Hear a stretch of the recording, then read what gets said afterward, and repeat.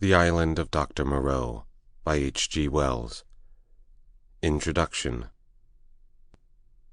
On February the 1st, 1887, the Lady Vane was lost by collision with a derelict when about the latitude 1 degree south and longitude 107 degrees west.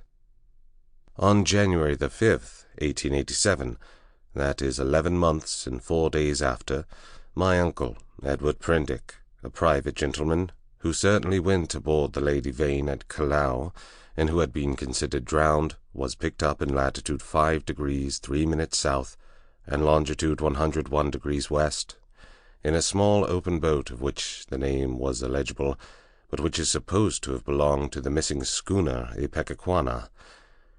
He gave such a strange account of himself that he was supposed demented. Subsequently he alleged that his mind was a blank from the moment of his escape from the Lady Vane. His case was discussed among psychologists at the time as a curious instance of the lapse of memory consequent upon physical and mental stress. The following narrative was found among his papers by the undersigned, his nephew and heir, but unaccompanied by any definite request for publication. The only island known to exist in the region in which my uncle was picked up is Noble's Isle, a small volcanic islet and uninhabited. It was visited in 1891 by HMS Scorpion. A party of sailors then landed, but found nothing living thereon except certain curious white moths, some hogs and rabbits, and some rather peculiar rats. So that this narrative is without confirmation in its most essential particular. With that understood, there seems no harm in putting this strange story before the public in accordance, as I believe, with my uncle's intentions. There is at least this much in its behalf. My uncle passed out of human knowledge about latitude 5 degrees south and longitude 105 degrees east, and reappeared in the same part of the ocean after a space of 11 months. In some way he must have lived during the interval, and it seems that a schooner called the Ipecacuanha with a drunken captain, John Davies, did start from Africa with a puma and certain other animals aboard in January 1887, and that the vessel was well known at several ports in the South Pacific, and that it finally disappeared from those seas, with a considerable amount of copra aboard, sailing to its unknown fate from Baina in December 1887, a date that tallies entirely with my uncle's story. Charles Edward Prendick. The story written by Edward Prendick. 1. In the Dinghy of the Lady Vane. I do not propose to add anything to what has already been written concerning the loss of the Lady Vane. As everyone knows, she collided with a derelict when 10 days out from Callao. The longboat, with 7 of the crew, was picked up 18 days after by H.M. gunboat Myrtle, and the story of their terrible privations has become quite as well known as the far more horrible Medusa case. But I have to add to the published story of the Lady Vane another, possibly as horrible and far stranger. It has hitherto been supposed that the 4 men who were in the dinghy perished, but this is incorrect. I have the best of evidence for this assertion. I was one of the 4 men. But in the first place I must state that there were never 4 men in the dinghy. The number was 3. Constance, who was seen by the captain to jump into the gig, Daily News, March 17th, 1887, luckily for us, and unluckily for himself, did not reach us. He came down out of the tangle of ropes under the stays of the smashed bowsprit. Some small rope caught his heel as he let go, and he hung for a moment, head downward, and then fell and struck a block or spar floating in the water. We pulled towards him, but he never came up. I say luckily for us he did not reach us, and I might almost say luckily for himself, for we had only a small beaker of water and some sodden ship's biscuits with us. So sudden had been the alarm, so unprepared the ship for any disaster. We thought the people on the launch would be better provisioned, though it seems they were not, and we tried to hail them. They could not have heard us, and the next morning, when the drizzle cleared, which was not until past midday, we could see nothing of them. We could not stand up to look about us because of the pitching of the boat. The two other men who had escaped so far with me were a man named Helmar, a passenger like myself, and a seaman whose name I don't know, a short, sturdy man with a stammer. We drifted famishing, and, after our water had come to an end, tormented by an intolerable thirst, for 8 days altogether. After the second day the sea subsided slowly to a glassy calm. It is quite possible for the ordinary reader to imagine those 8 days. He has not, luckily for himself, anything in his memory to imagine with. After the first day we said little to one another, and lay in our places in the boat and stared at the horizon, or watched, with eyes that grew larger and more haggard every day, the misery and weakness gaining upon our companions. The sun became pitiless. The water ended on the 4th day, and we were already thinking strange things and saying them with our eyes. But it was, I think, the 6th, before Helmar gave voice to the thing we had all been thinking. I remember our voices were dry and thin, so that we bent towards one another and spared our words. I stood out against it with all my might, was rather for scuttling the boat and perishing together among the sharks that followed us. But when Helmar said that if his proposal was accepted, we should have drink, the sailor came round to him. I would not draw lots, however, and in the night the sailor whispered to Helmar again and again, and I sat in the bows with my clasp-knife in my hand, though I doubt if I had the stuff in me to fight. And in the morning I agreed to Helmar's proposal, and we handed halfpence to find the odd man. The lot fell upon the sailor, but he was the strongest of us and would not abide by it, and attacked Helmar with his hands. They grappled together and almost stood up. I crawled along the boat to them, intending to help Helmar by grasping the sailor's legs, but the sailor stumbled with the swaying of the boat, and the two fell upon the gunwale and rolled overboard together. They sank like stones. I remember laughing at that, and wondering why I laughed. The laugh caught me suddenly, like a thing from without. I lay across one of the thwarts for I know not how long, thinking that if I had the strength I would drink sea-water and madden myself to die quickly. And even as I lay there I saw, with no more interest than if it had been a picture, a sail come up towards me over the skyline. My mind must have been wandering, and yet I remember all that happened quite distinctly. I remember how my head swayed with the seas, and the horizon with the sail above it danced up and down. But I also remember as distinctly that I had a persuasion that I was dead, and that I thought what a jest it was that they should come too late by such a little to catch me in my body. For an endless period, as it seemed to me, I lay with my head on the thwart watching the schooner. She was a little ship, schooner-rigged fore and aft, come up out of the sea. She kept tacking to and fro in a widening compass, for she was sailing dead into the wind. It never entered my head to attempt to attract attention, and I do not remember anything distinctly after the sight of her, until I found myself in a little cabin aft. There's a dim half-memory of being lifted up to the gangway, and of a big round countenance covered with freckles and surrounded with red hair staring at me over the bulwarks. I also had a disconnected impression of a dark face, with extraordinary eyes, close to mine, but that I thought was a nightmare, until I met it again. I fancy I recollect some stuff being poured in between my teeth, and that is all. 2. The Man Who Was Going Nowhere. The cabin in which I found myself was small and rather untidy. A youngish man with flaxen hair, a bristly straw-colored mustache, and dropping nether lip, was sitting and holding my wrist. For a minute we stared at each other without speaking. He had watery grey eyes, oddly void of expression.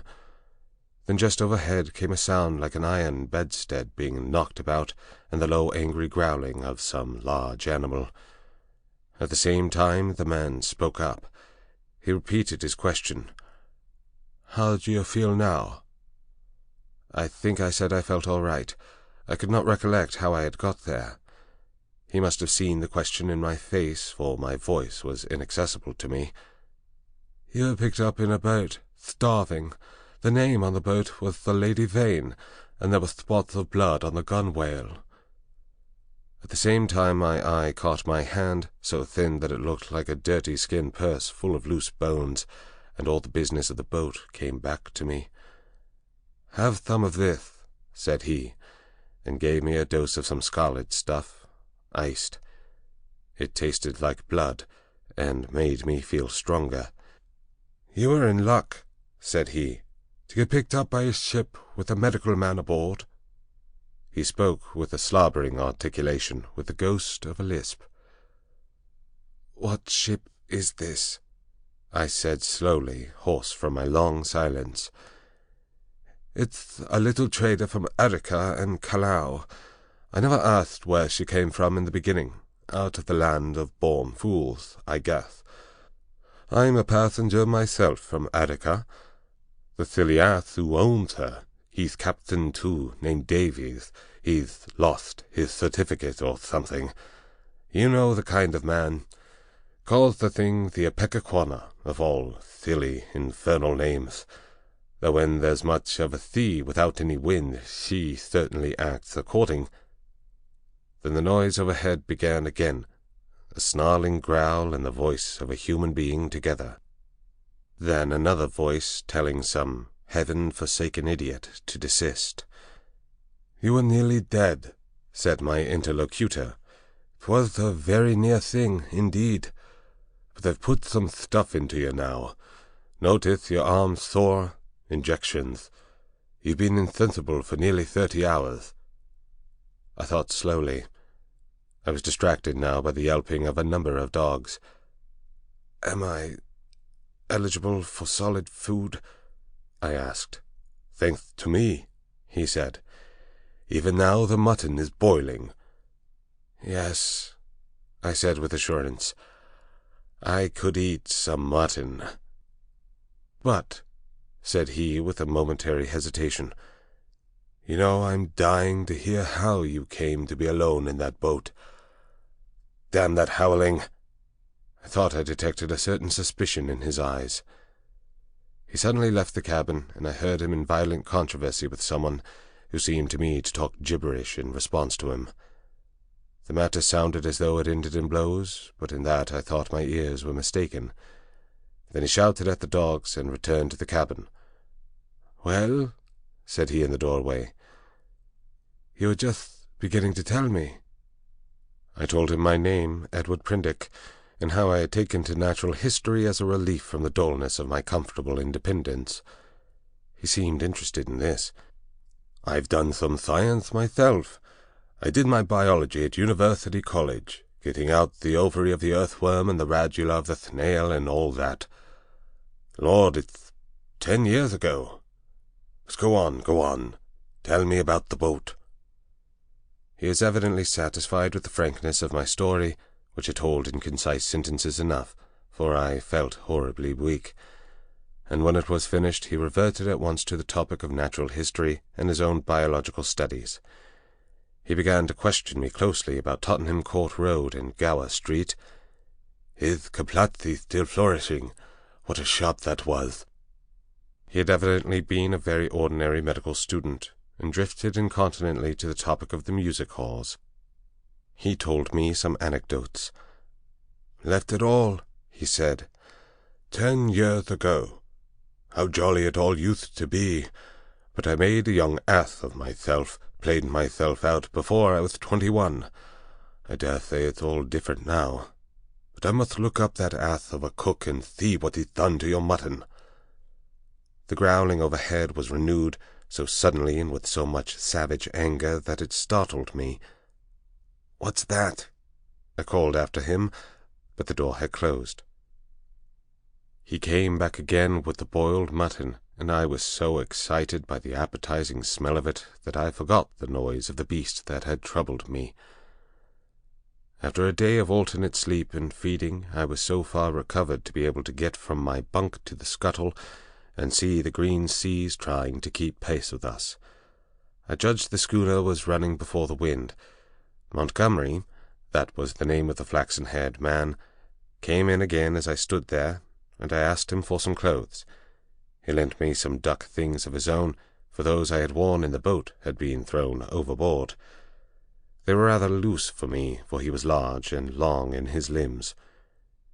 He told me casually that the captain was 3 parts drunk in his own cabin. As I assumed the clothes, I began asking him some questions about the destination of the ship. He said the ship was bound to Hawaii, but that it had to land him first. "Where?" said I. "It's an island where I live. So far as I know, it hasn't got a name." He stared at me with his nether lip dropping, and looked so wilfully stupid of a sudden that it came into my head that he desired to avoid my questions. I had the discretion to ask no more. 3. The Strange Face. We left the cabin and found a man at the campion obstructing our way. He was standing on the ladder with his back to us, peering over the combing of the hatchway. He was, I could see, a misshapen man, short, broad, and clumsy, with a crooked back, a hairy neck, and a head sunk between his shoulders. He was dressed in dark blue serge and had peculiarly thick, coarse, black hair. I heard the unseen dogs growl furiously, and forthwith he ducked back, coming into contact with the hand I put out to fend him off from myself. He turned with animal swiftness. In some indefinable way, the black face thus flashed upon me shocked me profoundly. It was a singularly deformed one. The facial part projected, forming something dimly suggestive of a muzzle, and the huge half-open mouth showed as big white teeth as I had ever seen in a human mouth. His eyes were bloodshot at the edges, with scarcely a rim of white round the hazel pupils. There was a curious glow of excitement in his face. "Confound you," said Montgomery. "Why the devil don't you get out of the way?" The black-faced man started aside without a word. I went on up the companion, staring at him instinctively as I did so. Montgomery stayed at the foot for a moment. "You have no business here, you know," he said in a deliberate tone. "Your place is forward." The black-faced man cowered. "They won't have me forward." He spoke slowly with a queer, hoarse quality in his voice. "Won't have you forward," said Montgomery in a menacing tone. "But I tell you to go." He was on the brink of saying something further, then looked up at me suddenly and followed me up the ladder. I paused halfway through the hatchway, looking back, still astonished beyond measure at the grotesque ugliness of this black-faced creature. I had never beheld such a repulsive and extraordinary face before, and yet, if the contradiction is credible, I experienced at the same time an odd feeling that in some way I had already encountered exactly the features and gestures that now amazed me. Afterwards it occurred to me that probably I had seen him as I was lifted aboard, and yet that scarcely satisfied my suspicion of a previous acquaintance. Yet how one could have set eyes on so singular a face and yet have forgotten the precise occasion passed my imagination. Montgomery's movement to follow me released my attention, and I turned and looked about me at the flush deck of the little schooner. I was already half prepared by the sounds I had heard for what I saw. Certainly I never beheld a deck so dirty. It was littered with scraps of carrot, shreds of green stuff, and indescribable filth. Fastened by chains to the mainmast were a number of grisly staghounds, who now began leaping and barking at me, and by the mizzen a huge puma was cramped in a little iron cage, far too small even to give it turning room. Farther under the starboard bulwark were some big hutches containing a number of rabbits, and a solitary llama was squeezed in a mere box of a cage forward. The dogs were muzzled by leather straps. The only human being on deck was a gaunt and silent sailor at the wheel. The patched and dirty spankers were tense before the wind, and up aloft the little ship seemed carrying every sail she had. The sky was clear, the sun midway down the western sky. Long waves, capped by the breeze with froth, were running with us. We went past the steersman to the taffrail and saw the water come foaming under the stern and the bubbles go dancing and vanishing in her wake. I turned and surveyed the unsavory length of the ship. "Is this an ocean menagerie?" said I. "Looked like it," said Montgomery. "What are these beasts for? Merchandise? Curios? Does the captain think he is going to sell them somewhere in the South Seas?" "It looked like it, doesn't it?" said Montgomery, and turned towards the wake again. Suddenly we heard a yelp and a volley of furious blasphemy from the companion hatchway, and the deformed man with the black face came up hurriedly. He was immediately followed by a heavy red-haired man in a white cap. At the sight of the former, the staghounds, who had all tired of barking at me by this time, became furiously excited, howling and leaping against their chains. The black hesitated before them, and this gave the red-haired man time to come up with him and deliver a tremendous blow between the shoulder-blades. The poor devil went down like a felled ox, and rolled in the dirt among the furiously excited dogs. It was lucky for him that they were muzzled. The red-haired man gave a yawp of exultation and stood staggering, and, as it seemed to me, in serious danger of either going backwards down the companion hatchway or forwards upon his victim. So soon as the second man had appeared, Montgomery had started forward. "Steady on there!" he cried, in a tone of remonstrance. A couple of sailors appeared on the forecastle. The black-faced man, howling in a singular voice, rolled about under the feet of the dogs. No one attempted to help him. The brutes did their best to worry him, butting their muzzles at him. There was a quick dance of their lithe, grey-figured bodies over the clumsy, prostrate figure. The sailors forward shouted, as though it was admirable sport. Montgomery gave an angry exclamation and went striding down the deck, and I followed him. The black-faced man scrambled up and staggered forward, going and leaning over the bulwark by the main shrouds, where he remained, panting and glaring over his shoulders at the dogs. The red-haired man laughed a satisfied laugh. "Look here, Captain," said Montgomery, with his lisp a little accentuated, gripping the elbows of the red-haired man. "This won't do."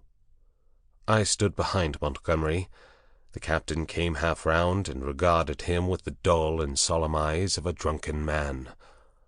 "What won't do?" he said, and added, after looking sleepily into Montgomery's face for a minute, "Blasted sawbones!" With a sudden movement he shook his arms free, and after 2 ineffectual attempts stuck his freckled fists into his side pockets. "That man's the passenger," said Montgomery. "I'd advise you to keep your hands off him." "Go to hell," said the captain, loudly.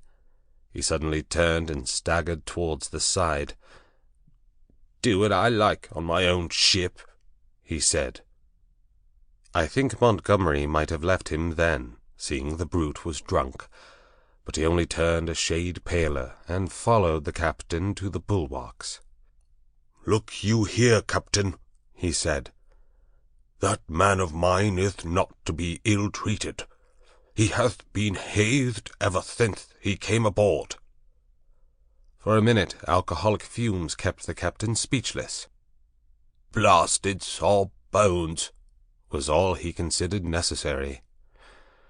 I could see that Montgomery had one of those slow, pertinacious tempers that will warm day after day to a white heat and never again cool to forgiveness. And I saw, too, that this quarrel had been some time growing. "The man's drunk," said I, perhaps officiously. "He'll do no good." Montgomery gave an ugly twist to his drooping lip. "He's always drunk. Do you think that excuseth his assaulting his passengers? My ship, began the captain, waving his hand unsteadily towards the cages, was a clean ship. Look at it now. It was certainly anything but clean. Crew, continued the captain, clean, respectable crew. You agreed to take the beasts. I wish I'd never set eyes on your infernal island. What the devil want beasts for on an island like that? Then that man of yours understood he was a man. He's a lunatic, and he hadn't no business aft. Do you think the whole damn ship belongs to you? Your sailors began to haze the poor devil as soon as he came aboard. That's just what he is. He's a devil, an ugly devil. My men can't stand him. I can't stand him. None of us can stand him. Nor you either. Montgomery turned away. You leave that man alone anyhow, he said, nodding his head as he spoke. But the captain meant to quarrel now. He raised his voice. If he comes this end of the ship again, I'll cut his insides out, I tell you. Cut out his blasted insides. Who are you to tell me what I'm to do? I tell you I'm the captain of this ship, captain and owner. I'm the law here, I tell you, the law and the prophets. I bargained to take a man and his attendants to and from Arica, and bring back some animals. I never bargained to carry a mad devil and a silly saw bones, but— Well, never mind what he called Montgomery. I saw the latter take a step forward and interposed. He's drunk, said I. The captain began some abuse even fouler than the last. Shut up, I said, turning on him sharply, for I had seen danger in Montgomery's white face. With that I brought the downpour on myself. However, I was glad to avert what was uncommonly near a scuffle, even at the price of the captain's drunken ill will. I do not think I have ever heard quite so much vile language come in a continuous stream from any man's lips before, though I have frequented eccentric company enough. I found some of it hard to endure, though I am a mild-tempered man, but certainly, when I told the captain to shut up, I had forgotten that I was merely a bit of human flotsam, cut off from my resources, and with my fare unpaid, a mere casual dependent on the bounty or speculative enterprise of the ship. He reminded me of it with considerable vigor, but at any rate I prevented a fight. 4. At the schooner's rail. That night land was sighted after sundown, and the schooner hove to. Montgomery intimated that was his destination. It was too far to see any details. It seemed to me then simply a low-lying patch of dim blue in the uncertain blue-gray sea. An almost vertical streak of smoke went up from it into the sky. The captain was not on deck when it was sighted. After he had vented his wrath on me, he had staggered below, and I understand he went to sleep on the floor of his own cabin. The mate practically assumed the command. He was the gaunt, taciturn individual we had seen at the wheel. Apparently he was in an evil temper with Montgomery. He took not the slightest notice of either of us. We dined with him in a sulky silence, after a few ineffectual efforts on my part to talk. It struck me, too, that the men regarded my companion and his animals in a singularly unfriendly manner. I found Montgomery very reticent about his purpose with these creatures, and about his destination, and though I was sensible of a growing curiosity as to both, I did not press him. We remained talking on the quarter-deck until the sky was thick with stars. Except for an occasional sound in the yellow-lit forecastle, and a movement of the animals now and then, the night was very still. The puma lay crouched together, watching us with shining eyes, a black heap in the corner of its cage. Montgomery produced some cigars. He talked to me of London in a tone of half-painful reminiscence, asking all kinds of questions about changes that had taken place. He spoke like a man who had loved his life there, and had been suddenly and irrevocably cut off from it. I gossiped as well as I could of this and that. All the time the strangeness of him was shaping itself in my mind, and as I talked I peered at his odd, pallid face in the dim light of the binnacle lantern behind me. Then I looked out at the darkling sea, where in the dimness his little island was hidden. This man, it seemed to me, had come out of immensity merely to save my life. Tomorrow he would drop over the side and vanish again out of my existence. Even had it been under commonplace circumstances, it would have made me a trifle thoughtful. But in the first place was the singularity of an educated man living on this unknown little island, and coupled with that the extraordinary nature of his luggage.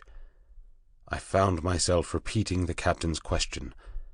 What did he want with the beasts? Why, too, had he pretended they were not his, when I had remarked about them at first?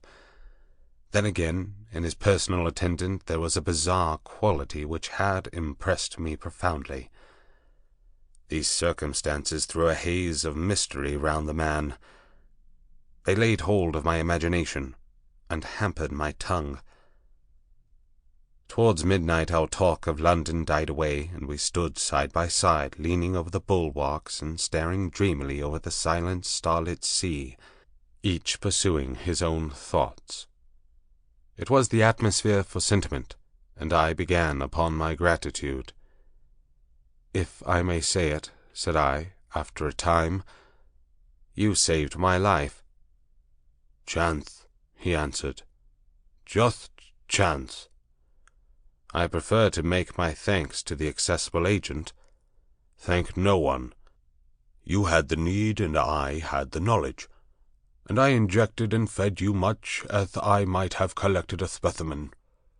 I was bored and wanted something to do. If I'd been jaded that day, or hadn't liked your faith, well, it's a curious question where you would have been now." This damped my mood a little. "At any rate," I began. "It's a chance, I tell you," he interrupted, "as everything is in a man's life, only the asses won't see it. Why am I here now, an outcast from civilization, instead of being a happy man enjoying all the pleasures of London? Simply because 11 years ago I lost my head for 10 minutes on a foggy night." He stopped. "Yes?" said I. "That's all." We relapsed into silence. Presently he laughed. "There's something in this starlight that loosens one's tongue. I'm an ass, and yet somehow I would like to tell you." "Whatever you tell me, you may rely upon my keeping to myself, if that's it." He was on the point of beginning, and then shook his head, doubtfully. "Don't," said I. "It is all the same to me. After all, it is better to keep your secret. There's nothing gained but a little relief if I respect your confidence. If I don't, well—" He grunted undecidedly. I felt I had him at a disadvantage, had caught him in the mood of indiscretion, and to tell the truth, I was not curious to learn what might have driven a young medical student out of London. I have an imagination. I shrugged my shoulders and turned away. Over the taffrail leant a silent black figure, watching the stars. It was Montgomery's strange attendant. It looked over its shoulder quickly with my movement, then looked away again. It may seem a little thing to you, perhaps, but it came like a sudden blow to me. The only light near us was a lantern at the wheel. The creature's face was turned for one brief instant out of the dimness of the stern towards this illumination, and I saw that the eyes that glanced at me shone with a pale green light. I did not know then that a reddish luminosity, at least, is not uncommon in human eyes. The thing came to me as stark inhumanity. That black figure with its eyes of fire struck down through all my adult thoughts and feelings, and for a moment the forgotten horrors of childhood came back to my mind. Then the effect passed as it had come. An uncouth black figure of a man, a figure of no particular import, hung over the taffrail against the starlight, and I found Montgomery was speaking to me. "I'm thinking of turning in, then," said he, "if you've had enough of this." I answered him incongruously. We went below, and he wished me good night at the door of my cabin. That night I had some very unpleasant dreams. The waning moon rose late. Its light struck a ghostly white beam across my cabin and made an ominous shape on the planking of my bunk. Then the staghounds woke and began howling and baying, so that I dreamt fitfully, and scarcely slept until the approach of dawn. 5. The Man Who Had Nowhere to Go. In the early morning, it was the second morning after my recovery, and I believe the fourth after I was picked up, I awoke through an avenue of tumultuous dreams of guns and howling mobs, and became sensible of a hoarse shouting above me. I rubbed my eyes and lay listening to the noise, doubtful for a little while of my whereabouts. Then came a sudden pattering of bare feet, the sound of heavy objects being thrown about, a violent creaking, and the rattling of chains. I heard the swish of the water as the ship was suddenly brought round, and a foamy yellow-green wave flew across the little round window and left it streaming. I jumped into my clothes and went on deck. As I came up the ladder I saw against the flushed sky, for the sun was just rising, the broad back and red hair of the captain, and over his shoulder the puma spinning from a tackle rigged on the mizzen spanker boom. The poor brute seemed horribly scared, and crouched in the bottom of its little cage. "Overboard with 'em!" bawled the captain. "Overboard with 'em! We'll have a clean ship soon, or the whole bilin' of 'em." He stood in my way, so that I had perforce to tap his shoulder to come on deck. He came round with a start, and staggered back a few paces to stare at me. It needed no expert eye to tell that the man was still drunk. "Hello," said he, stupidly, and then with a light coming into his eyes, "Why, it's Mr. "Prindick," said I. "Prindick be damned," said he. "Shut up. That's your name. Mr. Shut up."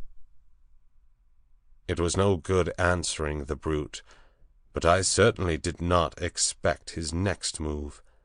He held out his hand to the gangway by which Montgomery stood talking to a massive grey-haired man in dirty blue flannels, who had apparently just come aboard.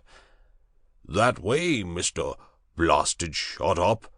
That way!" roared the captain. Montgomery and his companion turned as he spoke. "What do you mean?" "That way, Mr. Blasted Shut Up! That's what I mean. Overboard, Mr. Shut Up, and sharp. We're cleaning the ship out, cleaning the whole blessed ship out, and overboard you go." I stared at him dumbfounded. Then it occurred to me that it was exactly the thing I wanted. The lost prospect of a journey as sole passenger with this quarrelsome sot was not one to mourn over. I turned towards Montgomery. "Can't have you," said Montgomery's companion, concisely. "You can't have me?" said I, aghast. He had the squarest and most resolute face I had ever set eyes upon. "Look here," I began, turning to the captain. "Overboard," said the captain. This ship ain't for beasts and cannibals and worse than beasts any more. Overboard you go, Mr. Shut-Up. If they can't have you, you goes overboard. But anyhow, you go. With your friends. I've done with this blessed island for evermore, amen? I've had enough of it. But Montgomery, I appealed. He distorted his lower lip and nodded his head hopelessly at the grey-haired man beside him to indicate his powerlessness to help me. Then began a curious three-cornered altercation. Alternately I appealed to one and another of the three men, first to the grey-haired man to let me land, and then to the drunken captain to keep me aboard. I even bawled entreaties to the sailors. Montgomery said never a word, only shook his head. "You're going overboard, I tell you," was the captain's refrain. "Law be damned, I'm king here." At last I must confess my voice suddenly broke in the middle of a vigorous threat. I felt a gust of hysterical petulance, and went aft and stared dismally at nothing. Meanwhile the sailors progressed rapidly with the task of unshipping the packages and caged animals. A large launch with two standing lugs lay under the lee of the schooner, and into this the strange assortment of goods was swung. I did not then see the hands from the island that were receiving the packages, for the whole of the launch was hidden from me by the side of the schooner. Neither Montgomery nor his companion took the slightest notice of me, but busied themselves in assisting and directing the 4 or 5 sailors who were unloading the goods. The captain went forward, interfering rather than assisting. I was alternately despairful and desperate. Once or twice as I stood waiting there for things to accomplish themselves, I could not resist an impulse to laugh at my miserable quandary. I felt all the wretcheder for the lack of a breakfast. Hunger and a lack of blood corpuscles take all the manhood from a man. I perceived pretty clearly that I had not the stamina either to resist what the captain chose to do to expel me, or to force myself upon Montgomery and his companion. So I waited passively upon fate, and the work of transferring Montgomery's possessions to the launch went on as if I did not exist. Presently that work was finished, and then came a struggle. I was hauled, resisting weakly enough, to the gangway.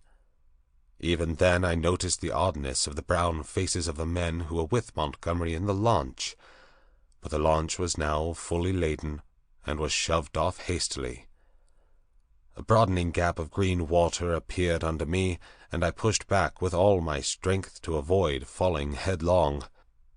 The hands in the launch shouted derisively, and I heard Montgomery curse at them, and then the captain, the mate, and one of the seamen helping him, ran me aft towards the stern. The dinghy of the Lady Vane had been towing behind. It was half full of water, had no oars, and was quite unvictualled.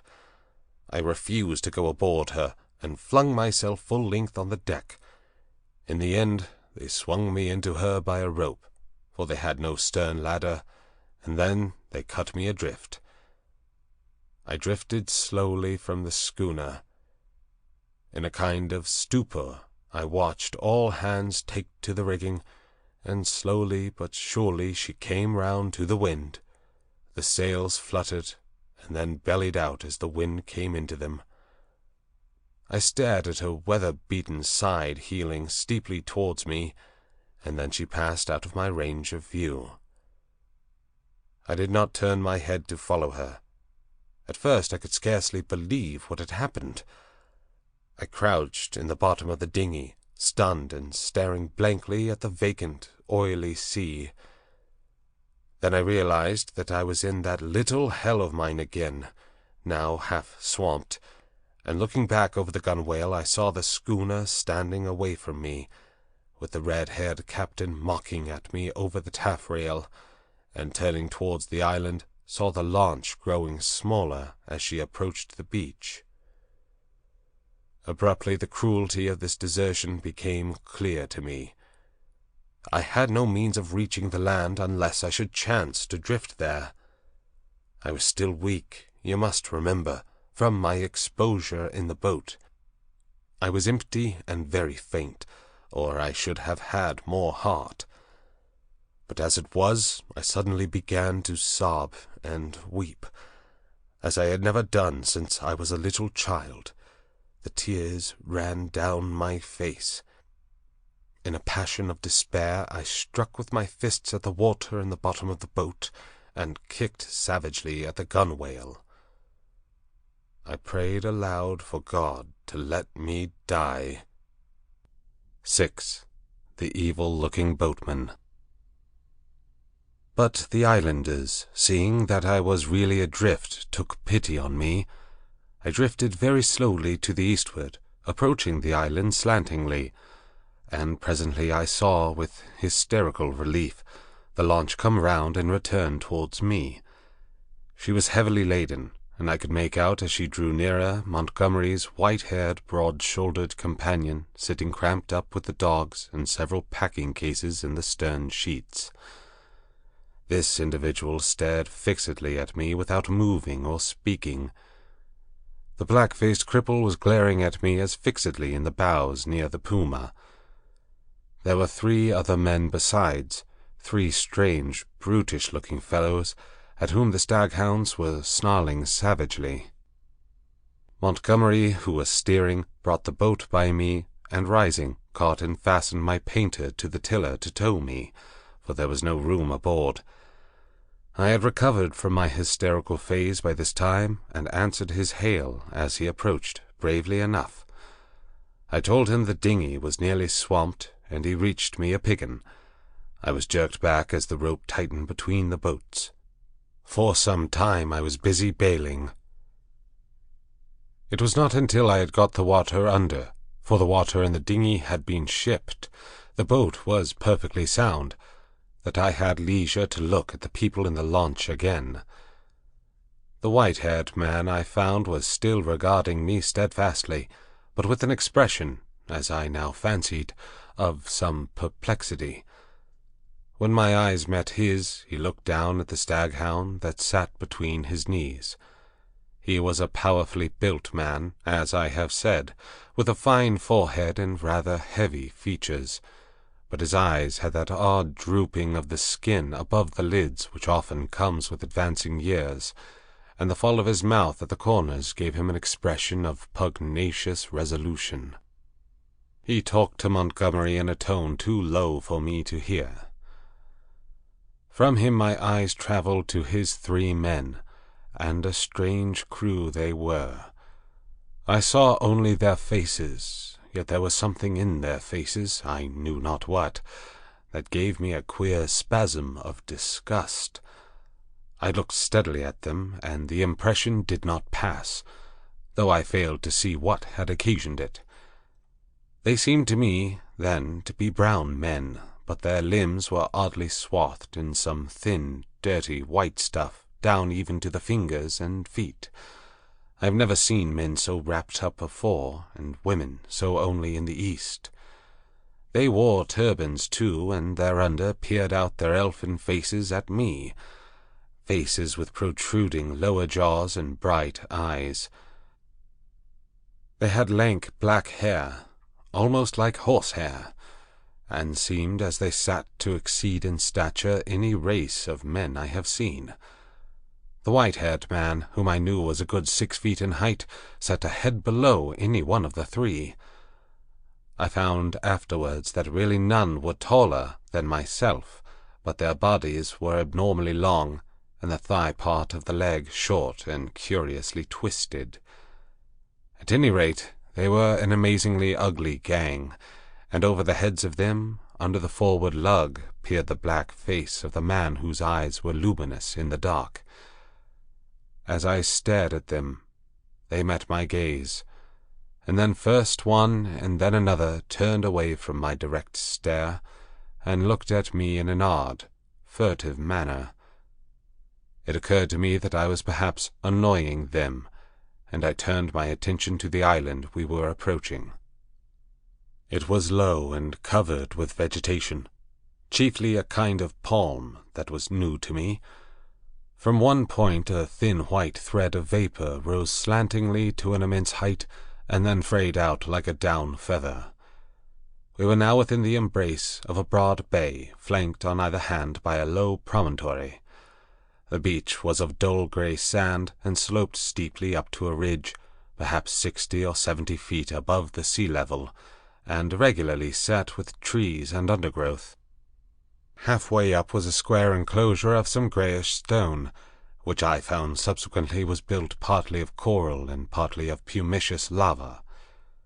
2 thatched roofs peeped from within this enclosure.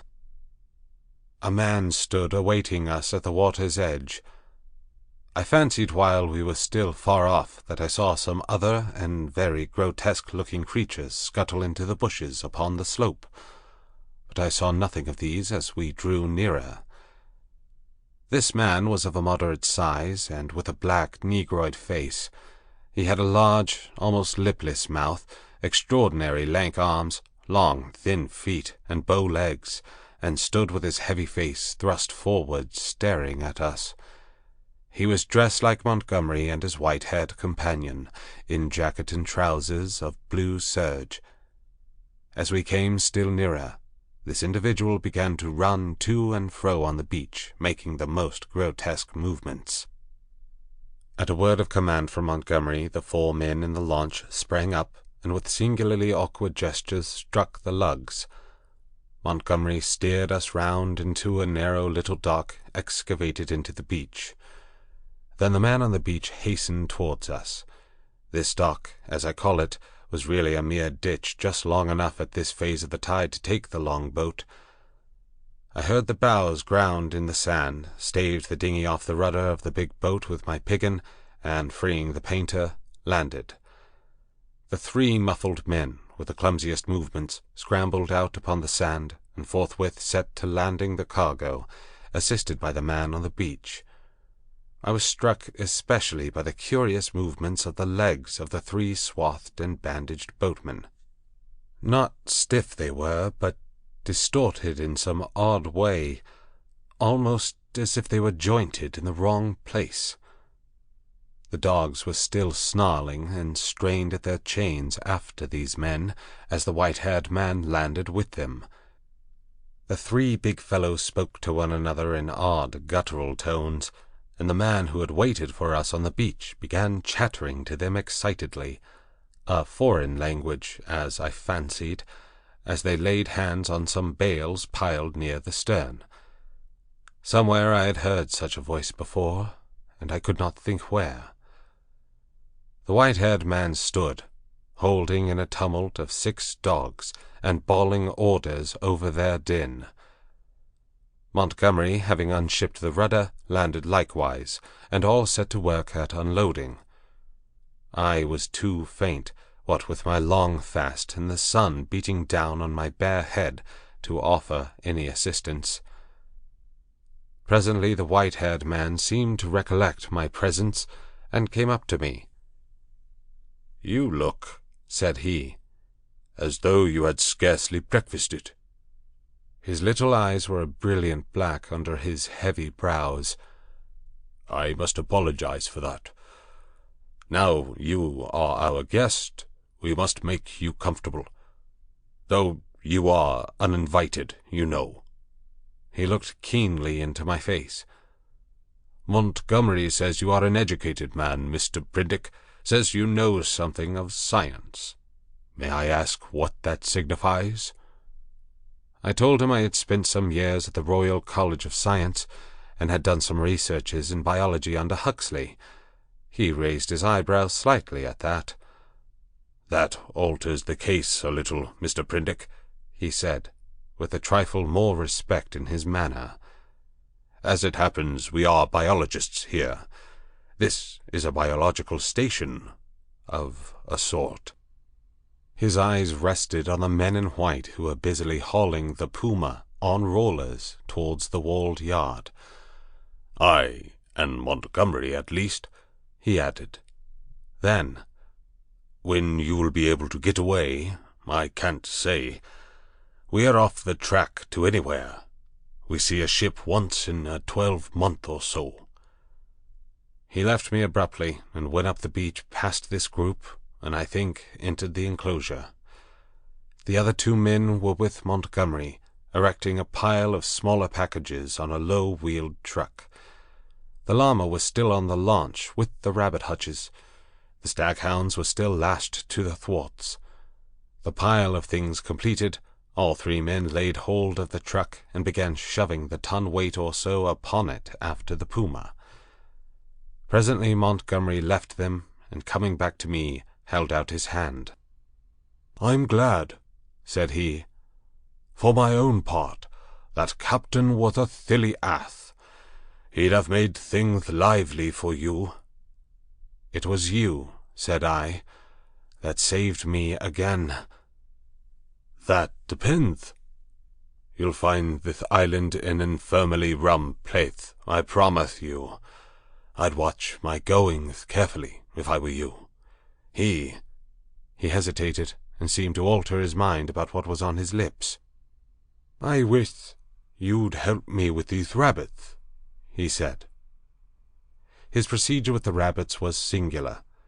I waded in with him, and helped him lug one of the hatches ashore. No sooner was that done than he opened the door of it, and, tilting the thing on one end, turned its living contents out on the ground. They fell in a struggling heap, one on top of the other. He clapped his hands, and forthwith they went off at that hopping run of theirs, 15 or 20 of them, I should think, up the beach. "Increase and multiply, my friends," said Montgomery. "Replenish the island. Hitherto we've had a certain lack of meat here." As I watched them disappearing, the white-haired man returned with a brandy flask and some biscuits. "Something to go on with, Prindick," said he, in a far more familiar tone than before. I made no ado, but set to work on the biscuits at once, while the white-haired man helped Montgomery to release about a score more of the rabbits. 3 big hutches, however, went up to the house with the puma. The brandy I did not touch, for I have been an abstainer from my birth. 7. The locked door. The reader will perhaps understand that at first everything was so strange about me, and my position was the outcome of such unexpected adventures, that I had no discernment of the relative strangeness of this or that thing. I followed the llama up the beach, and was overtaken by Montgomery, who asked me not to enter the stone enclosure. I noticed then that the puma, in its cage in the pile of packages, had been placed outside the entrance to this quadrangle. I turned and saw that the launch had now been unloaded, run out again, and was being beached, and the white-haired man was walking towards us. He addressed Montgomery. "And now comes the problem of this uninvited guest. What are we to do with him?" "He knows something of science," said Montgomery. "I'm itching to get to work again with this new stuff," said the white-haired man, nodding towards the enclosure. His eyes grew brighter. "I dare say you are," said Montgomery, in anything but a cordial tone. "We can't send him over there, and we can't spare the time to build him a new shanty, and we certainly can't take him into our confidence just yet." "I'm in your hands," said I. I had no idea of what he meant by "over there." "I've been thinking of the same things," Montgomery answered. "There's my room with the outer door." "That's it," said the elder man promptly, looking at Montgomery, and all 3 of us went towards the enclosure. "I'm sorry to make a mystery, Mr. Prindick, but you'll remember you're uninvited.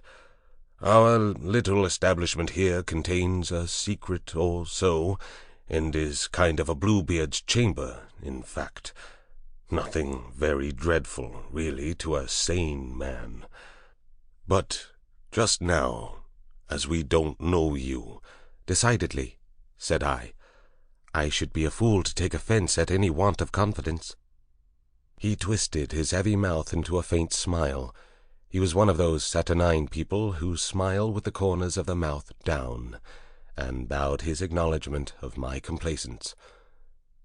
The main entrance to the enclosure was passed. It was a heavy wooden gate, framed in iron and locked, with the cargo of the launch piled outside it, and at the corner we came to a small doorway I had not previously observed. The white-haired man produced a bundle of keys from the pocket of his greasy blue jacket, opened the door, and entered. His keys, and the elaborate locking up of the place, even while it was still under his eye, struck me as peculiar. I followed him, and found myself in a small apartment, plainly but not uncomfortably furnished, and with its inner door, which was slightly ajar, opening into a paved courtyard. This inner door Montgomery at once closed. A hammock was slung across the darker corner of the room, and a small unglazed window defended by an iron bar looked out towards the sea. This, the white-haired man told me, was to be my apartment, and the inner door, which, for fear of accidents, he said, he would lock on the other side, was my limit inward. He called my attention to a convenient deck chair before the window, and to an array of old books, chiefly, I found, surgical works and editions of the Latin and Greek classics, languages I cannot read with any comfort, on a shelf near the hammock. He left the room by the outer door, as if to avoid opening the inner one again. "We usually have our meals in here," said Montgomery, and then, as if in doubt, went out after the other. "Moreau!" I heard him call, and for the moment I do not think I noticed. Then, as I handled the books on the shelf, it came up in consciousness. Where had I heard the name of Moreau before? I sat down before the window, took out the biscuits that still remained to me, and ate them with an excellent appetite. Moreau. Through the window I saw one of those unaccountable men in white, lugging a packing case along the beach. Presently the window frame hid him. Then I heard a key inserted and turned in the lock behind me. After a little while I heard through the locked door the noise of the staghounds that had now been brought up from the beach. They were not barking, but sniffing and growling in a curious fashion. I could hear the rapid patter of their feet, and Montgomery's voice soothing them. I was very much impressed by the elaborate secrecy of these two men regarding the contents of the place, and for some time I was thinking of that, and of the unaccountable familiarity of the name of Moreau. But so odd is the human memory that I could not then recall that well-known name in its proper connection. From that my thoughts went to the indefinable queerness of the deformed man on the beach. I never saw such a gait, such odd motions as he pulled at the box. I recalled that none of these men had spoken to me, though most of them I had found looking at me one time or another in a peculiarly furtive manner, quite unlike the frank stare of your unsophisticated savage. Indeed, they had all seemed remarkably taciturn, and, when they did speak, endowed with very uncanny voices. What was wrong with them? Then I recalled the eyes of Montgomery's ungainly attendant. Just as I was thinking of him, he came in. He was now dressed in white, and carried a little tray with some coffee and boiled vegetables thereon. I could hardly repress a shuddering recoil as he came, bending amiably, and placed the tray before me on the table. Then astonishment paralyzed me. Under his stringy black locks I saw his ear. It jumped upon me suddenly close to my face. The man had pointed ears, covered with a fine brown fur. "Your breakfast, sir?" he said. I stared at his face without attempting to answer him. He turned and went towards the door, regarding me oddly over his shoulder. I followed him out with my eyes, and as I did so, by some odd trick of unconscious cerebration, there came surging into my head the phrase, "the Moreau Hollows." Was it? Moreau? Ah, it sent my memory back 10 years. The Moreau horrors. The phrase drifted loose in my mind for a moment, and then I saw it in red lettering on a little buff-colored pamphlet, to read which made one shiver and creep. Then I remembered distinctly all about it. That long-forgotten pamphlet came back with startling vividness to my mind. I had been a mere lad then, and Moreau was, I suppose, about 50, a prominent and masterful physiologist, well known in scientific circles for his extraordinary imagination and his brutal directness in discussion. Was this the same Moreau? He had published some very astonishing facts in connection with the transfusion of blood, and in addition was known to be doing valuable work on morbid growths. Then suddenly his career was closed. He had to leave England. A journalist obtained access to his laboratory in the capacity of laboratory assistant, with the deliberate intention of making sensational exposures. And by the help of a shocking accident, if it was an accident, his gruesome pamphlet became notorious. On the day of its publication, a wretched dog, flayed and otherwise mutilated, escaped from Moreau's house. It was in the silly season, and a prominent editor, a cousin of the temporary laboratory assistant, appealed to the conscience of the nation. It was not the first time that conscience has turned against the methods of research. The doctor was simply howled out of the country. It may be that he deserved to be, but I still think that the tepid support of his fellow investigators and his desertion by the great body of scientific workers was a shameful thing. Yet some of his experiments, by the journalist's account, were wantonly cruel. He might perhaps have purchased his social peace by abandoning his investigations, but he apparently preferred the latter, as most men would who have once fallen under the overmastering spell of research. He was unmarried, and had indeed nothing but his own interest to consider. I felt convinced that this must be the same man. Everything pointed to it.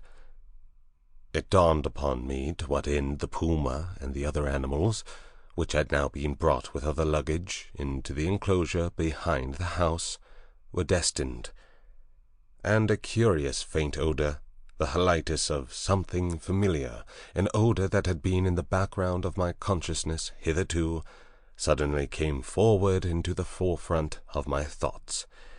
It was the antiseptic odor of the dissecting room. I heard the puma growling through the wall, and one of the dogs yelped as though it had been struck. Yet, surely, and especially to another scientific man, there was nothing so horrible in vivisection as to account for this secrecy. And by some odd leap in my thoughts, the pointed ears and luminous eyes of Montgomery's attendant came back again before me with the sharpest definition.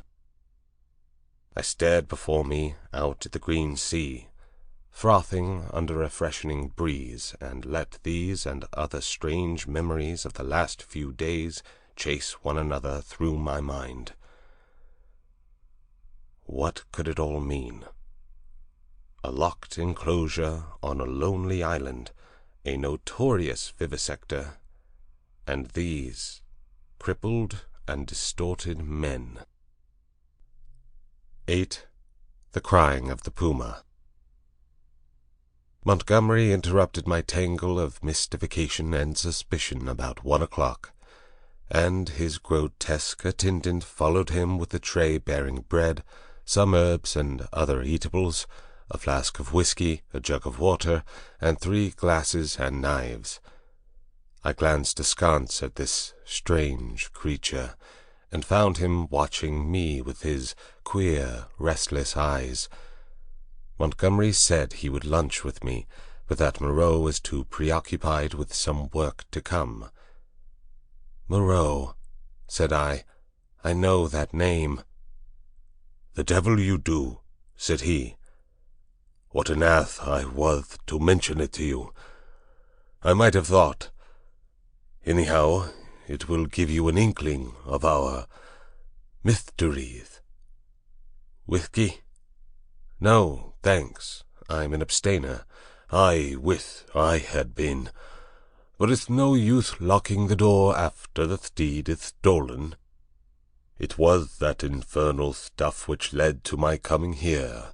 That, and a foggy night. I thought myself in luck at the time, when Moreau offered to get me off. It's queer." "Montgomery," said I, suddenly, as the outer door closed, "why has your man pointed ears?" "Damn," he said, over his first mouthful of food. He stared at me for a moment, and then repeated, "Pointed ears?" "Little points to them," said I, as calmly as possible, with a catch in my breath. "And a fine black fur at the edges." He helped himself to whiskey and water with great deliberation. "I was under the impression that his hair covered his ears." I saw them as he stooped by me to put that coffee you sent to me on the table, and his eyes shine in the dark. By this time Montgomery had recovered from the surprise of my question.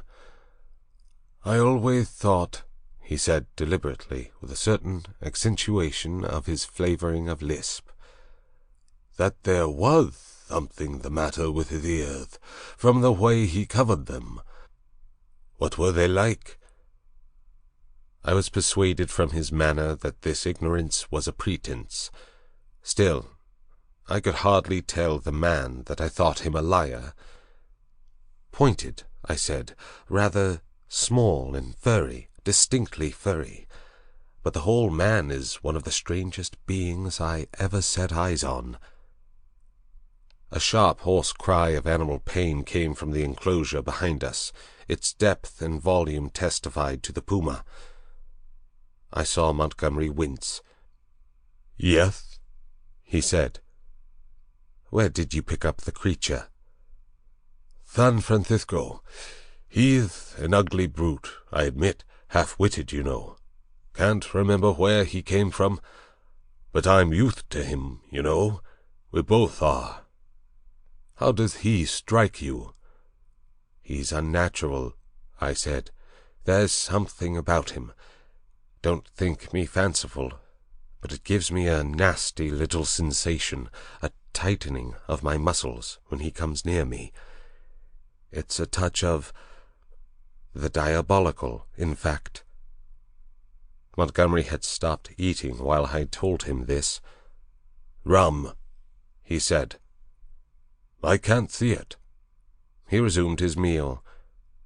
"I had no idea of it," he said, and masticated. "The crew of the schooner must have felt it the same, made a dead set at the poor devil. You saw the captain." Suddenly the puma howled again, this time more painfully. Montgomery swore under his breath. I had half a mind to attack him about the men on the beach. Then the poor brute within gave vent to a series of short, sharp cries. "Your men on the beach," said I. "What race are they?" "Excellent fellows, aren't they?" said he, absent-mindedly, knitting his brows as the animal yelled out sharply. I said no more. There was another outcry worse than the former. He looked at me with his dull grey eyes, and then took some more whiskey.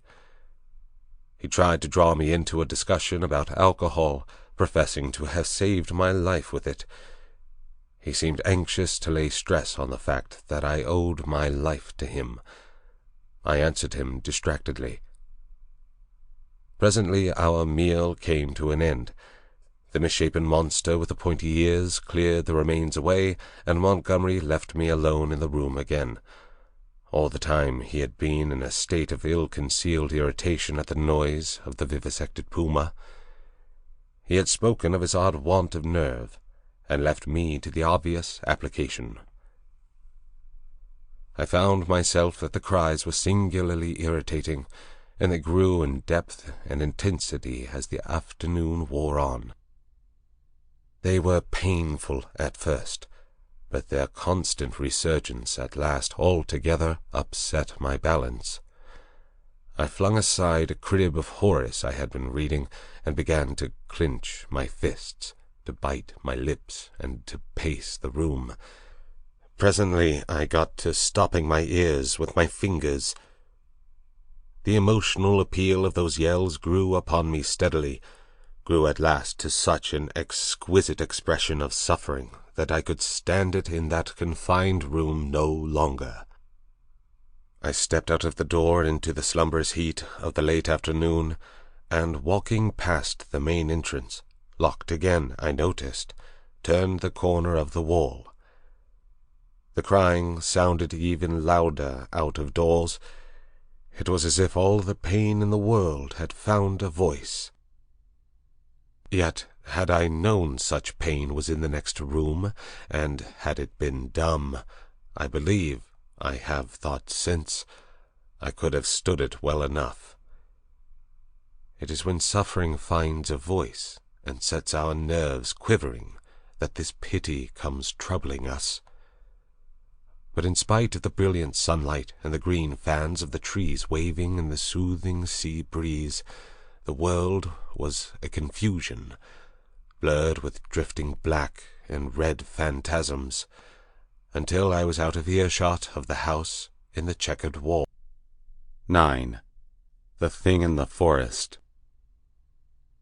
I strode through the undergrowth that clothed the ridge behind the house, scarcely heeding whither I went, passed on through the shadow of a thick cluster of straight-stemmed trees beyond it, and so presently found myself some way on the other side of the ridge, and descending towards a streamlet that ran through a narrow valley. I paused and listened. The distance I had come, or the intervening masses of thicket, deadened any sound that might be coming from the enclosure. The air was still. Then with a rustle a rabbit emerged and went scampering up the slope before me. I hesitated and sat down in the edge of the shade. The place was a pleasant one. The rivulet was hidden by the luxuriant vegetation of the banks, save at one point where I caught a triangular patch of its glittering water. On the farther side I saw through a bluish haze a tangle of trees and creepers, and above these again the luminous blue of the sky. Here and there a splash of white or crimson marked the blooming of some trailing epiphyte. I let my eyes wander over this scene for a while, and then began to turn over in my mind again the strange peculiarities of Montgomery's man. But it was too hot to think elaborately, and presently I fell into a tranquil state midway between dozing and waking. From this I was aroused, after I know not how long, by a rustling amidst the greenery on the other side of the stream. For a moment I could see nothing but the waving summits of the ferns and reeds. Then, suddenly, upon the bank of the stream appeared something. At first I could not distinguish what it was. It bowed its round head to the water, and began to drink. Then I saw it was a man, going on all fours like a beast. He was clothed in bluish cloth, and was of a copper-colored hue with black hair. It seemed that grotesque ugliness was an invariable character of these islanders. I could hear the suck of the water at his lips as he drank. I leant forward to see him better, and a piece of lava detached by my hand went pattering down the slope. He looked up guiltily, and his eyes met mine. Forthwith he scrambled to his feet and stood wiping his clumsy hand across his mouth and regarding me. His legs were scarcely half the length of his body. So, staring one another out of countenance, we remained for perhaps the space of a minute. Then, stopping to look back once or twice, he slunk off among the bushes to the right of me, and I heard the swish of the fronds grow faint in the distance and die away. Long after he had disappeared, I remained sitting up, staring in the direction of his retreat. My drowsy tranquillity had gone. I was startled by a noise behind me, and, turning, suddenly saw the flapping white tail of a rabbit vanishing up the slope. I jumped to my feet. The apparition of this grotesque, half-bestial creature had suddenly populated the stillness of the afternoon for me. I looked around me rather nervously, and regretted that I was unarmed. Then I thought that the man I had just seen had been clothed in bluish cloth, had not been naked as a savage would have been, and I tried to persuade myself from that fact that he was, after all, probably a peaceful character, that the dull ferocity of his countenance belied him. Yet I was greatly disturbed at the apparition. I walked to the left, along the slope, turning my head about and peering this way and that among the straight stems of the trees. Why should a man go on all fours and drink with his lips? Presently I heard an animal wailing again, and taking it to be the puma, I turned about and walked in a direction diametrically opposite to the sound. This led me down to the stream, across which I stepped and pushed my way up through the undergrowth beyond. I was startled by a great patch of vivid scarlet on the ground, and, going up to it, found it to be a peculiar fungus, branched and corrugated like a foliaceous lichen, but deliquescing into slime at the touch. And then in the shadow of some luxuriant ferns I came upon an unpleasant thing. The dead body of a rabbit covered with shining flies, but still warm and with the head torn off. I stopped aghast at the sight of the scattered blood. Here at least was one visitor to the island disposed of. There were no traces of other violence about it. It looked as though it had been suddenly snatched up and killed, and as I stared at the little furry body came the difficulty of how the thing had been done.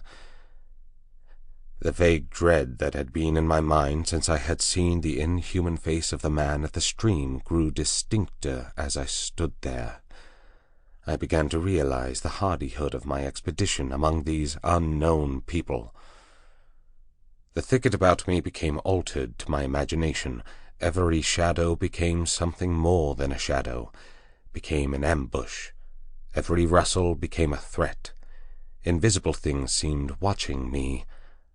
I resolved to go back to the enclosure on the beach. I suddenly turned away and thrust myself violently, possibly even frantically, through the bushes, anxious to get a clear space about me again. I stopped just in time to prevent myself emerging upon an open space. It was a kind of glade in the forest, made by a fall. Seedlings were already starting up to struggle for the vacant space, and beyond, the dense growth of stems and twining vines and splashes of fungus and flowers closed in again. Before me, squatting together upon the fungoid ruins of a huge fallen tree, and still unaware of my approach, were three grotesque human figures. One was evidently a female, the other two were men. They were naked, save for swathings of scarlet cloth about the middle, and their skins were of a dull pinkish-drab color, such as I had seen in no savages before. They had fat, heavy, chinless faces, retreating foreheads, and a scant bristly hair upon their heads. I never saw such bestial-looking creatures. They were talking, or at least one of the men was talking to the other two, and all three had been too closely interested to heed the rustling of my approach. They swayed their heads and shoulders from side to side. The speaker's words came thick and sloppy, and though I could hear them distinctly, I could not distinguish what he said. He seemed to me to be reciting some complicated gibberish. Presently his articulation became shriller, and spreading his hands he rose to his feet. At that the others began to gibber in unison, also rising to their feet, spreading their hands and swaying their bodies in rhythm with their chant. I noticed then the abnormal shortness of their legs, and their lank, clumsy feet. All three began slowly to circle round, raising and stamping their feet and waving their arms. A kind of tune crept into their rhythmic recitation, and a refrain, "Alula," or "Balula," it sounded like. Their eyes began to sparkle, and their ugly faces to brighten, with an expression of strange pleasure. Saliva dripped from their lipless mouths. Suddenly, as I watched their grotesque and unaccountable gestures, I perceived clearly for the first time what it was that had offended me, what had given me the two inconsistent and conflicting impressions of utter strangeness and yet of the strangest familiarity. The three creatures engaged in this mysterious rite were human in shape, and yet human beings with the strangest air about them of some familiar animal. Each of these creatures, despite its human form, its rag of clothing, and the rough humanity of its bodily form, had woven into its movements, into the expression of its countenance, into its whole presence, some now irresistible suggestion of a hog, a swinish taint, the unmistakable mark of the beast. I stood overcome by this amazing realization, and then the most horrible questionings came rushing into my mind. They began leaping in the air, first one and then the other, whooping and grunting. Then one slipped, and for a moment was on all fours, to recover, indeed, forthwith. But the transitory gleam of the true animalism of these monsters was enough. I turned as noiselessly as possible, and becoming every now and then rigid with the fear of being discovered, as a branch cracked or a leaf rustled, I pushed back into the bushes. It was long before I grew bolder and dared to move freely. My only idea for the moment was to get away from these foul beings, and I scarcely noticed that I had emerged upon a faint pathway amidst the trees.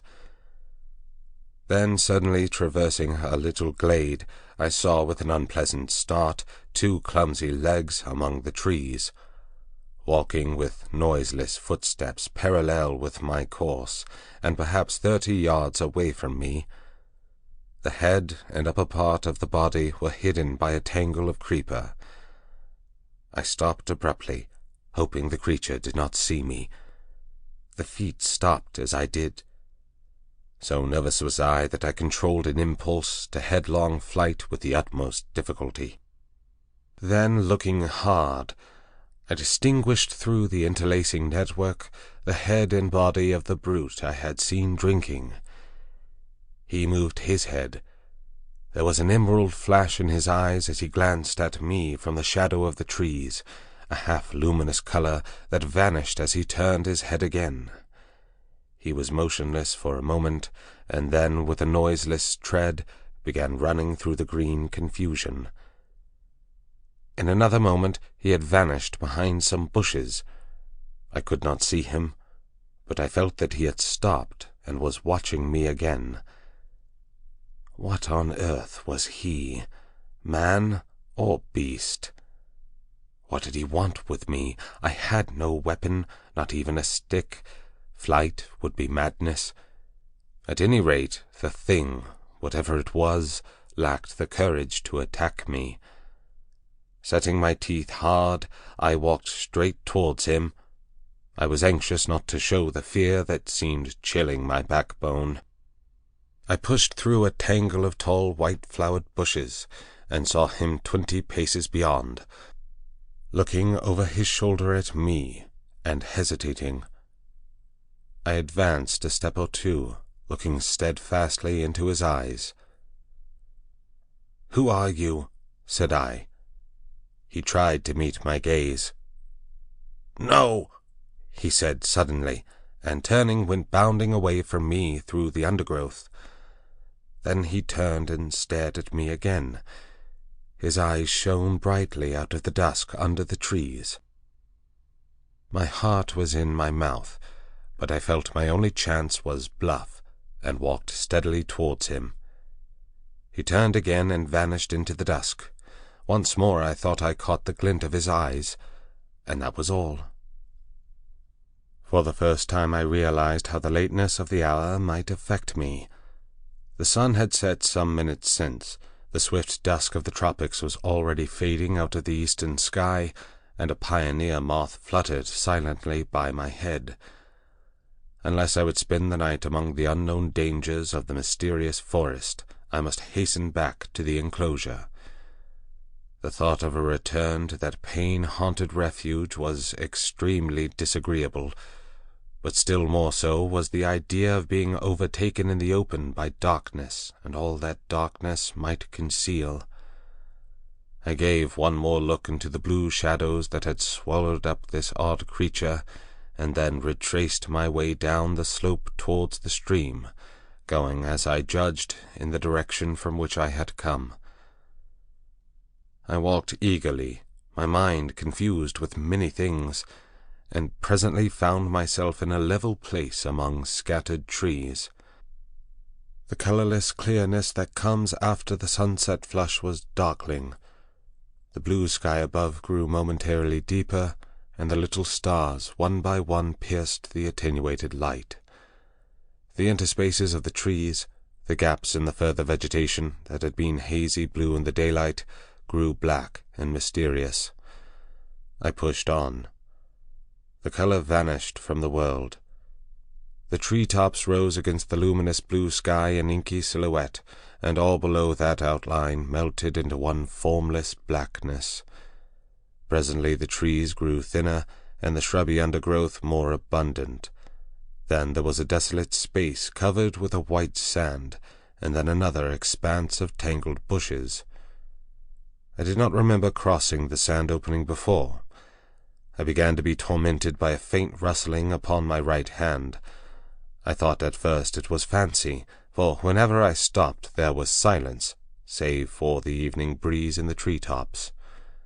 Then when I turned to hurry on again, there was an echo to my footsteps. I turned away from the thickets, keeping to the more open ground, and endeavoring by sudden turns now and then to surprise something in the act of creeping upon me. I saw nothing, and nevertheless my sense of another presence grew steadily.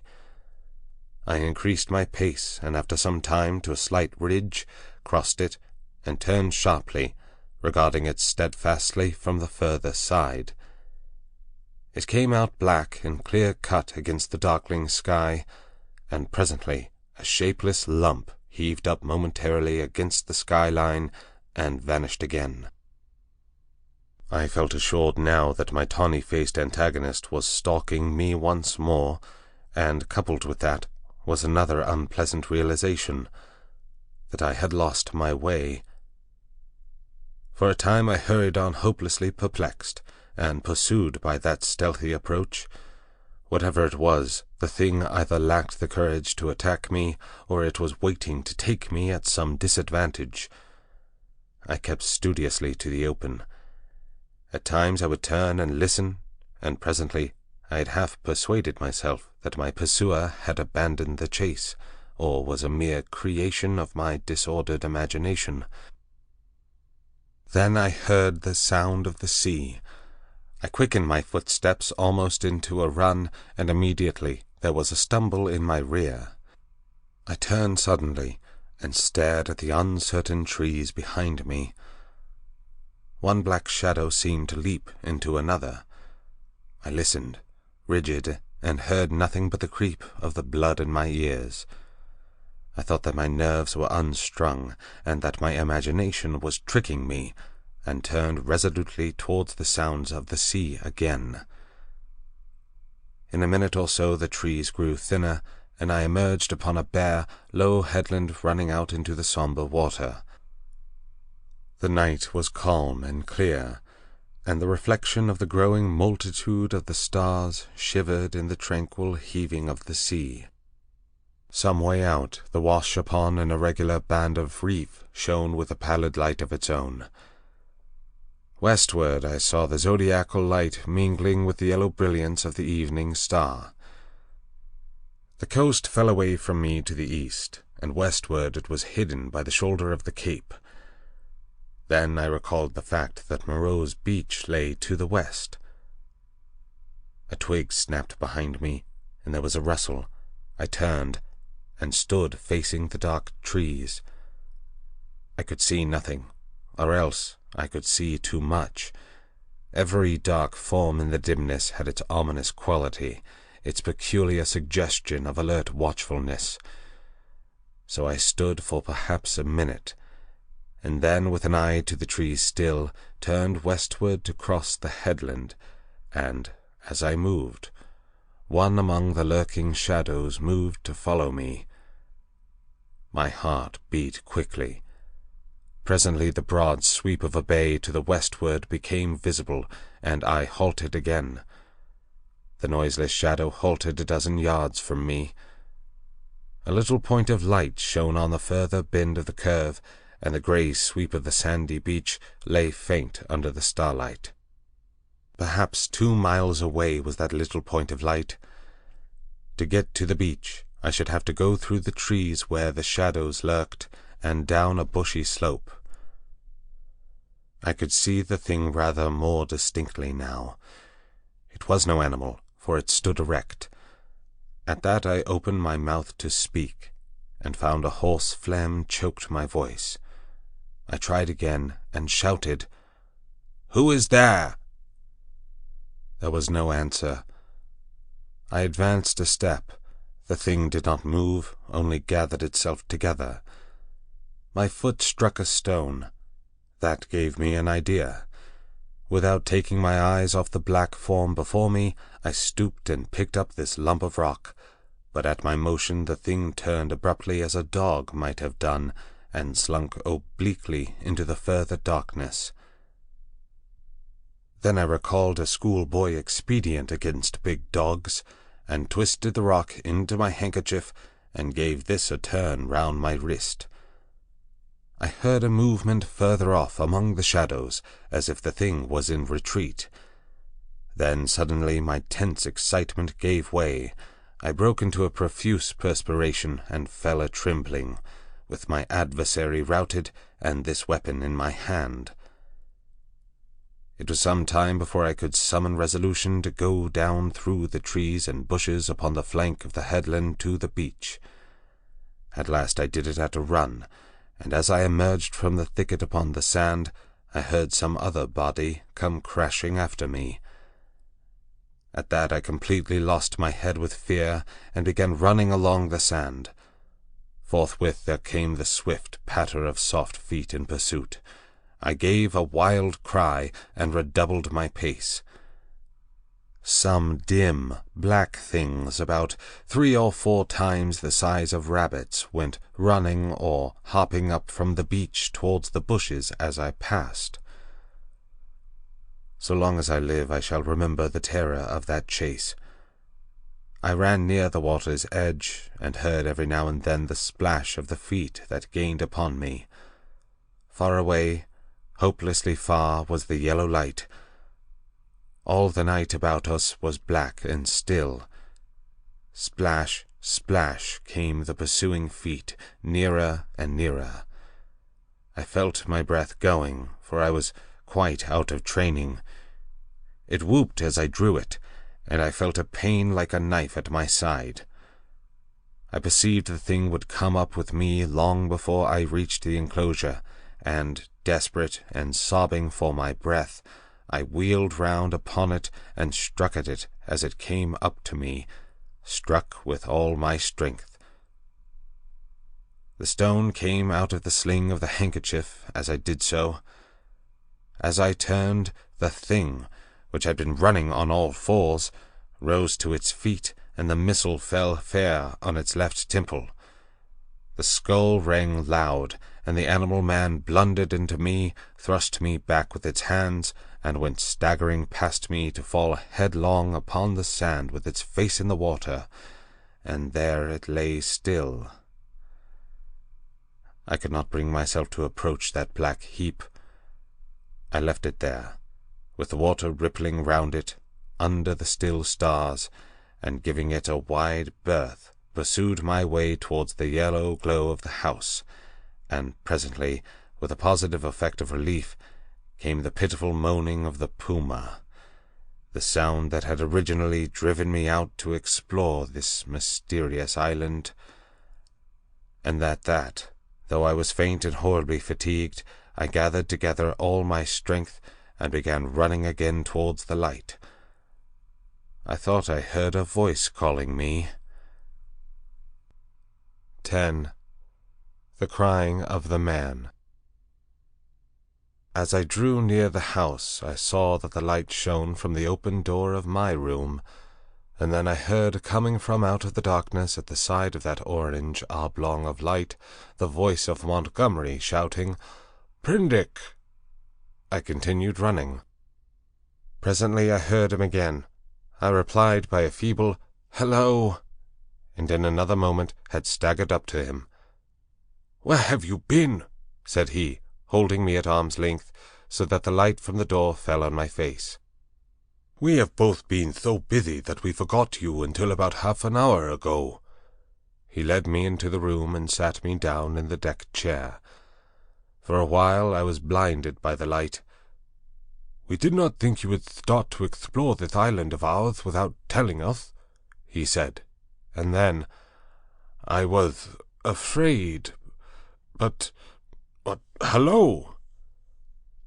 My last remaining strength slipped from me, and my head fell forward on my chest. I think he found a certain satisfaction in giving me brandy. "For God's sake," said I, "fasten the door." "You've been meeting some of our curiosities, eh?" said he. He locked the door and turned to me again. He asked me no questions, but gave me some more brandy and water and pressed me to eat. I was in a state of collapse. He said something vague about forgetting to warn me, and asked me briefly when I left the house and what I had seen. I answered him as briefly, in fragmentary sentences. "Tell me what it all means," said I, in a state bordering on hysterics. "It's nothing so dreadful," said he, "but I think you have had about enough for one day." The puma suddenly gave a sharp yell of pain. At that he swore under his breath. "I'm damned," said he, "if this place is not as bad as Gower Street with its cats." "Montgomery," said I, "what was that thing that came after me? Was it a beast, or was it a man?" "If you don't sleep tonight," he said, "you'll be off your head tomorrow." I stood up in front of him. "What was that thing that came after me?" I asked. He looked me squarely in the eyes, and twisted his mouth askew. His eyes, which had seemed animated a minute before, went dull. "From your account," said he, "I'm thinking it was a bogle." I felt a gust of intense irritation, which passed as quickly as it came. I flung myself into the chair again, and pressed my hands on my forehead. The puma began once more. Montgomery came round behind me and put his hand on my shoulder. "Look here, Prendick," he said. "I had no business to let you drift out into this silly island of ours. But it's not so bad as you feel, man. Your nerves are worked to rags. Let me give you something that will make you sleep. That will keep on for hours yet. You must simply get to sleep, or I won't answer for it." I did not reply. I bowed forward and covered my face with my hands. Presently he returned with a small measure containing a dark liquid. This he gave me. I took it unresistingly, and he helped me into the hammock. When I awoke it was broad day. For a little while I lay flat, staring at the roof above me. The rafters, I observed, were made out of the timbers of a ship. Then I turned my head and saw a meal prepared for me on the table. I perceived that I was hungry, and prepared to clamber out of the hammock, which, very politely anticipating my intention, twisted round and deposited me upon all fours on the floor. I got up and sat down before the food. I had a heavy feeling in my head, and only the vaguest memory at first of the things that happened overnight. The morning breeze blew very pleasantly through the unglazed window, and that and the food contributed to the sense of animal comfort which I experienced. Presently the door behind me, the door inward towards the yard at the enclosure, opened. I turned and saw Montgomery's face. "All right," said he. "I'm frightfully busy." And he shut the door. Afterwards I discovered that he forgot to relock it.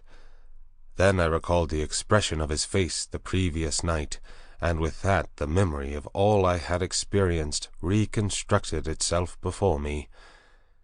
Even as that fear came back to me came a cry from within, but this time it was not the cry of a puma. I put down the mouthful that hesitated upon my lips, and listened. Silence, save for the whisper of the morning breeze. I began to think my ears had deceived me. After a long pause I resumed my meal, but with my ears still vigilant. Presently I heard something else, very faint and low. I sat as if frozen in my attitude.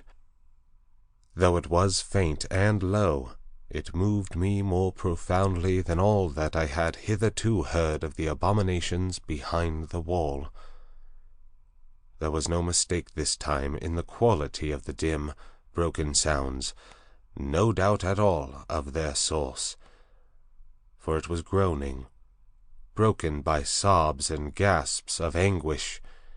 It was no brute this time. It was a human being in torment.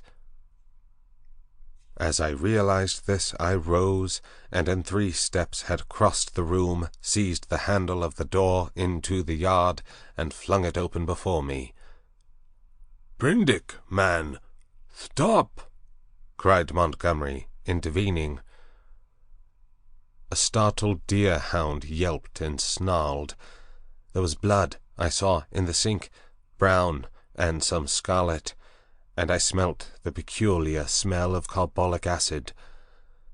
Then through an open doorway beyond, in the dim light of the shadow, I saw something bound painfully upon a framework, scarred red and bandaged, and then, blotting this out, appeared the face of old Moreau, white and terrible. In a moment he had gripped me by the shoulder with a hand that was smeared red, had twisted me off my feet, and flung me headlong back into my own room. He lifted me as though I was a little child.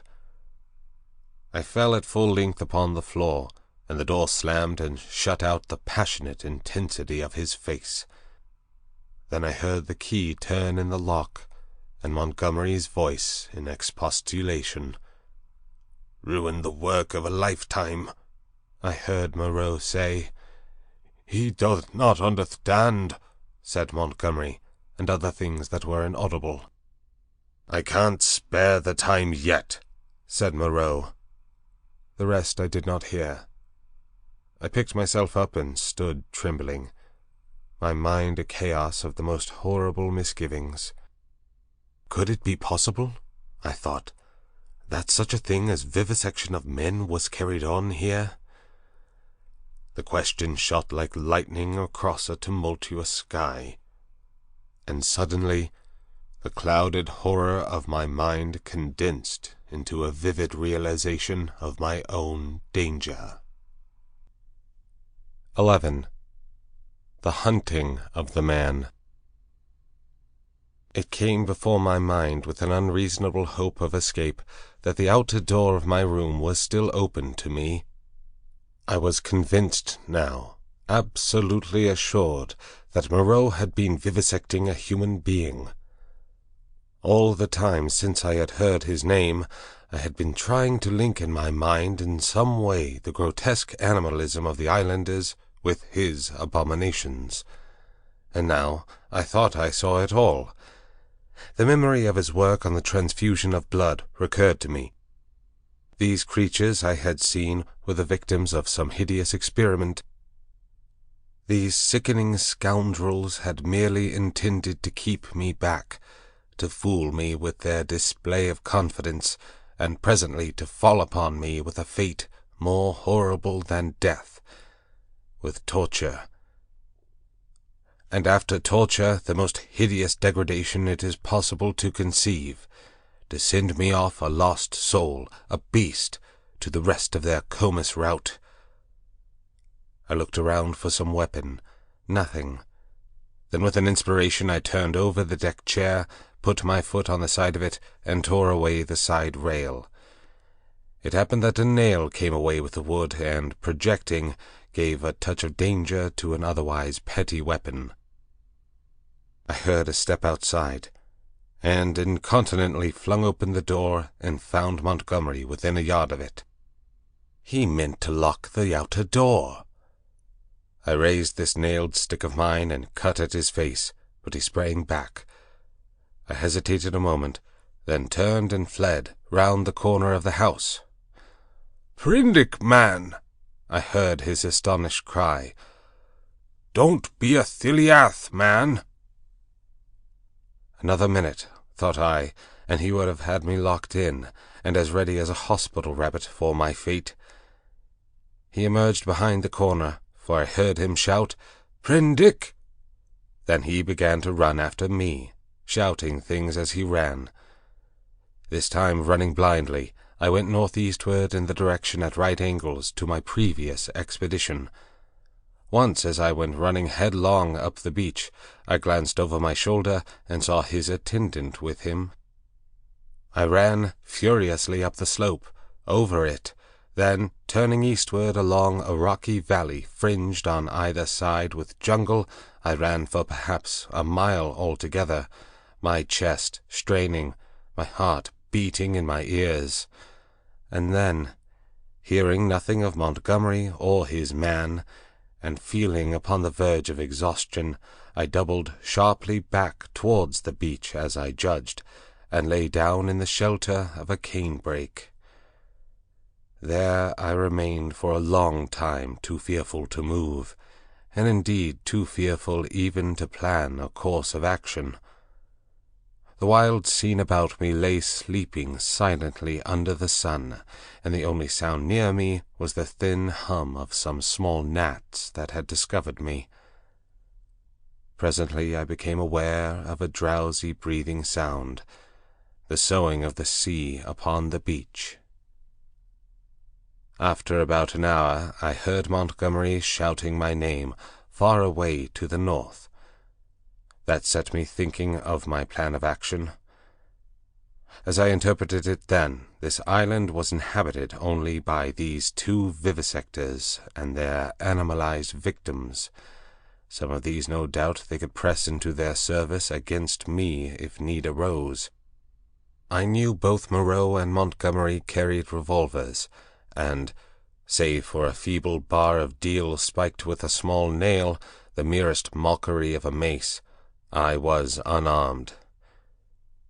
So I lay still there, until I began to think of food and drink, and at that thought the real hopelessness of my situation came home to me. I knew no way of getting anything to eat. I was too ignorant of botany to discover any resort of root or fruit that might lie about me.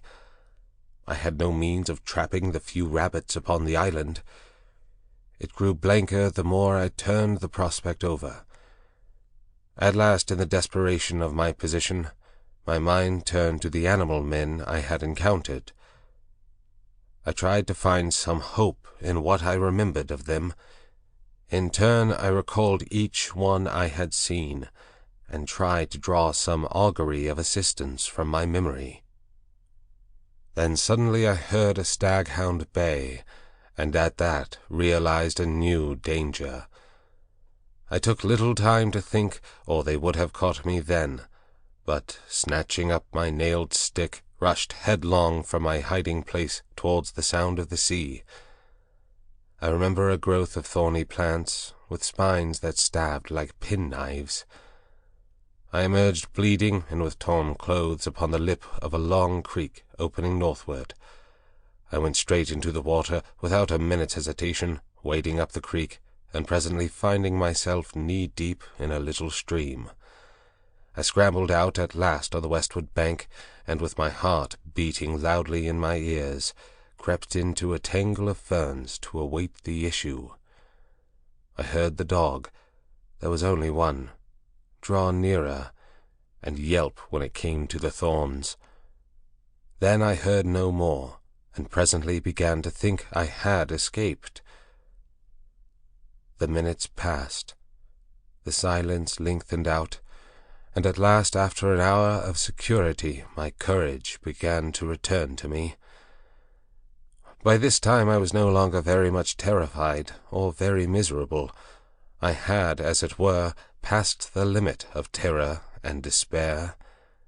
I felt now that my life was practically lost, and that persuasion made me capable of daring anything. I had even a certain wish to encounter Moreau face to face, and, as I had waded into the water, I remembered that if I were too hard pressed, at least one path of escape from torment still lay open to me.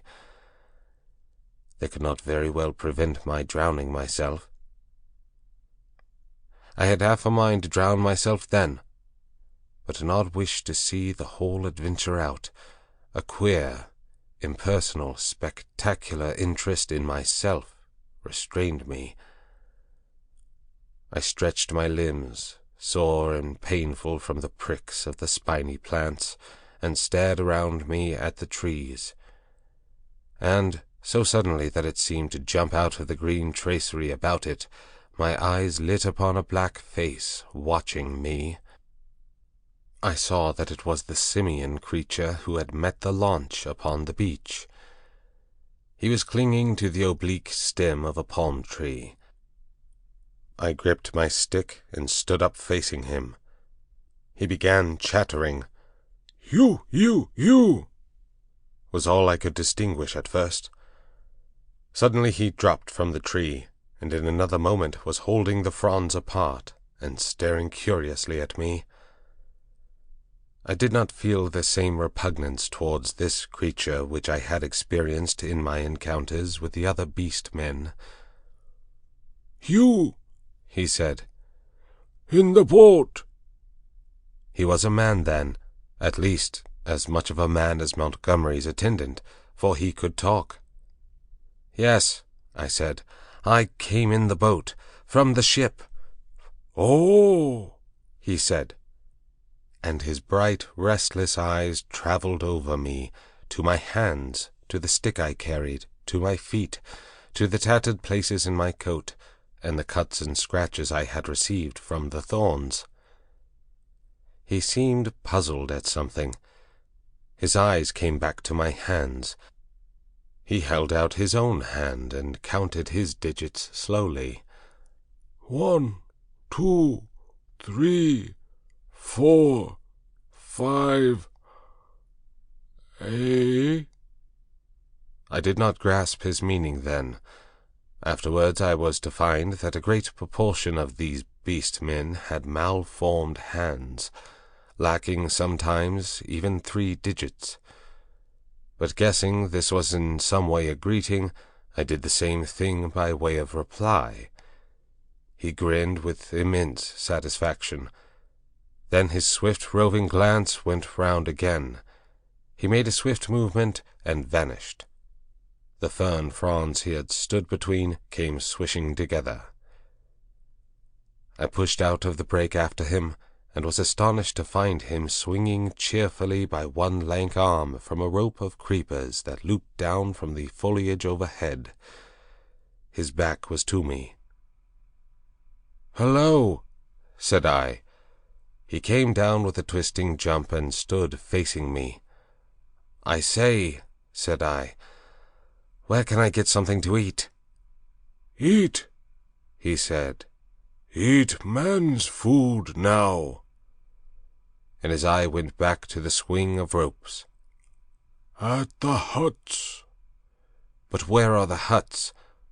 "Oh." "I'm new, you know." At that he swung round and set off at a quick walk. All his motions were curiously rapid. "Come along," said he. I went with him to see the adventure out. I guessed the huts were some rough shelter where he and some more of these beast people lived. I might perhaps find them friendly, find some handle in their minds to take hold of. I did not know how far they had forgotten their human heritage. My ape-like companion trotted along by my side, with his hands hanging down and his jaw thrust forward. I wondered what memory he might have in him. "How long have you been on this island?" said I. "How long?" he asked, and after having the question repeated, he held up 3 fingers. The creature was little better than an idiot.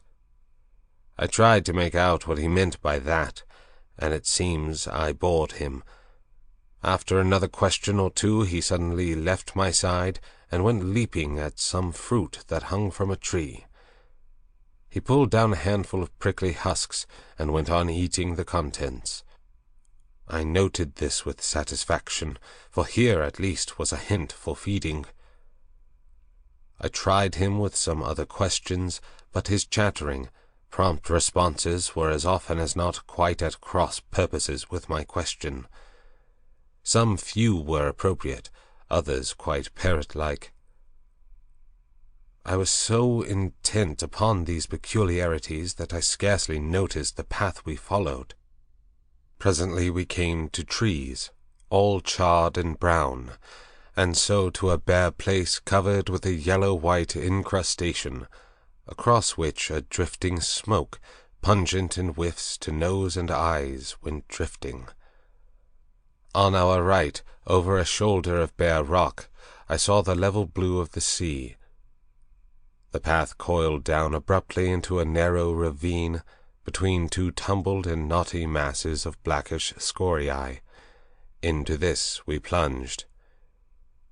It was extremely dark, this passage, after the blinding sunlight reflected from the sulphurous ground. Its walls grew steep and approached each other. Blotches of green and crimson drifted across my eyes. My conductor stopped suddenly. "Home," said he, and I stood in a floor of a chasm that was at first absolutely dark to me. I heard some strange noises, and thrust the knuckles of my left hand into my eyes. I became aware of a disagreeable odor, like that of a monkey's cage ill-cleaned. Beyond, the rock opened again upon a gradual slope of sunlit greenery, and on either hand the light smote down through narrow ways into the central gloom. 12. The Sayers of the Law. Then something cold touched my hand. I started violently, and saw close to me a pinkish thing, looking more like a flayed child than anything else in the world. The creature had exactly the mild but repulsive features of a sloth, the same low forehead and slow gestures. As the first shock of the change of light passed, I saw about me more distinctly. The little sloth-like creature was standing and staring at me. My conductor had vanished. The place was a narrow passage between high walls of lava, a crack in the knotted rock, and on either side interwoven heaps of sea-mat, palm fans, and reeds, leaning against the rock, formed rough and impenetrably dark dens. The winding way up the ravine between these was scarcely 3 yards wide, and was disfigured by lumps of decaying fruit pulp and other refuse, which accounted for the disagreeable stench of the place. The little pink sloth creature was still blinking at me when my ape-man reappeared at the aperture of the nearest of these dens, and beckoned me in.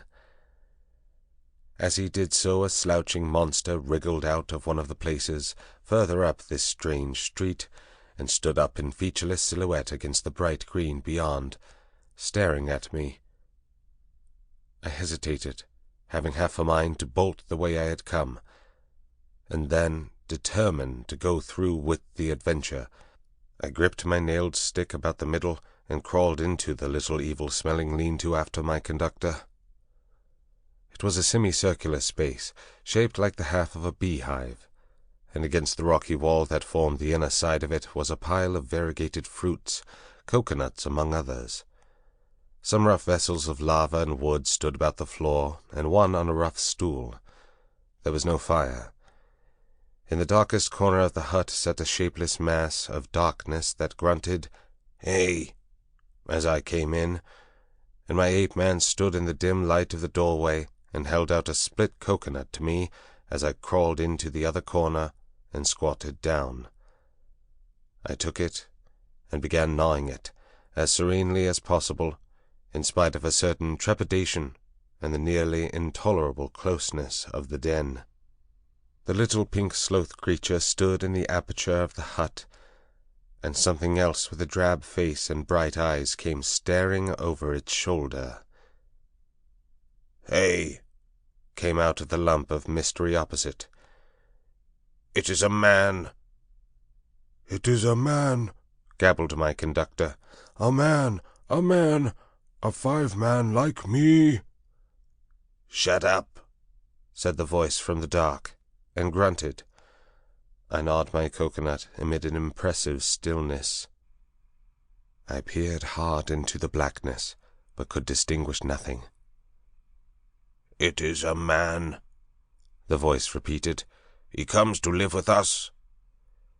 It was a thick voice with something in it, a kind of whistling overtone, that struck me as peculiar, but the English accent was strangely good. The ape-man looked at me as though he expected something. I perceived the pause was interrogative. "He comes to live with you," I said. "It is a man. He must learn the law." I began to distinguish now a deeper blackness in the black, a vague outline of a hunched-up figure. Then I noticed the opening of the place was darkened by 2 more black heads. My hand tightened on my stick. The thing in the dark repeated in a louder tone, "Say the words." I had missed its last remark. "Not to go on all fours, that is the law," it repeated in a kind of sing-song. I was puzzled. "Say the words," said the ape-man, repeating, and the figures in the doorway echoed this, with a threat in the tone of their voices. I realized that I had to repeat this idiotic formula, and then began the insanest ceremony. The voice in the dark began intoning a mad litany, line by line, and I and the rest to repeat it. As they did so, they swayed from side to side in the oddest way, and beat their hands upon their knees, and I followed their example. I could have imagined I was already dead and in another world. That dark hut, these grotesque dim figures, just flecked here and there by a glimmer of light, and all of them swaying in unison, and chanting, "Not to go on all fours, that is the law, are we not men? Not to suck up drink, that is the law, are we not men? Not to eat fish or flesh, that is the law, are we not men? Not to claw the bark of trees, that is the law, are we not men? Not to chase other men, that is the law, Are we not men? And so from the prohibition of these acts of folly, on to the prohibition of what I thought then were the maddest, most impossible, and most indecent things one could well imagine. A kind of rhythmic fervor fell on all of us. We gabbled and swayed faster and faster, repeating this amazing law. Superficially, the contagion of these brutes was upon me, but deep down within me the laughter and disgust struggled together.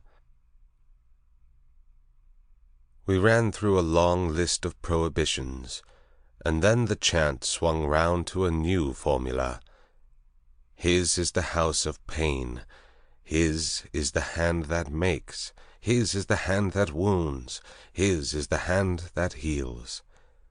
And so on for another long series, mostly quite incomprehensible gibberish to me about him, whoever he might be. I could have fancied it was a dream, but never before have I heard chanting in a dream. His is the lightning we flash, we sang. His is the deep, salt sea. A horrible fancy came into my head that Moreau, after animalizing these men, had infected their dwarfed brains with a kind of deification of himself. However, I was too keenly aware of white teeth and strong claws about me to stop my chanting on that account. His are the stars in the sky. At last that song ended. I saw the ape-man's face shining with perspiration, and my eyes being now accustomed to the darkness, I saw more distinctly the figure in the corner from which the voice came. It was the size of a man, but it seemed covered with a dull grey hair, almost like a Skye terrier. What was it? What were they all? Imagine yourself surrounded by all the most horrible cripples and maniacs it is possible to conceive, and you may understand a little of my feelings with these grotesque caricatures of humanity about me. Here's a 5-man, a 5-man, a 5-man, like me, said the ape-man. I held out my hands. The grey creature in the corner leant forward. Not to run on all fours, that is the law. Are we not men? He said. He put out a strangely distorted talon and gripped my fingers. The thing was almost like the hoof of a deer produced into claws. I could have yelled with surprise and pain. His face came forward and peered at my nails, came forward into the light of the opening of the hut, and I saw with a quivering disgust that it was like the face of neither man nor beast, but a mere shock of grey hair, with 3 shadowy overarchings to mark the eyes and mouth. He has little nails, said this grisly creature in his hairy beard. It is well. He threw my hand down, and instinctively I gripped my stick. Eat roots and herbs. It is his will, said the ape-man. I am the sayer of the law, said the grey figure. Here come all that be new to learn the law. I sit in the darkness and say the law. It is even so, said one of the beasts in the doorway. Evil are the punishments of those who break the law. None escape. None escape, said the beast folk, glancing furtively at one another. None, none, said the ape-man. None escape. See, I did a little thing, a wrong thing once. I jabbered, stopped talking. None could understand. I am burnt, branded in the hand. He is great. He is good. None escape, said the grey creature in the corner. None escape, said the beast people, looking askance at one another. For every one the want that is bad, said the grey sayer of the law. What you will want we do not know. We shall know. Some want to follow things that move, to watch and slink and wait and spring, to kill and bite deep and rich, sucking the blood. It is bad. Not to chase other men. That is the law. Are we not men? Not to eat flesh or fish. That is the law. Are we not men? None escape, said a dappled brute standing in the doorway. For every one the want is bad, said the grey sayer of the law. Some want to go tearing with teeth and hands into the roots of things, snuffing into the earth. It is bad. None escape, said the men in the door. Some go clawing trees, some go scratching at the graves of the dead, some go fighting with foreheads or feet or claws, some bite suddenly, none giving occasion, some love uncleanness. None escape, said the ape-man, scratching his calf. None escape, said the little pink sloth creature. Punishment is sharp and sure. Therefore learn the law. Say the words. And incontinently he began again the strange litany of the law. And again I and all these creatures began singing and swaying. My head reeled with this jabbering and the close stench of the place. But I kept on, trusting to find presently some chance of a new development. Not to go on all fours, that is the law. Are we not men? We were making such a noise that I noticed nothing of a tumult outside, until someone, who I think was one of the 2 swine men I had seen, thrust his head over the little pink sloth creature and shouted something excitedly, something that I did not catch. Incontinently those at the opening of the hut vanished. My ape-man rushed out. The thing that had sat in the dark followed him. I only observed that it was big and clumsy and covered with silvery hair, and I was left alone. Then before I reached the aperture, I heard the yelp of a staghound. In another moment I was standing outside the hovel, my chair rail in my hand, every muscle of me quivering. Before me were the clumsy backs of perhaps a score of these beast people, their misshapen heads half hidden by their shoulder blades. They were gesticulating excitedly. Other half-animal faces glared interrogation out of their hovels. Looking in the direction which they faced, I saw coming through the haze under the trees beyond the end of the passage of dens the dark figure and awful white face of Moreau. He was holding the leaping staghound back, and close behind him came Montgomery, revolver in hand. For a moment I stood horror-struck. I turned and saw the passage behind me blocked by another heavy brute, with a huge grey face and twinkling little eyes, advancing towards me. I looked round and saw to the right of me, and a half-dozen yards in front of me, a narrow gap in the wall of rock, through which a ray of light slanted into the shadows. "Stop!" cried Moreau as I strode towards this, and then, "Hold him!" At that, first one face turned towards me, and then others.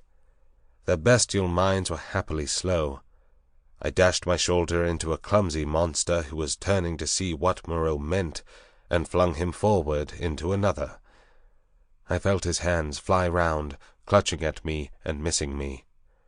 The little pink sloth creature dashed at me, and I gashed down its ugly face with the nail in my stick, and in another minute was scrambling up a steep side of pathway, a kind of sloping chimney, out of the ravine. I heard a howl behind me, and cries of, "Catch him! Hold him!" and the grey-faced creature appeared behind me and jammed his huge bulk into the cleft. "Go on! Go on!" they howled. I clambered up the narrow cleft in the rock, and came out upon the sulphur on the westward side of the village of the beast men. That gap was altogether fortunate for me, for the narrow chimney slanting obliquely upward must have impeded the nearer pursuers. I ran over the white space and down a steep slope, through a scattered growth of trees, and came to a low-lying stretch of tall reeds, through which I pushed into a dark, thick undergrowth that was black and succulent underfoot. As I plunged into the reeds, my foremost pursuers emerged from the gap. I broke my way through this undergrowth for some minutes. The air behind me and about me was soon full of threatening cries. I heard the tumult of my pursuers in the gap up the slope, then the crashing of the reeds, and every now and then the crackling crash of a branch. Some of the creatures roared like excited beasts of prey. The staghound yelped to the left. I heard Moreau and Montgomery shouting in the same direction. I turned sharply to the right. It seemed to me even then that I heard Montgomery shouting for me to run for my life. Presently the ground gave rich and oozy under my feet, but I was desperate and went headlong into, struggled through knee-deep, and so came to a winding path among tall canes. The noise of my pursuers passed away to my left. In one place 3 strange, pink, hopping animals about the size of cats bolted before my footsteps. This pathway ran uphill, across another open space covered with white incrustation, and plunged into a canebrake again.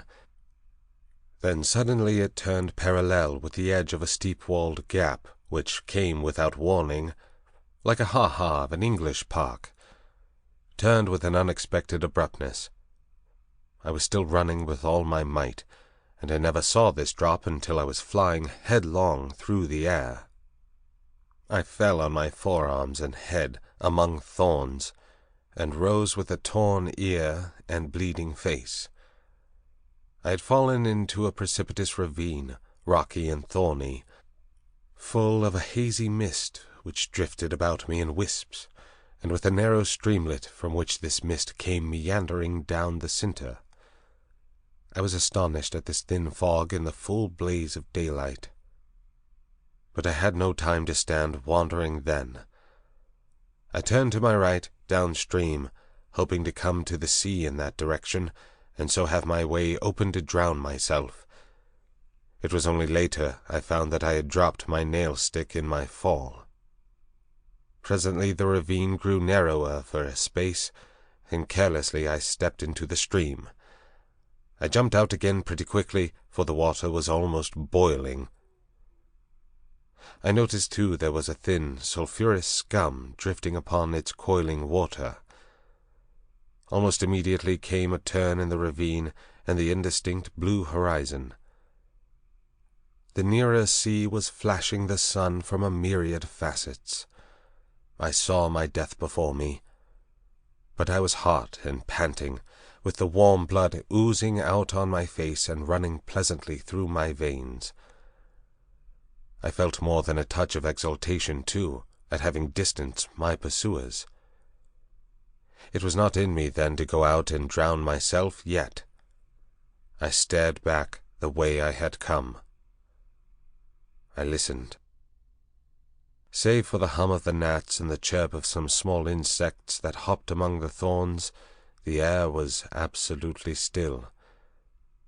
Then came the yelp of a dog, very faint, and a chattering and gibbering, the snap of a whip, and voices. They grew louder, then fainter again. The noise receded up the stream and faded away. For a while the chase was over, but I knew now how much hope of help for me lay in the beast people. 13. A Parley. I turned again and went on down towards the sea. I found the hot stream broadened out to a shallow, weedy sand, in which an abundance of crabs and long-bodied, many-legged creatures started from my footfall. I walked to the very edge of the salt water, and then I felt I was safe. I turned and stared, arms akimbo. at the thick green behind me, into which the steamy ravine cut like a smoking gash. But, as I say, I was too full of excitement and, a true saying, though those who have never known danger may doubt it, too desperate to die. Then it came into my head that there was one chance before me yet. While Moreau and Montgomery and their bestial rabble chased me through the island, might I not go round the beach until I came to their enclosure, make a flank march upon them, in fact, and then, with a rock lugged out of their loosely built wall, perhaps smash it in the lock of a smaller door and see what I could find, knife, pistol, or what not, to fight them with when they returned. It was at any rate something to try. So I turned to the westward and walked along by the water's edge. The setting sun flashed his blinding heat into my eyes. The slight Pacific tide was running in with a gentle ripple. Presently the shore fell away southward, and the sun came round upon my right hand. Then suddenly, far in front of me, I saw first one, and then several figures emerging from the bushes. Moreau with his grey staghound, then Montgomery and two others. At that I stopped. They saw me, and began gesticulating and advancing. I stood watching them approach. The two beastmen came running forward to cut me off from the undergrowth inland. Montgomery came, running also, but straight towards me. Moreau followed slower with the dog. At last I roused myself from my inaction, and turning seaward walked straight into the water. The water was very shallow at first. I was 30 yards out before the waves reached to my waist. Dimly I could see the intertidal creatures darting away from my feet. "What are you doing, man?" cried Montgomery. I turned, standing waist-deep, and stared at them. Montgomery stood panting at the margin of the water. His face was bright red with exertion, his long flaxen hair blown about his head, and his dropping nether lip showed his irregular teeth. Moreau was just coming up, his face pale and firm, and the dog at his hand barked at me. Both men had heavy whips. Farther up the beach stared the beastmen. "What am I doing? I'm going to drown myself," said I. Montgomery and Moreau looked at each other. "Why?" asked Moreau. "Because that is better than being tortured by you." "I told you so," said Montgomery, and Moreau said something in a low tone. "What makes you think I shall torture you?" asked Moreau. "What I saw," I said, "and those, yonder." "Hush," said Moreau, and held up his hand. "I will not," said I. "They were men. What are they now? I at least will not be like them." I looked past my interlocutors. Up the beach were Imling, Montgomery's attendant, and one of the white-swathed brutes from the boat. Farther up, in the shadow of the trees, I saw my little ape-man, and behind him some other dim figures. "Who are these creatures?" said I, pointing to them and raising my voice more and more that it might reach them. "They were men like yourselves, whom you have infected with some bestial taint, men whom you have enslaved and whom you still fear.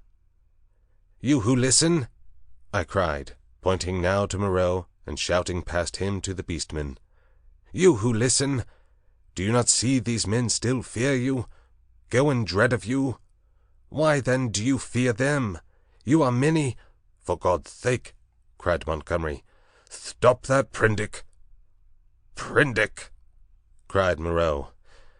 They both shouted together, as if to drown my voice, and behind them lowered the staring faces of the beast-men, wondering, their deformed hands hanging down, their shoulders hunched up. They seemed, as I fancied, to be trying to understand me, to remember, I thought, something of their human past. I went on shouting, I scarcely remember what, that Moreau and Montgomery could be killed, that they were not to be feared. That was the burden of what I put into the heads of the beast people. I saw the green-eyed man in the dark rags, who had met me on the evening of my arrival, come out from among the trees, and others followed him, to hear me better. At last, for want of breath, I paused. "Listen to me for a moment," said the steady voice of Moreau, "and then say what you will." "Well," said I. He coughed, thought, then shouted, "Latin, Prindick. Bad Latin, schoolboy Latin, but try and understand. I non sunt homines, sunt animalia quinos habemus. Vivisected. A humanizing process. I will explain. Come ashore." I laughed. "A pretty story," said I. "They talk, build houses. They were men. It's likely I'll come ashore." "The water just beyond you where you stand is deep, and full of sharks." "That's my way," said I. "Short and sharp. Presently." "Wait a minute." He took something out of his pocket that flashed back the sun, and dropped the object at his feet. "That's a loaded revolver," said he. "Montgomery here will do the same. Now we are going up the beach until you are satisfied the distance is safe. Then come and take the revolvers." "Not I. You have a third one between you." "I want you to think over things, Prindick. In the first place, I never asked you to come upon this island. If we vivisected men, we should import men, not beasts. In the next, we had you drugged last night, had we wanted to work you any mischief. And in the next, now your first panic is over, and you can think a little, is Montgomery here quite up to the character you give him? We have chased you for your good, because this island is full of inimical phenomena. Besides, why should we want to shoot you when you have just offered to drown yourself?" "Why did you set your people onto me when I was in the hut?" "We felt sure of catching you and bringing you out of danger. Afterwards we drew away from the scent for your own good." I mused. It seemed possible. Then I remembered something again. "But I saw," said I, "in the enclosure." "That was the puma." "Look here, Prindick," said Montgomery. "You're Thiliath. Come out of the water and take these revolvers and talk. We can't do anything more than we could do now." I will confess that then, and indeed always, I distrusted and dreaded Moreau. But Montgomery was a man I felt I understood. "Go up the beach," said I, after thinking, and added, "holding up your hands." "Can't do that," said Montgomery, with an explanatory nod over his shoulder. "Undignified."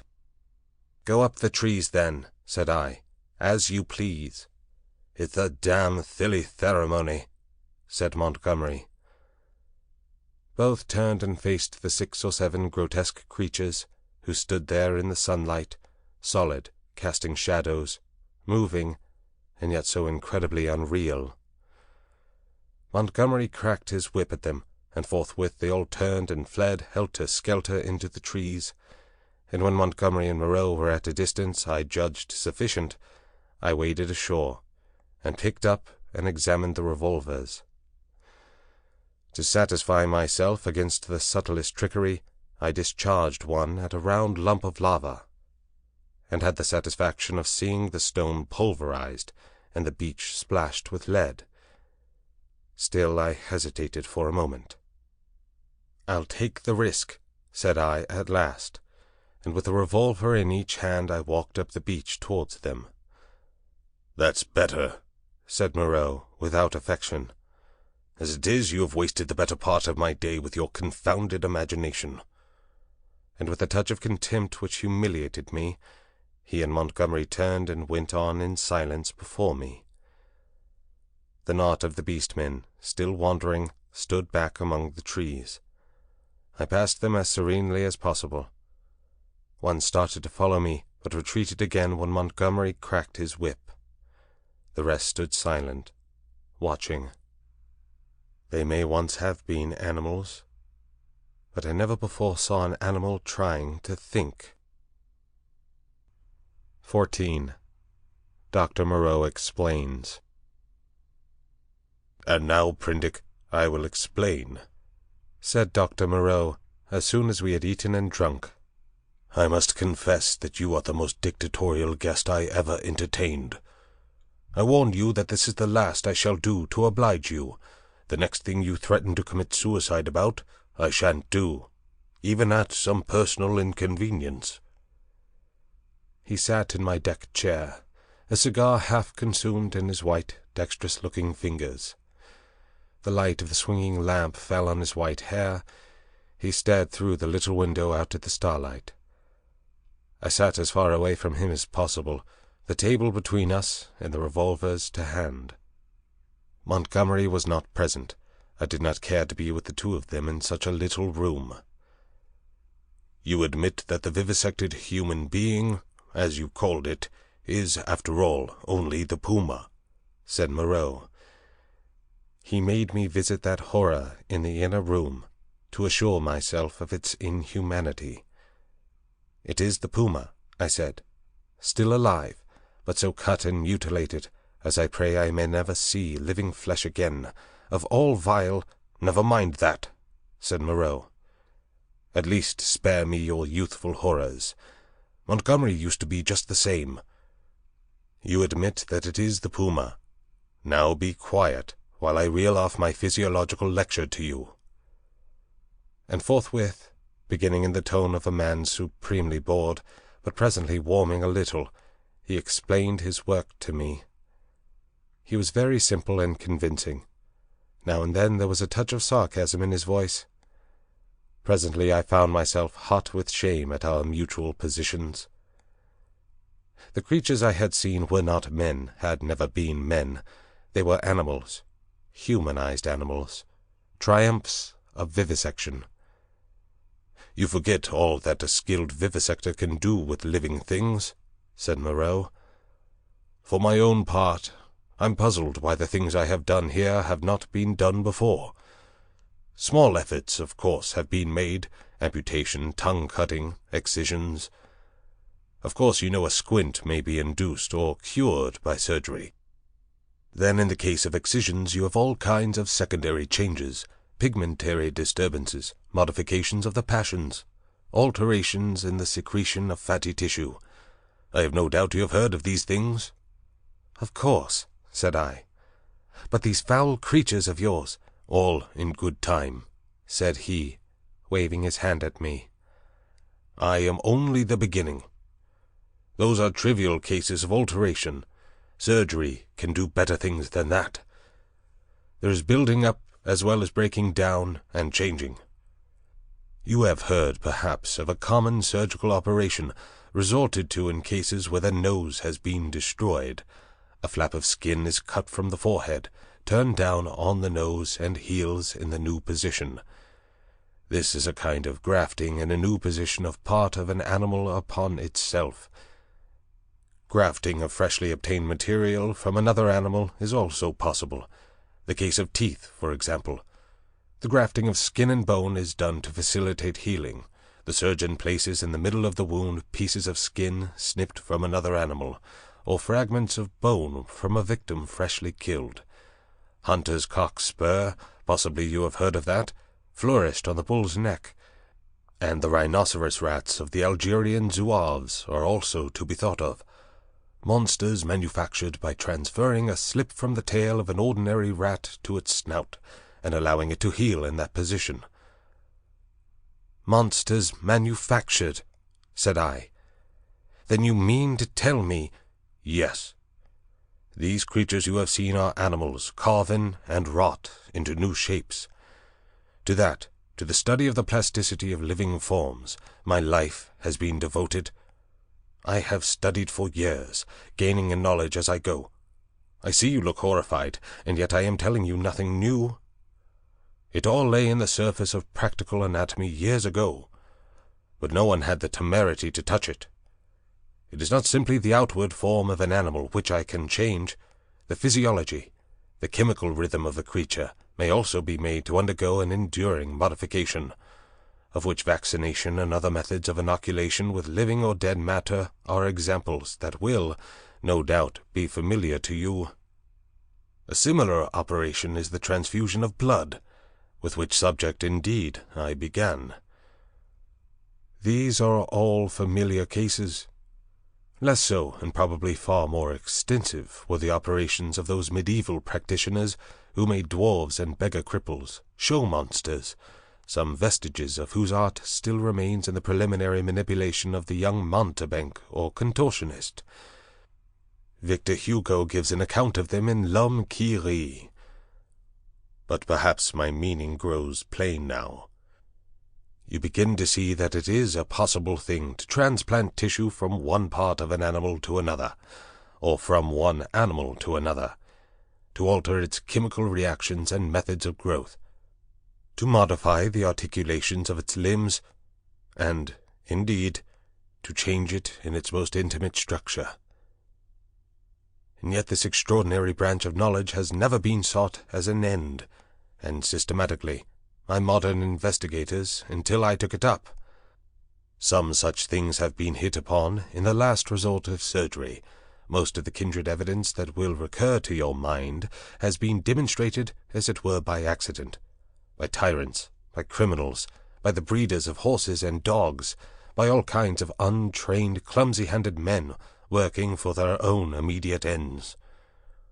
I was the first man to take up this question armed with antiseptic surgery, and with a really scientific knowledge of the laws of growth. Yet one would imagine it must have been practiced in secret before. Such creatures as the Siamese twins, and in the vaults of the Inquisition, no doubt their chief aim was artistic torture, but some at least of the inquisitors must have had a touch of scientific curiosity. But, said I, these things, these animals, talk. He said that was so, and proceeded to point out that the possibility of vivisection does not stop at a mere physical metamorphosis. A pig may be educated. The mental structure is even less determinate than the bodily. In our growing science of hypnotism, we find the promise of a possibility of superseding old inherent instincts by new suggestions, grafting upon or replacing the inherited fixed ideas. Very much indeed of what we call moral education, he said, is such an artificial modification and perversion of instinct. Pugnacity is trained into courageous self-sacrifice, and suppressed sexuality into religious emotion. And the great difference between man and monkey is in the larynx, he continued, in the capacity to frame delicately different sound symbols by which thought could be sustained. In this I failed to agree with him, but with a certain incivility he declined to notice my objection. He repeated that the thing was so, and continued his account of his work. I asked him why he had taken the human form as a model. There seemed to me then, and there still seems to me now, a strange wickedness for that choice. He confessed that he had chosen that form by chance. I might as well have worked to form sheep into llamas, and llamas into sheep. I suppose there is something in the human form that appeals to the artistic turn of mind more powerfully than any animal shape can. But have not confined myself to man-making. Once or twice. He was silent. For a minute, perhaps. These years, how they have slipped by, and here I have wasted a day saving your life, and am now wasting an hour explaining myself. But, said I still do not understand. Where is your justification for inflicting all this pain? The only thing that could excuse vivisection to me would be some application. Precisely, said he. But you see, I am differently constituted. We are on different platforms. You are a materialist. I am not a materialist, I began hotly. In my view. For it is just this question of pain that pots us. So long as visible or audible pain turns you sick, so long as your own pain drives you, so long as pain underlies your propositions about sin, So long, I tell you, you are an animal, thinking a little less obscurely what an animal feels. This pain—" I gave an impatient shrug at such sophistry. "Oh, but it is such a little thing.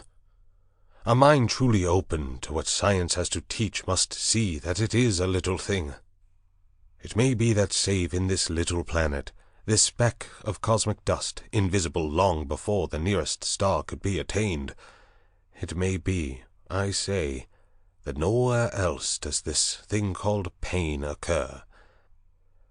But the laws we feel our way towards, why, even on this earth, even among living things, what pain is there?"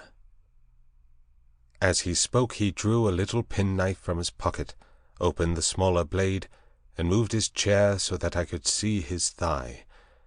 Then, choosing the place deliberately, he drove the blade into his leg and withdrew it. "No doubt," he said, "you have seen that before. It does not hurt a pinprick. But what does it show? The capacity for pain is not needed in the muscle, and is not placed there. Is but little needed in the skin, and only here and there over the thigh is a spot capable of feeling pain. Pain is simply our intrinsic medical advisor to warn us and stimulate us. Not all living flesh is painful, nor is all nerve, not even all sensory nerve. There's no taint of pain, real pain, in the sensations of the optic nerve. If you wound the optic nerve, you merely see flashes of light, just as disease of the auditory nerve merely means a humming in our ears. Plants do not feel pain, nor the lower animals. It's possible that such animals as the starfish and crayfish do not feel pain at all. Then with men, the more intelligent they become, the more intelligently they will see after their own welfare, and the less they will need to goad to keep them out of danger. I never heard of a useless thing that was not ground out of existence by evolution sooner or later. Did you? And pain gets needless. Then I am a religious man, Predick, as every sane man must be. It may be, I fancy, that I have seen more of the ways of this world's Maker than you, for I have sought his laws, in my way, all my life, while you, I understand, have been collecting butterflies. And I tell you, pleasure and pain have nothing to do with heaven or hell. Pleasure and pain? Bah! What is your theologian's ecstasy but Mahomet's houri in the dark? This store which men and women set on pleasure and pain, Predick, is the mark of the beast upon them, the mark of the beast from which they came. Pain and pleasure, they are for us only so long as we wriggle in the dust. You see, I went on with this research just the way it led me. That is the only way I ever heard of true research going. I asked a question, devised some method of obtaining an answer, and got a fresh question. Was this possible, or that possible? You cannot imagine what this means to an investigator, what an intellectual passion grows upon him. You cannot imagine the strange, colorless delight of these intellectual desires. The thing before you is no longer an animal, a fellow creature, but a problem.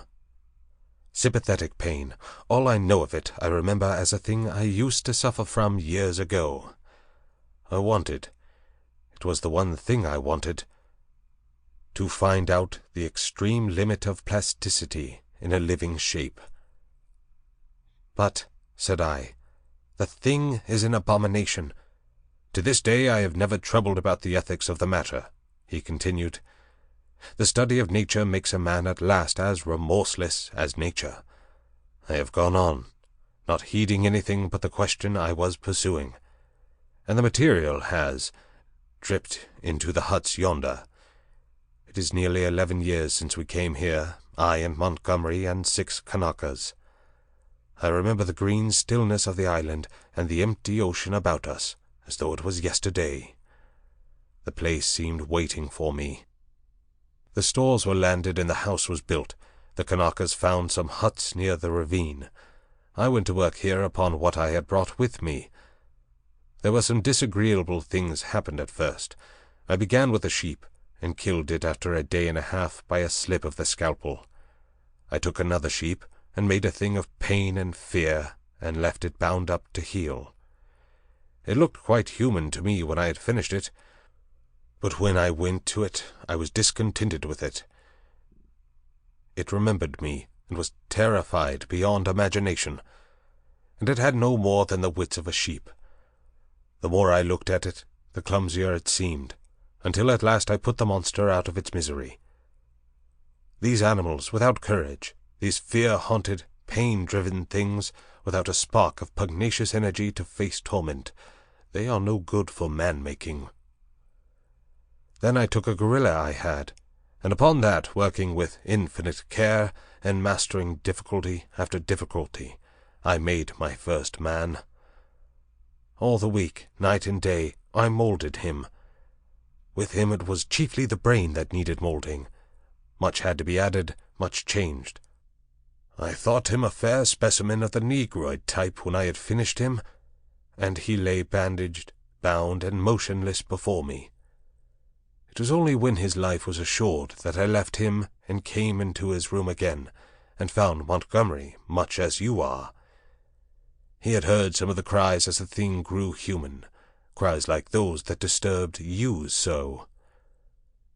I didn't take him completely into my confidence at first, and the Kanakas, too, had realized something of it. They were scared out of their wits by the sight of me. I got Montgomery over to me, in a way, but I and he had the hardest job to prevent the Kanakas deserting. Finally they did, and so we lost the yacht. I spent many days educating the brute. Altogether I had him for 3 or 4 months. I taught him the rudiments of English, gave him ideas of counting, even made the thing read the alphabet. But at that he was slow, though I've met with idiots slower. He began with a clean sheet mentally, had no memories left in his mind of what he had been. When his scars were quite healed, and he was no longer anything but painful and stiff, and able to converse a little, I took him yonder and introduced him to the Kanakas as an interesting stowaway. They were horribly afraid of him at first, somehow, which offended me rather, for I was conceited about him. But his ways seemed so mild, and he was so abject, that after a time they received him and took his education in hand. He was quick to learn, very imitative and adaptive, and built himself a hovel, rather better, it seemed to me, than their own shanties. There was one among the boys, a bit of a missionary, and he taught the thing to read, or at least to pick out letters, and gave him some rudimentary ideas of morality. But it seems the beast's habits were not all that is desirable. I rested from work for some days after this, and it was in a mind to write an account of the whole affair to wake up English physiology. Then I came upon the creature squatting up in a tree and gibbering at 2 of the Kanakas who had been teasing him. I threatened him, told him the inhumanity of such a proceeding, aroused his sense of shame, and came home resolved to do better before I took my work back to England. I have been doing better. But somehow the things drift back again. The stubborn beast flesh grows day by day back again. But I mean to do better things still. I mean to conquer that. This puma. But that's the story. All the Kanaka boys are dead now. One fell overboard of the launch, and one died of a wounded heel that he poisoned in some way with plant juice. 3 went away in the yacht, and I suppose and hope were drowned. The other one was killed. Well, I have replaced them. Montgomery went on as much as you are disposed to do at first, and then— "What became of the other one?" said I sharply. "The other Kanaka who was killed?" "The fact is, after I had made a number of human creatures, I made a thing." He hesitated. "Yes," said I. "It was killed." "I don't understand," said I. Do you mean to say it killed the Kanaka? Yes. It killed several other things that it caught. We chased it for a couple of days. It got loose by accident. I never meant it to get away. It was unfinished. It was purely an experiment. It was a limbless thing with a horrible face that writhed along the ground in a serpentine fashion. It was immensely strong and in infuriating pain. It lurked in the woods for some days until we hunted it, and then it wriggled into the northern part of the island, and we divided the party to close in upon it. Montgomery insisted upon coming with me. The man had a rifle, and when his body was found, one of the barrels was curved into the shape of an S, and very nearly bitten through. Montgomery shot the thing. After that I stuck to the ideal of humanity, except for little things. He became silent. I sat in silence watching his face. So for 20 years altogether, counting 9 years in England, I have been going on, and there is still something in everything I do that defeats me, makes me dissatisfied, challenges me to further effort. Sometimes I rise above my level, sometimes I fall below it, but always I fall short of the things I dream. The human shape I can get now, almost with ease, so that it is lithe and graceful, or thick and strong. But often there is trouble with the hands and the claws, painful things that I dare not shape too freely. But it is in the subtle grafting and reshaping one must needs do to the brain that my trouble lies. The intelligence is often oddly low, with unaccountable blank ends, unexpected gaps. And least satisfactory of all is something that I cannot touch. Somewhere, I cannot determine where, in the seat of the emotions.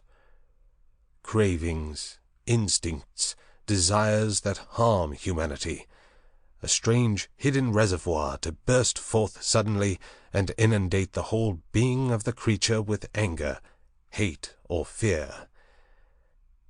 These creatures of mine seemed strange and uncanny to you so soon as you began to observe them, but to me, just after I make them, they seem to be indisputably human beings. It's afterwards, as I observe them, that the persuasion fades. First one animal trait, then another, creeps to the surface and stares out at me. But I will conquer yet. Each time I dip a living creature into the bath of burning pain, I say, this time I will burn out all the animal. This time I will make a rational creature of my own. After all, what is 10 years? Men have been 100,000 in the making, he thought darkly. But I am drawing near the fastness. This puma of mine, after a silence, and they revert. As soon as my hand is taken from them, the beast begins to creep back, begins to assert itself again. Another long silence. Then you take the things you make into those dens, said I. They go. I turn them out when I begin to feel the beast in them, and presently they wander there. They all dread this house and me. There is a kind of travesty of humanity over there. Montgomery knows about it, for he interferes in their affairs. He has trained 1 or 2 of them to our service. He's ashamed of it, but I believe he half likes some of those beasts. It's his business, not mine. They only sicken me with a sense of failure. I take no interest in them. I fancy they follow in the lines the Kanaka missionary marked out, and have a kind of mockery of a rational life, poor beasts. There's something they call the law, sing hymns about all thine. They build themselves their dens, gather fruit, and pull herbs, merry even. But I can see through it all, see into their very souls, and see they are nothing but the souls of beasts, beasts that perish, anger and the lusts to live and gratify themselves. Yet they are odd, complex, like everything else alive. There is a kind of upward striving in them, part vanity, part waste sexual emotion, part waste curiosity. It only mocks me. I have some hope of this puma. I have worked hard at her head and brain. And now, said he, standing up after a long gap of silence, during which we had each pursued our own thoughts, what do you think? Are you in fear of me still? I looked at him, and saw but a white-faced, white-haired man with calm eyes. Save for his serenity, the touch almost of beauty that resulted from his set tranquillity and his magnificent build, he might have passed muster among 100 other comfortable old gentlemen. Then I shivered. By way of answer to his second question, I handed him a revolver with either hand. "Keep them," he said, and snatched a yawn. He stood up, stared at me for a moment, and smiled. "You have had 2 eventful days," said he. "I should advise some sleep. I'm glad it's all clear. Good night." He thought me over for a moment, then went out by the inner door. I immediately turned the key in the outer one. I sat down again. Sat for a time in a kind of stagnant mood, so weary, emotionally, mentally, and physically, that I could not think beyond the point at which he had left me. The black window stared at me like an eye. At last, with an effort, I put out the light and got into the hammock. Very soon I was asleep. 15. Concerning the Beast Folk. I woke early. Moreau's explanation stood before my mind, clear and definite, from the moment of my awakening. I got out of the hammock and went to the door to assure myself that the key was turned. Then I tried the window bar, and found it firmly fixed.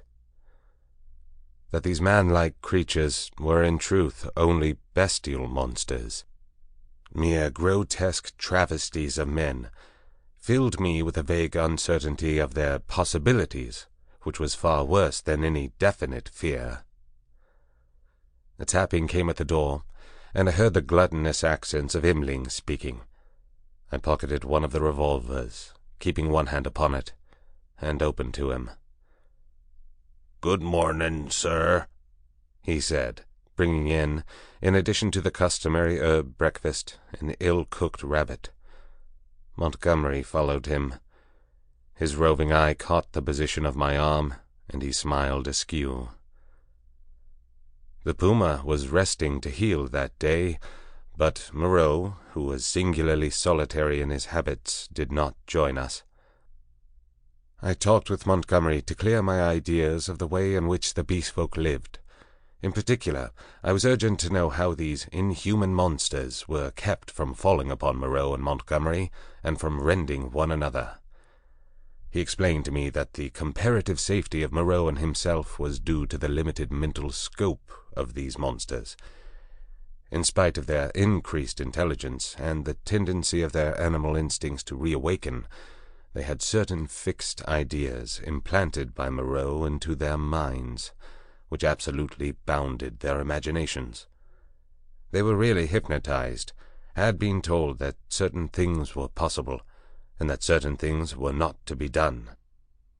And these prohibitions were woven into the texture of their minds beyond any possibility of disobedience or dispute.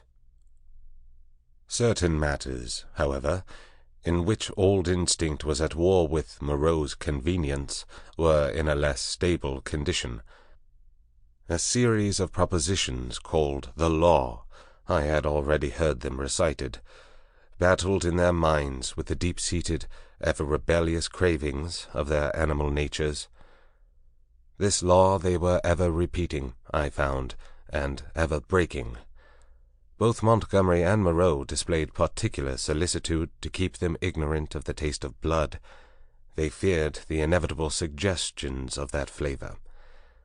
Montgomery told me that the law, especially among the feline beast people, became oddly weakened about nightfall, that then the animal was at its strongest, that a spirit of adventure sprang up in them at the dusk, when they would dare things they never seemed to dream about by day.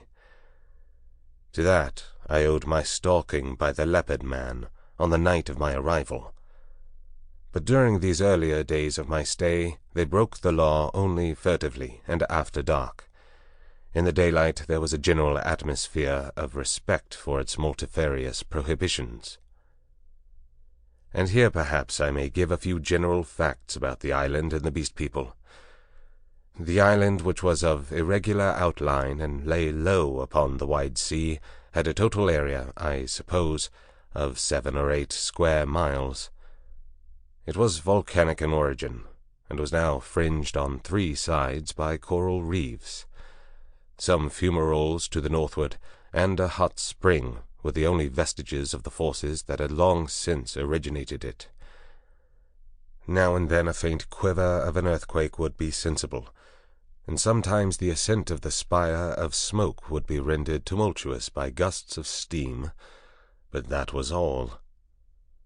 The population of the island, Montgomery informed me, now numbered rather more than 60 of these strange creations of Moreau's art, not counting the smaller monstrosities which lived in the undergrowth and were without human form.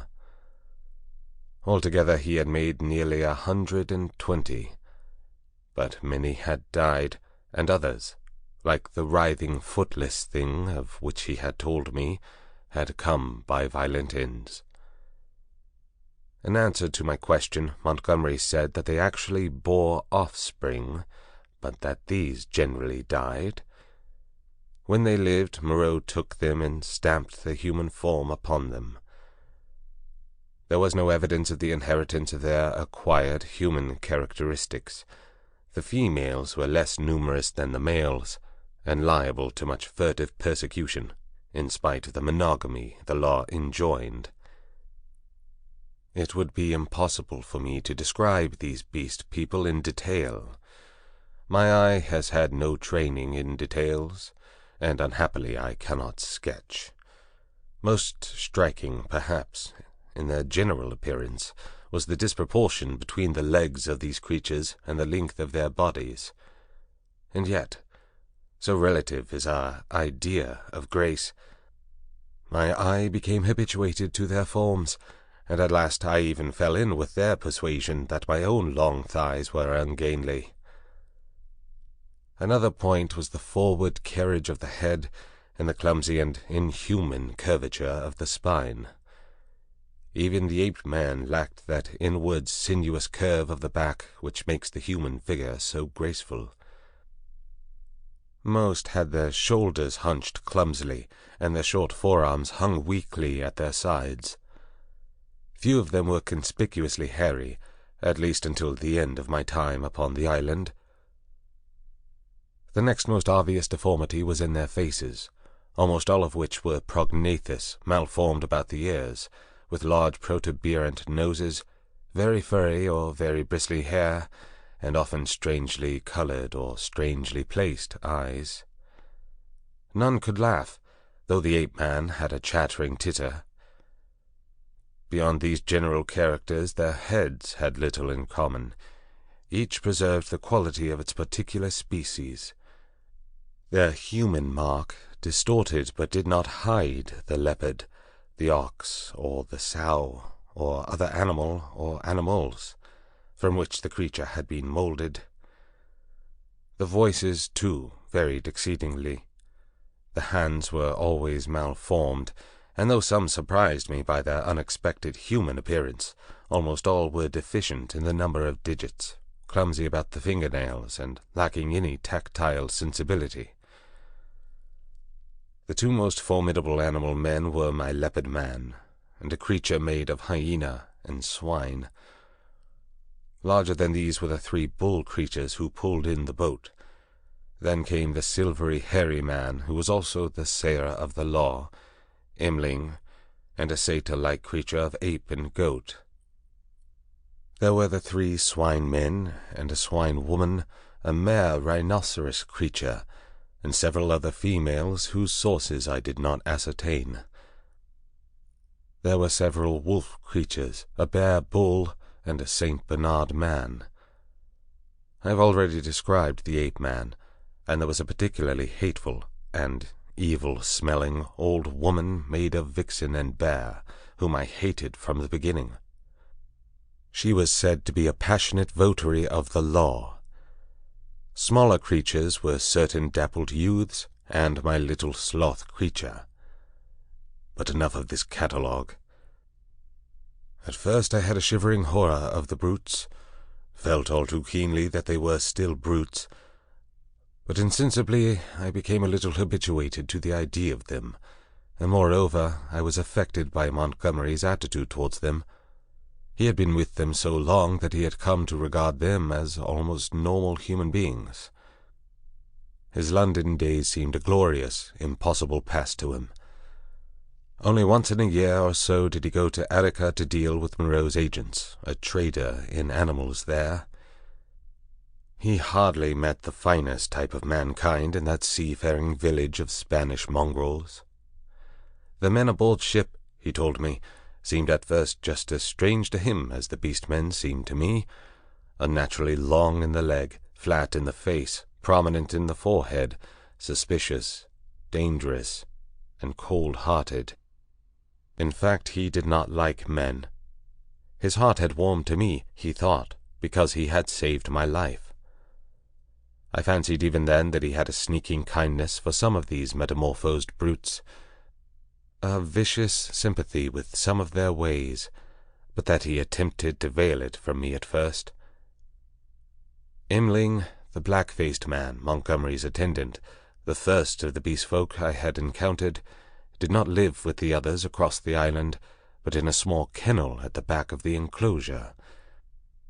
The creature was scarcely so intelligent as the ape-man, but far more docile, and the most human-looking of all the beast-folk. And Montgomery had trained it to prepare food, and indeed to discharge all the trivial domestic offices that were required. It was a complex trophy of Moreau's horrible skill, a bear tainted with dog and ox, and one of the most elaborately made of all his creatures. It treated Montgomery with a strange tenderness and devotion. Sometimes he would notice it, pat it, call it half-mocking, half-jocular names, and so make it caper with extraordinary delight. Sometimes he would ill-treat it, especially after he had been at the whiskey, kicking it, beating it, pelting it with stones or lighted fuses. But whether he treated it well or ill, it loved nothing so much as to be near him. I say I became habituated to the beast people, that 1,000 things which had seemed unnatural and repulsive speedily became natural and ordinary to me. I suppose everything in existence takes its color from the average hue of our surroundings. Montgomery and Moreau were too peculiar and individual to keep my general impression of humanity well defined. I would see one of the clumsy bovine creatures who worked the launch, treading heavily through the undergrowth, and find myself asking, trying hard to recall, how he differed from some really human yokel trudging from his mechanical labors. Or I would meet the fox-bear woman's vulpine, shifty face, strangely human in its speculative cunning, and even imagine I had met it before in some city byway. Yet every now and then the beast would flash out upon me beyond any doubt or denial. An ugly-looking man, a hunched-back human savage, to all appearance, squatting in the aperture of one of the dens, would stretch his arms and yawn, showing with startling suddenness scissor-edged incisors and saber-like canines, keen and brilliant as knives. Or in some narrow pathway, glancing with a transitory daring into the eyes of some lithe, white-swathed female figure, I would suddenly see, with a spasmodic revulsion, that she had slit-like pupils, or glancing down note the curving nail with which she held her shapeless wrap about her. It is a curious thing, by the by, for which I am quite unable to account, that these weird creatures, the females, I mean, had in the earlier days of my stay an instinctive sense of their own repulsive clumsiness, and displayed in consequence a more than human regard for the decency and decorum of extensive costume. 16. How the beast folk taste blood. My experience as a writer betrays me, and I wander from the thread of my story.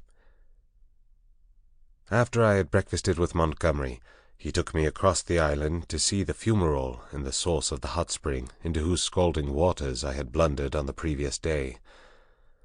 Both of us carried whips and loaded revolvers. While going through a leafy jungle on our road thither, we heard a rabbit squealing.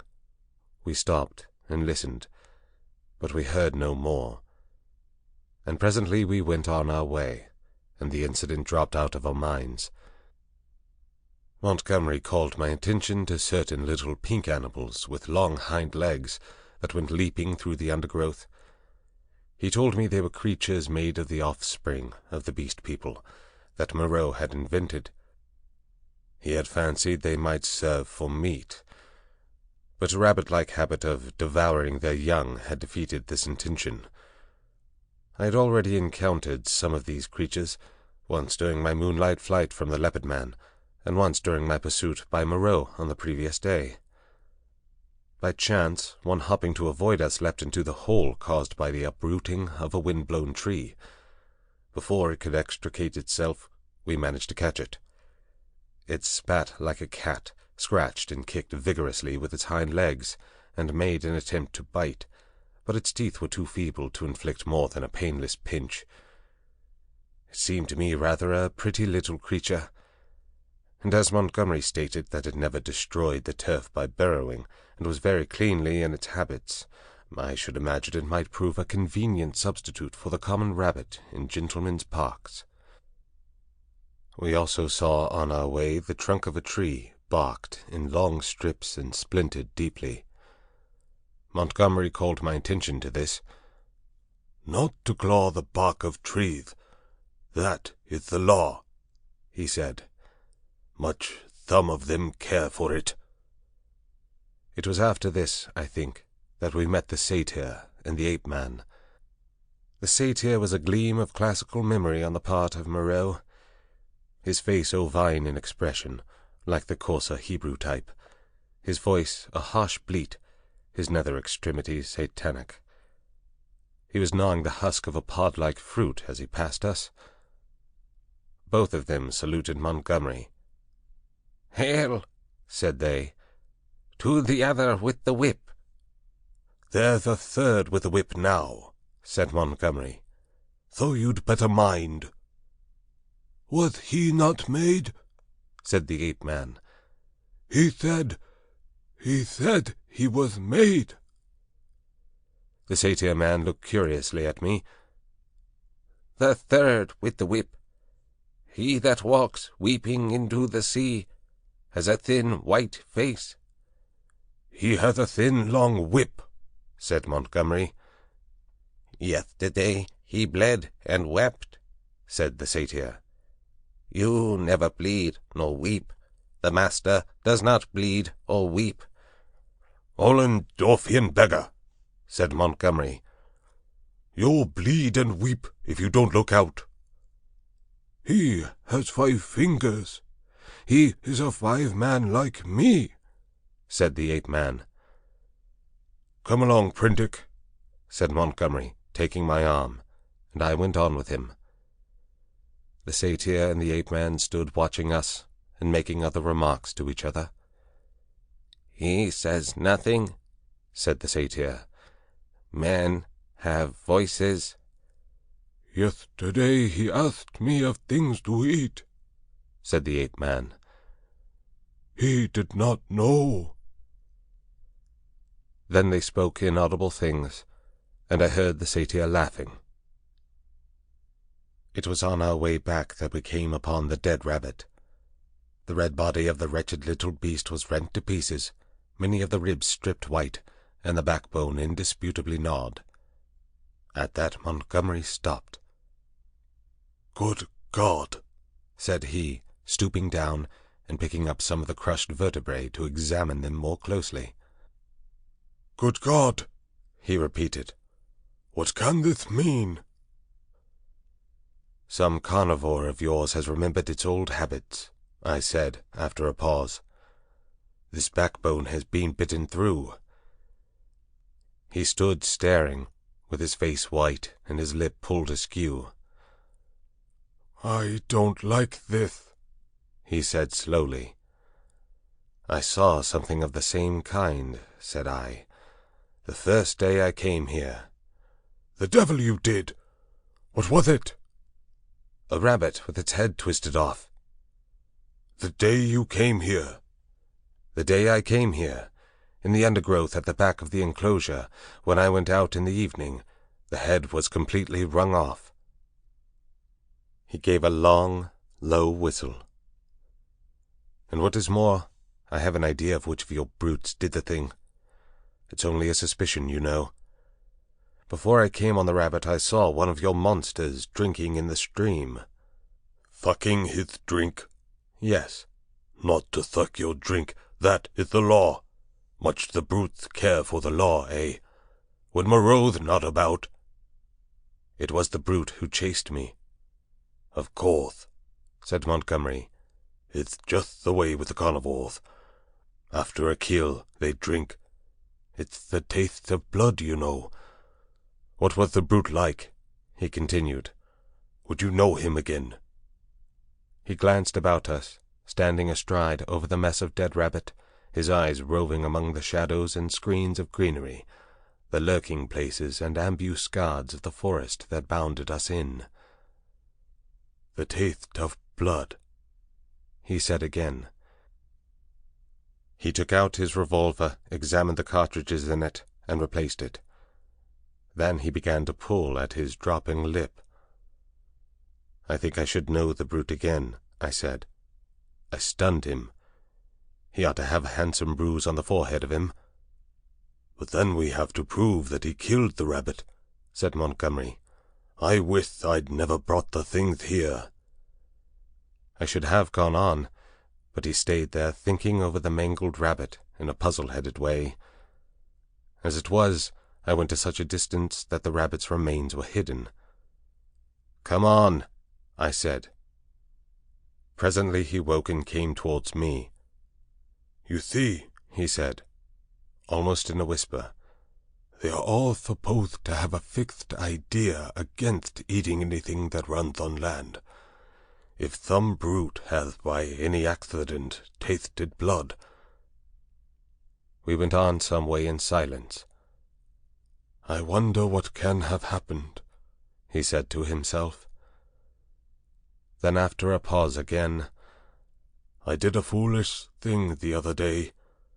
That servant of mine, I showed him how to skin and cook a rabbit. It's odd. I saw him licking his hands. It never occurred to me." Then, "We must put a stop to this.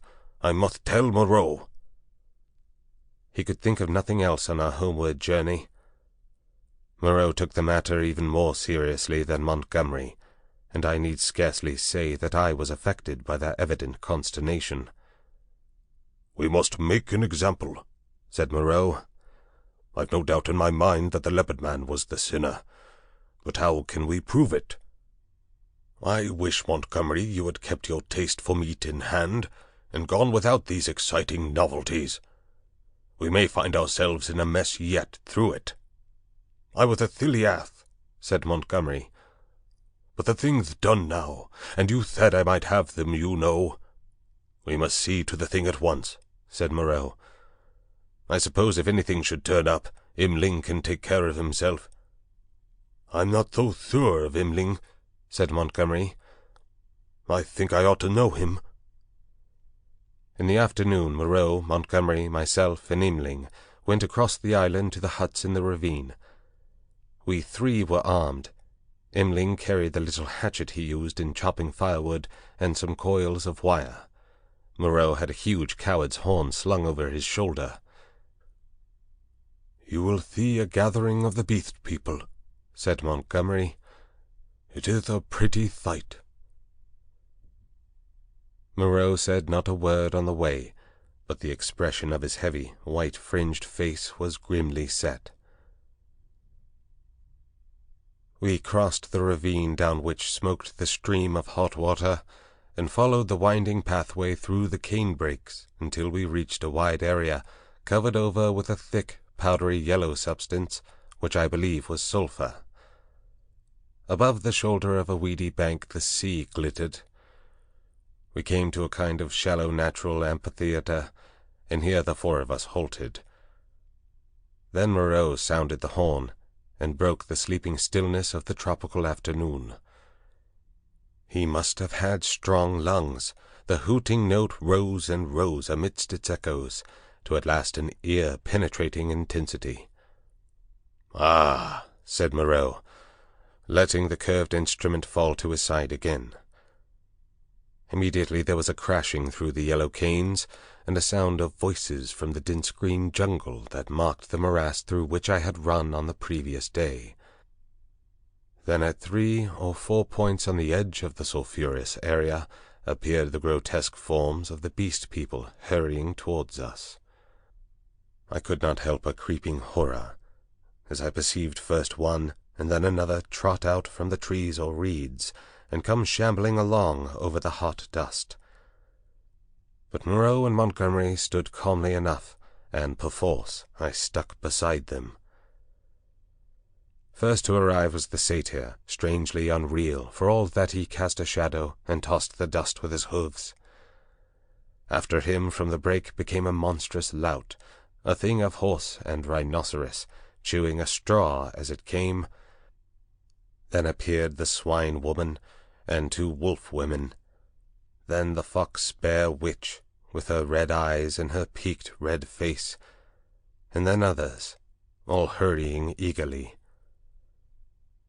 As they came forward, they began to cringe towards Moreau, and chant, quite regardless of one another, fragments of the latter half of the litany of the law. His is the hand that wounds, his is the hand that heals, and so forth. As soon as they had approached within a distance of perhaps 30 yards, they halted, and bowing on knees and elbows, began flinging the white dust upon their heads. Imagine the scene, if you can. We 3 blue-clad men, with our misshapen black-faced attendant, standing in a wide expanse of sunlit yellow dust under the blazing blue sky, and surrounded by this circle of crouching and gesticulating monstrosities, some almost human, save in their subtle expression and gestures, some like cripples, some so strangely distorted as to resemble nothing but the denizens of our wildest dreams. And beyond, the reedy lines of a cane-brake in one direction, a dense tangle of palm trees on the other, separating us from the ravine with the huts, and to the north the hazy horizon of the Pacific Ocean. 62, 63, counted Moreau. There are 4 more. I do not see the leopard man, said I. Presently Moreau sounded the great horn again, and at the sound of it all the beast people writhed and gravelled in the dust. Then, slinking out of the cane-brake, stooping near the ground, and trying to join the dust-throwing circle behind Moreau's back, came the leopard man. The last of the beast people to arrive was the little ape-man. The earlier animals, hot and weary with their grovelling, shot vicious glances at him. "Cease," said Moreau, in his firm, loud voice, and the beast people sat back upon their hams and rested from their worshipping. "Where is the sayer of the law?" said Moreau, and the hairy grey monster bowed his face in the dust. "Say the words," said Moreau. Forthwith all in the kneeling assembly, swaying from side to side, and dashing up the sulphur with their hands, first the right hand, and a puff of dust, and then the left, began once more to chant their strange litany. When they reached, "Not to eat flesh or fish, that is the law," Moreau held up his lank white hand. "Stop!" he cried, and there fell absolute silence upon them all.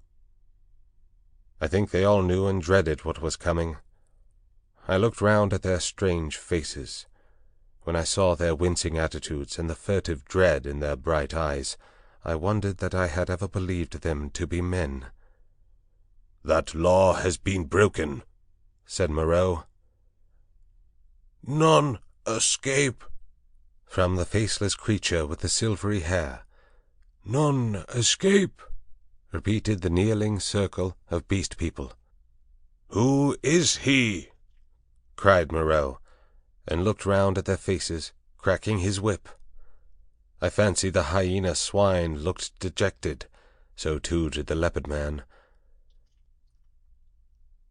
Moreau stopped, facing this creature, who cringed towards him with the memory and dread of infinite torment. "Who is he?" repeated Moreau in a voice of thunder. "Evil is he who breaks the law," chanted the sayer of the law. Moreau looked into the eyes of the leopard man, and seemed to be dragging the very soul out of the creature. "Who breaks the law?" said Moreau, taking his eyes off his victim and turning towards us. It seemed to me there was a touch of exultation in his voice.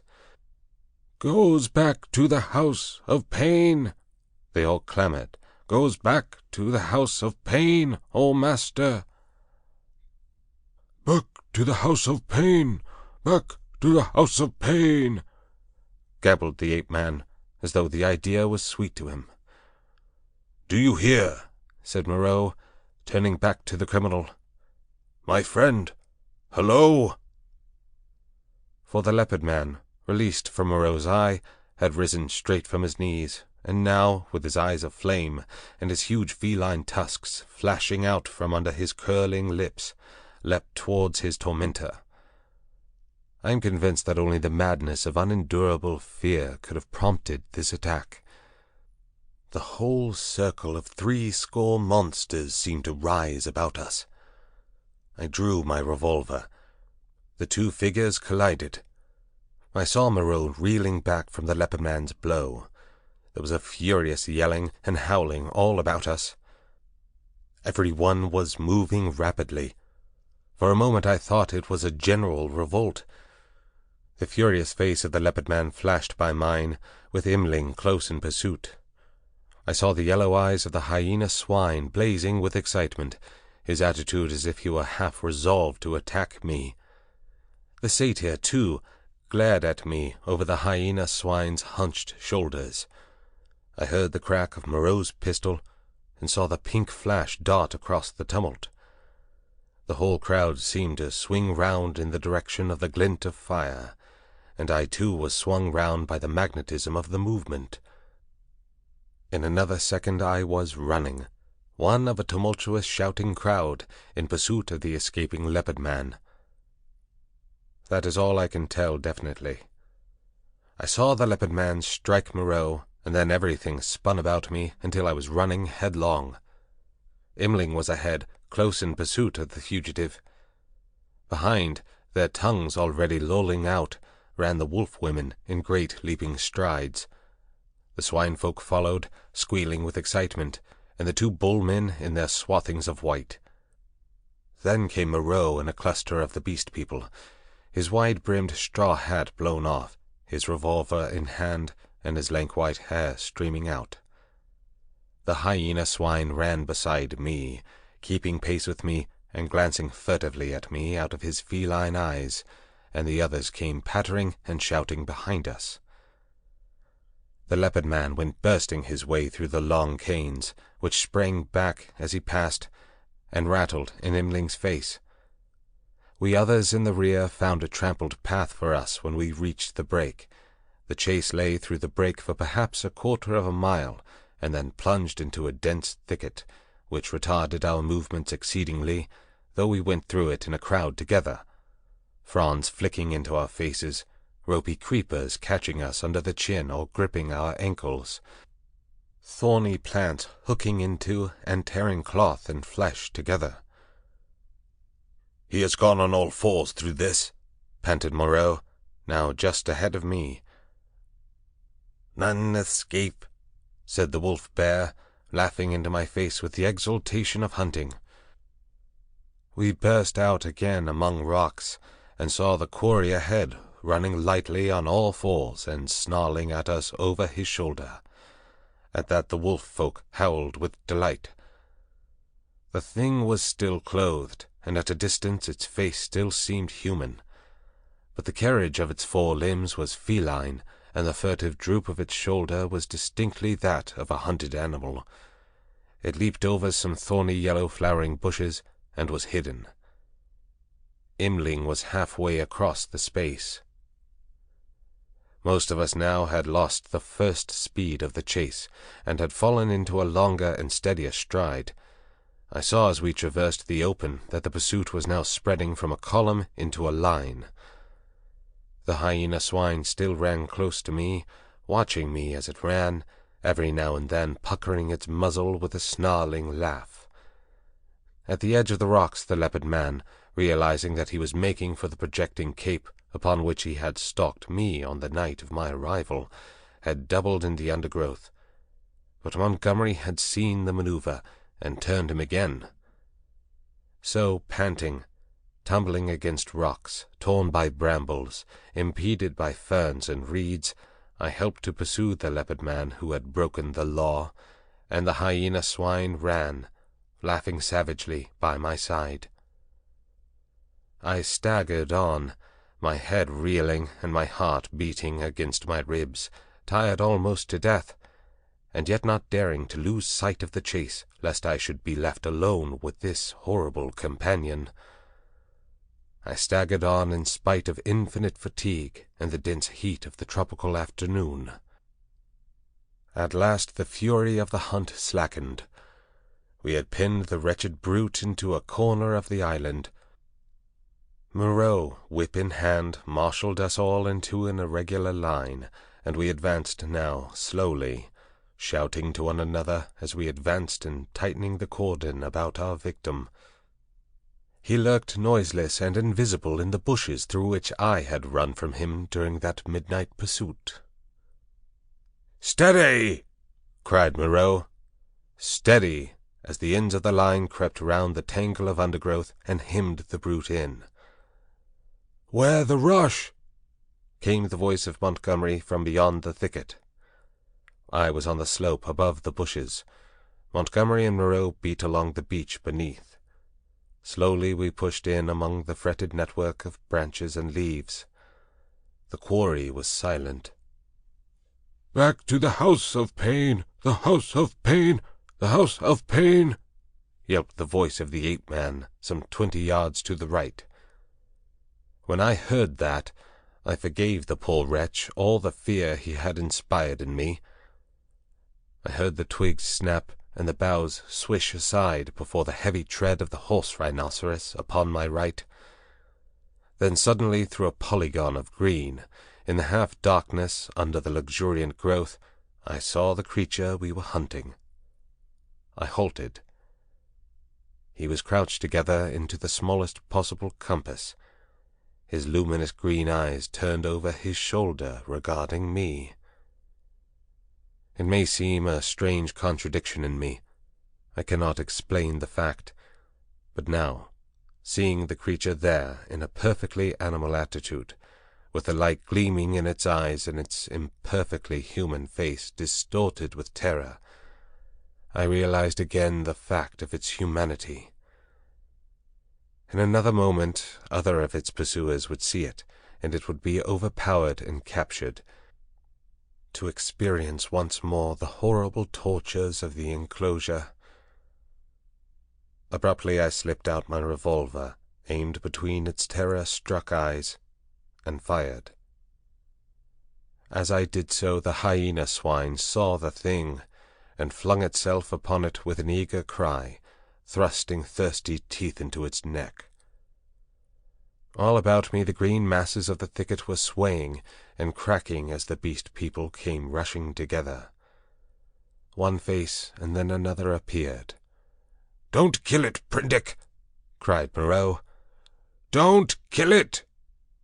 And I saw him stooping as he pushed through under the fronds of the big ferns. In another moment he had beaten off the hyena swine with the handle of his whip, and he and Montgomery were keeping away the excited carnivorous beast people, and particularly Imling, from the still quivering body. The hairy grey thing came sniffing at the corpse under my arm.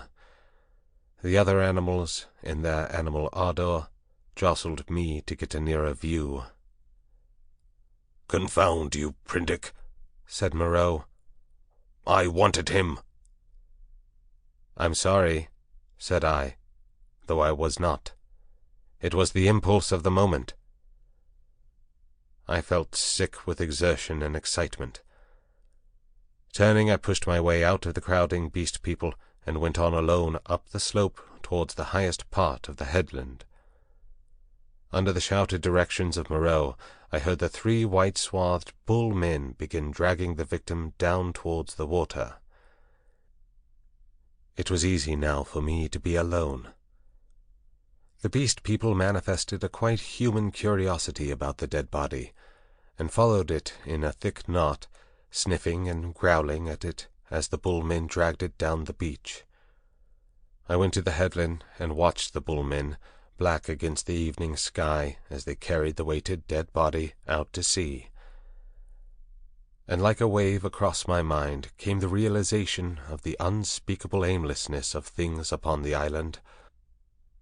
Upon the beach among the rocks beneath me were the ape-man, the hyena swine, and several other of the beast people, standing about Montgomery and Moreau.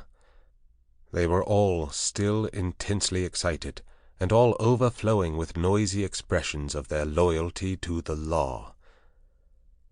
Yet I felt an absolute assurance in my own mind that the hyena swine was implicated in the rabbit-killing.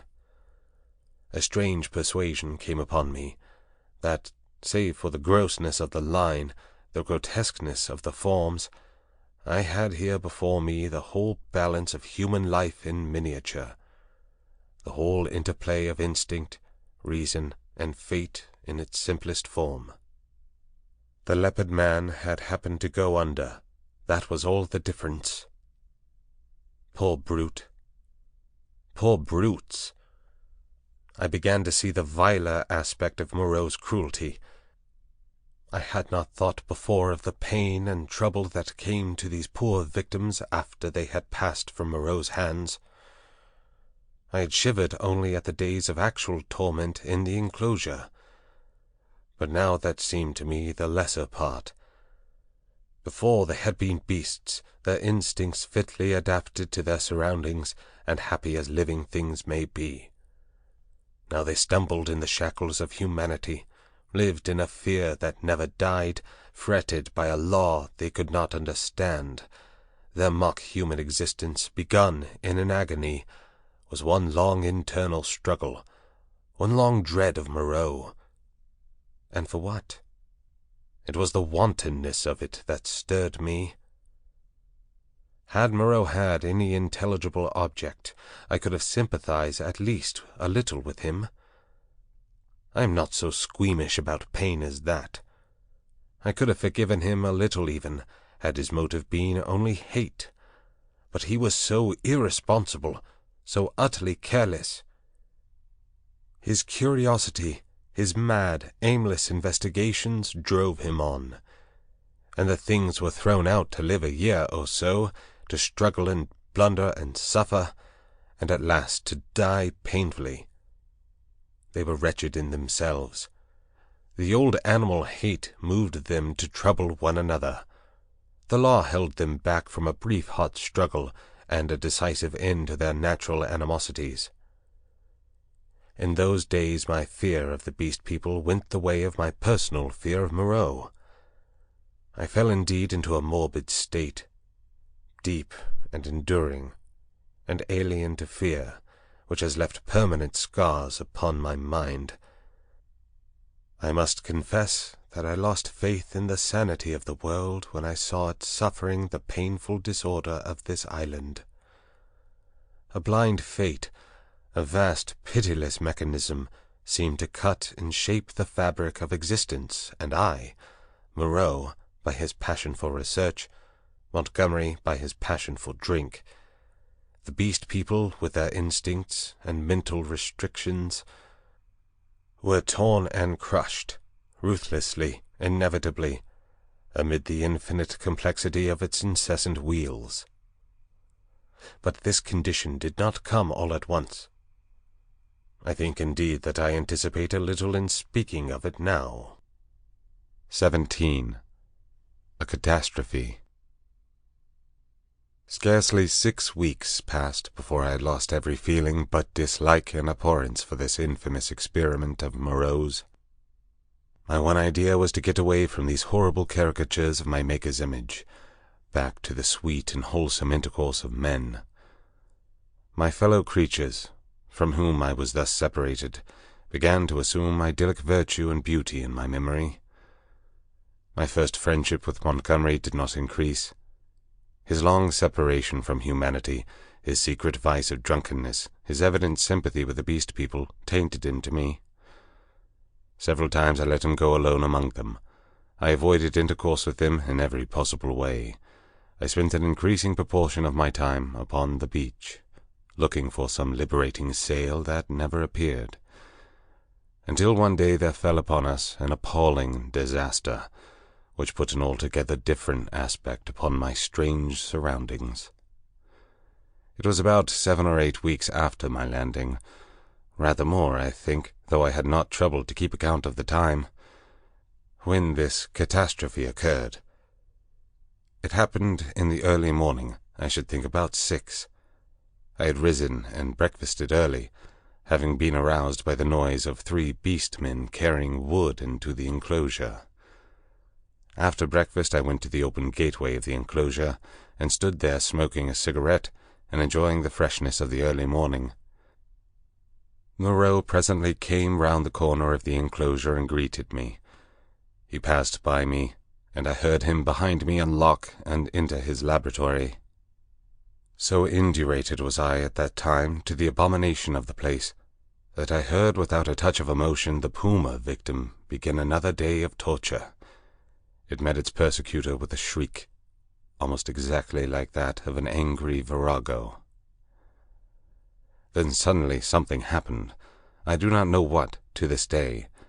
I heard a short, sharp cry behind me, a fall, and turning saw an awful face rushing upon me, not human, not animal, but hellish, brown, seamed with red branching scars, red drops starting out upon it, and the lidless eyes ablaze.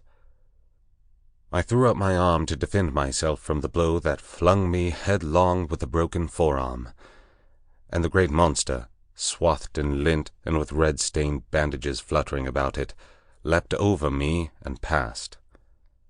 I rolled over and over down the beach, tried to sit up, and collapsed upon my broken arm. Then Moreau appeared, his massive white face all the more terrible for the blood that trickled from his forehead. He carried a revolver in one hand. He scarcely glanced at me, but rushed off at once in pursuit of the puma. I tried the other arm and sat up.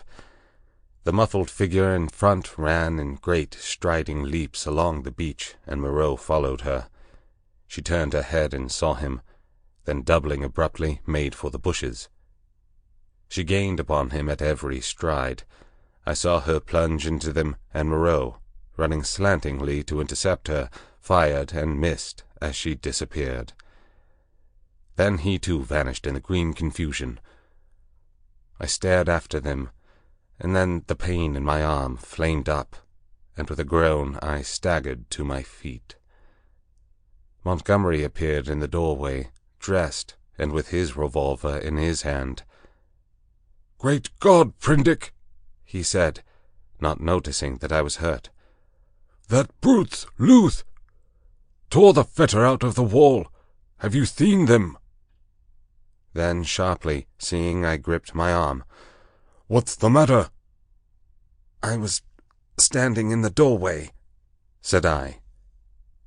He came forward and took my arm. "Blood on the sleeve," said he, and rolled back the flannel. He pocketed his weapon, felt my arm about painfully, and led me inside. "Your arm is broken," he said, and then, "Tell me exactly how it happened. What happened?" I told him what I had seen.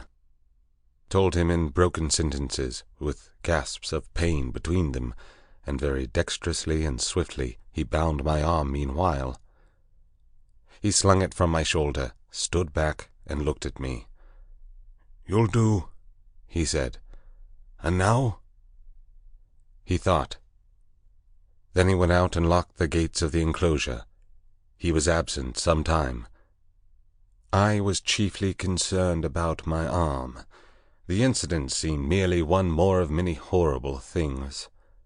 I sat down in the deck chair, and I must admit swore heartily at the island.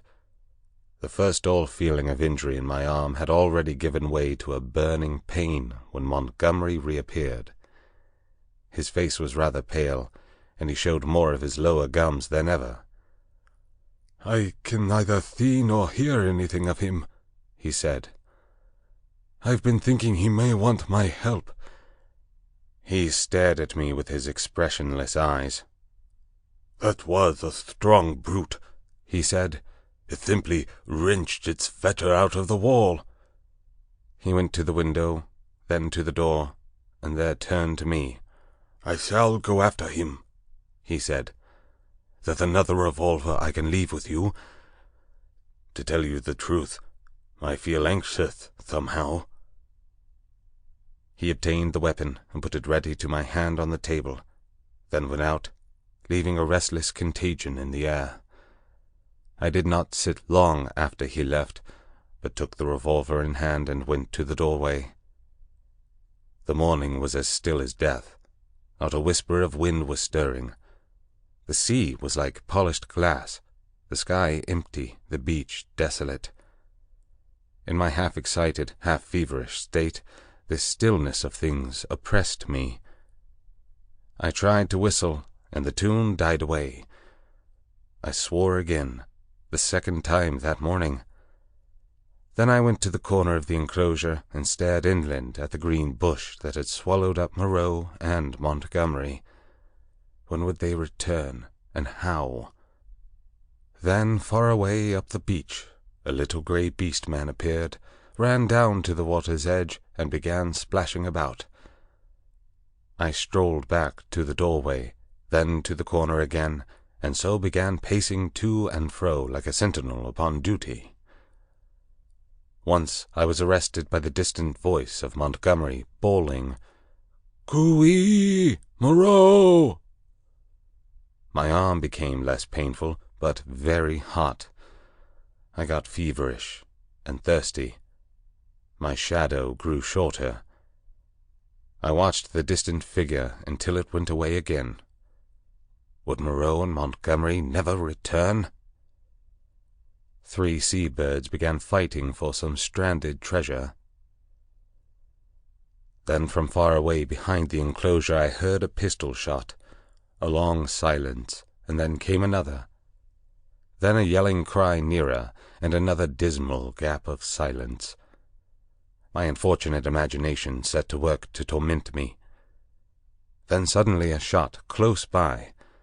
I went to the corner, startled, and saw Montgomery, his face scarlet, his hair disordered, and the knee of his trousers torn. His face expressed profound consternation.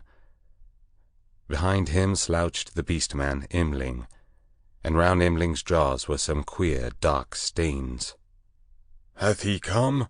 said Montgomery. "Moreau?" said I. "No." "My God!" The man was panting, almost sobbing. "Go back in," he said, taking my arm. "They're mad. They're all rushing about mad. What can have happened, I don't know. I'll tell you when my breath cometh. With some brandy." Montgomery limped before me into the room and sat down in the deck chair. Imling flung himself down just outside the doorway and began panting like a dog. I got Montgomery some brandy and water. He sat staring in front of him at nothing, recovering his breath. After some minutes he began to tell me what had happened. He had followed their track for some way. It was plain enough at first on account of the crushed and broken bushes, white rags torn from the puma's bandages, and occasional smears of blood on the leaves of the shrubs and undergrowth. He lost track, however, on the stony ground beyond the stream where I had seen the beast-man drinking, and went wandering aimlessly westward, shouting Moreau's name. Then Imling had come to him carrying a light hatchet. Imling had seen nothing of the puma affair, had been felling wood, and heard him calling. They went on shouting together. 2 beastmen came crouching and peering at them through the undergrowth, with gestures and a furtive carriage that alarmed Montgomery by their strangeness. He hailed them, and they fled guiltily. He stopped shouting after that, and after wandering some time farther, in an undecided way, determined to visit the huts. He found the ravine deserted. Growing more alarmed every minute, he began to retrace his steps. Then it was he encountered the 2 swine-men I had seen dancing on the night of my arrival. Blood-stained they were about the mouth, and intensely excited. They came crashing through the ferns, and stopped with fierce faces when they saw him. He cracked his whip in some trepidation, and forthwith they rushed at him. Never before had a beast-man dared to do that. One he shot through the head. Imling flung himself upon the other, and the 2 rolled grappling. Imling got his brute under and with his teeth in its throat, and Montgomery shot that too as it struggled in Imling's grip. He had some difficulty in inducing Imling to come on with him. Thence they had hurried back to me. On the way, Imling had suddenly rushed into a thicket and driven out an undersized ocelot man, also blood-stained, and lame through a wound in the foot. This brute had run a little way and then turned savagely at bay, and Montgomery, with a certain wantonness, I thought, had shot him. "What does it all mean?" said I. He shook his head, and turned once more to the brandy. 18. The Finding of Moreau. When I saw Montgomery swallow a 3rd dose of brandy, I took it upon myself to interfere. He was already more than half fuddled. I told him that some serious thing must have happened to Moreau by this time, or he would have returned before this, and that it behoved us to ascertain what that catastrophe was. Montgomery raised some feeble objections, and at last agreed. We had some food, and then all 3 of us started. It is possibly due to the tension of my mind at the time, but even now that start into the hot stillness of the tropical afternoon is a singularly vivid expression. Imling went first, his shoulder hunched, his strange black head moving with quick starts as he peered first on this side of the way and then on that. He was unarmed. His axe he had dropped when he encountered the swine-men. Teeth were his weapons when it came to fighting. Montgomery followed with stumbling footsteps, his hands in his pockets, his face downcast. He was in a state of muddled sullenness with me on account of the brandy. My left arm was in a sling. It was lucky it was my left, and I carried my revolver in my right. Soon we traced a narrow path through the wild luxuriance of the island, going northwestward, and presently Imling stopped and became rigid with watchfulness. Montgomery almost staggered into him, and then stopped too. Then, listening intently, we heard coming through the trees the sound of voices and footsteps approaching us. "He is dead," said a deep, vibrating voice. "He is not dead. He is not dead," jabbered another. We saw, said several voices. "Hello!" suddenly shouted Montgomery. "Hello there!" "Confound you!" said I, and gripped my pistol. There was a silence, then a crashing among the interlacing vegetation. First here, then there, and then half a dozen faces appeared. Strange faces, lit by a strange light. Imling made a growling noise in his throat. I recognized the ape-man. I had indeed already identified his voice, and two of the white-swathed, brown-featured creatures I had seen in Montgomery's boat.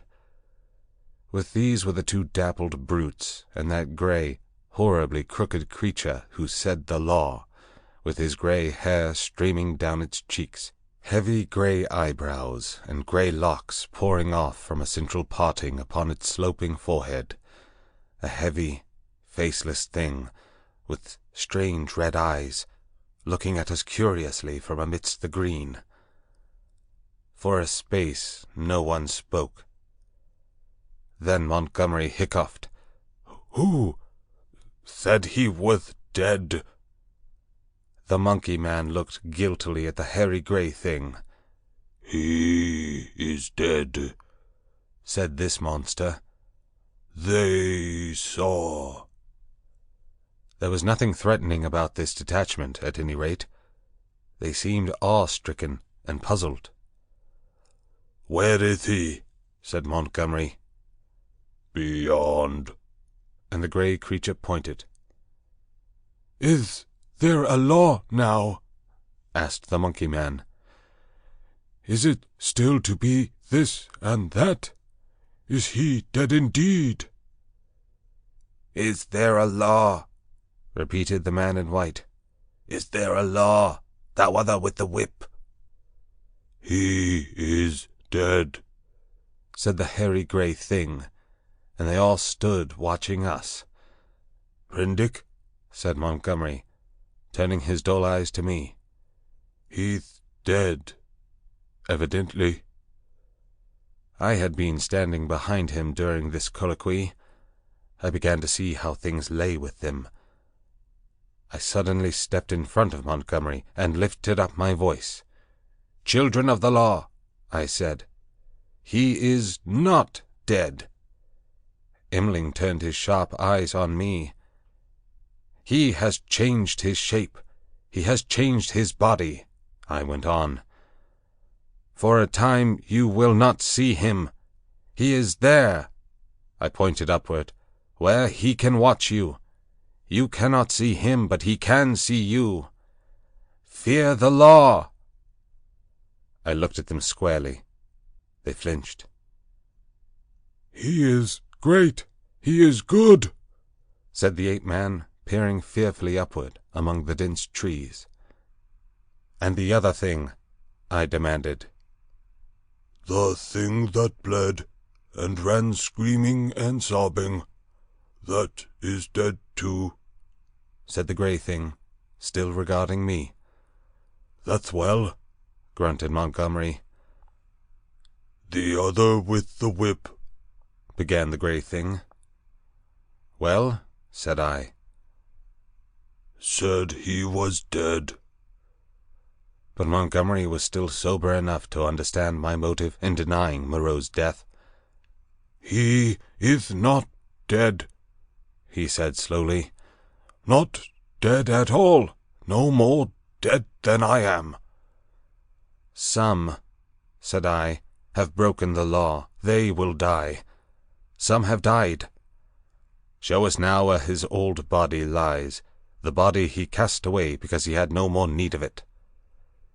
"It is this way, man who walked in the sea," said the grey thing.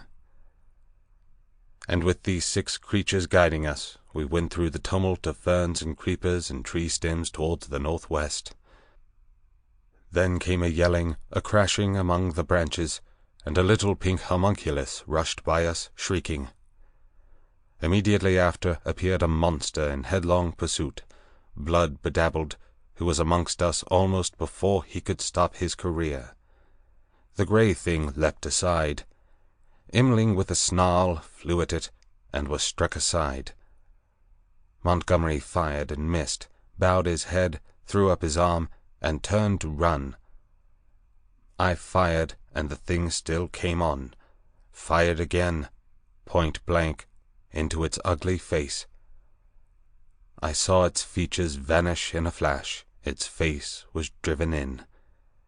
Yet it passed me, gripped Montgomery, and, holding him, fell headlong beside him, and pulled him sprawling upon itself in its death agony.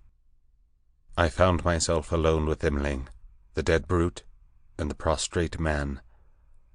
Montgomery raised himself slowly and stared in a muddled way at the shattered beast-man beside him. It more than half sobered him. He scrambled to his feet. Then I saw the grey thing returning cautiously through the trees. "See," said I, pointing to the dead brute. "Is the law not alive?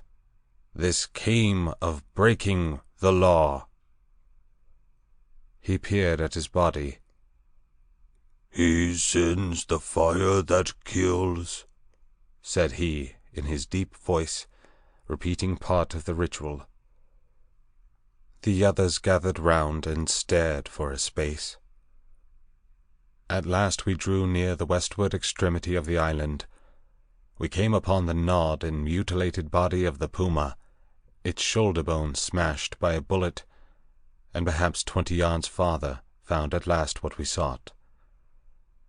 Moreau lay face downward in a trampled space in a cane brake. One hand was almost severed at the wrist, and his silvery hair was dabbled in blood. His head had been battered in by the fetters of the puma. The broken canes beneath him were smeared with blood. His revolver could not be found. Montgomery turned him over. Resting at intervals, and with the help of the 7 beast people, for he was a heavy man, we carried Moreau back to the enclosure. The night was darkling. Twice we heard unseen creatures howling and shrieking past our little band, and once the little pink sloth creature appeared and stared at us and vanished again. But we were not attacked again. At the gates of the enclosure our company of beast people left us, Imling going with the rest. We locked ourselves in, and then took Moreau's mangled body into the yard and laid it upon a pile of brushwood. Then we went into the laboratory and put an end to all we found living there. 19. Montgomery's Bank Holiday. When this was accomplished, and we had washed and eaten, Montgomery and I went into my little room and seriously discussed our position for the first time. It was then near midnight. He was almost sober, but greatly disturbed in his mind. He had been strangely under the influence of Moreau's personality. I do not think it had ever occurred to him that Moreau could die. This disaster was the sudden collapse of the habits that had become part of his nature in the 10 or more monotonous years he had spent on the island. He talked vaguely, answered my questions crookedly, wandered into general questions. "This Thiliath of a world," he said. "What a muddle it all is. I haven't had any life. I wonder when it's going to begin. 16 years of being bullied by nurses and schoolmasters at their own sweet will. 5 in London, grinding hard at medicine, bad food, shabby lodgings, shabby clothes, shabby vice. A blunder. I didn't know any better, and hustled off to this beastly island. 10 years here. What's it all for, Predick? All we bubbles blown by a baby?" It was hard to deal with such ravings. "The thing we have to think of now," said I, is how to get away from this island. What's the good of getting away? I'm an outcast. Where am I to join on? It's all very well for you, Prendick. Poor old Moreau. We can't leave him here to have his bones picked, as it is. And besides, what will become of the decent part of the beast folk? Well, said I, that will do tomorrow. I've been thinking we might make the brushwood into a pyre and burn his body, and those other things. Then what will happen with the beast folk? I don't know. I suppose those that were made beasts of prey will make silly asses of themselves sooner or later. We can't massacre the lot, can we? I suppose that's what your humanity would suggest. But they'll change. They are sure to change. He talked thus inconclusively until at last I felt my temper going. Damnation! He exclaimed, at some petulance of mine. Can't you see I'm in a worse hole than you are? And he got up and went for the brandy. Drink, he said, returning. You logic-chopping, chalky-faced saint of an atheist. Drink. Not I, said I, and sat grimly watching his face under the yellow paraffin flare as he drank himself into a garrulous misery. I have a memory of infinite tedium. He wandered into a maudlin defence of the beast people and of Imling. Imling, he said, was the only thing that had ever really cared for him. And suddenly an idea came to him. I'm damned, said he, staggering to his feet and clutching the brandy bottle. By some flash of intuition, I knew what it was he intended. You don't give drink to that beast, I said, rising and facing him. Beast, said he, you're the beast. He takes his liquor like a Christian. Come out of my way, Prendick. For God's sake, said I. Get out of the way, he roared, and suddenly whipped out his revolver. Very well, said I, and stood aside, half-minded to fall upon him as he put his hand upon the latch, but deterred by the thought of my useless arm. You've made a beast of yourself. To the beasts you may go.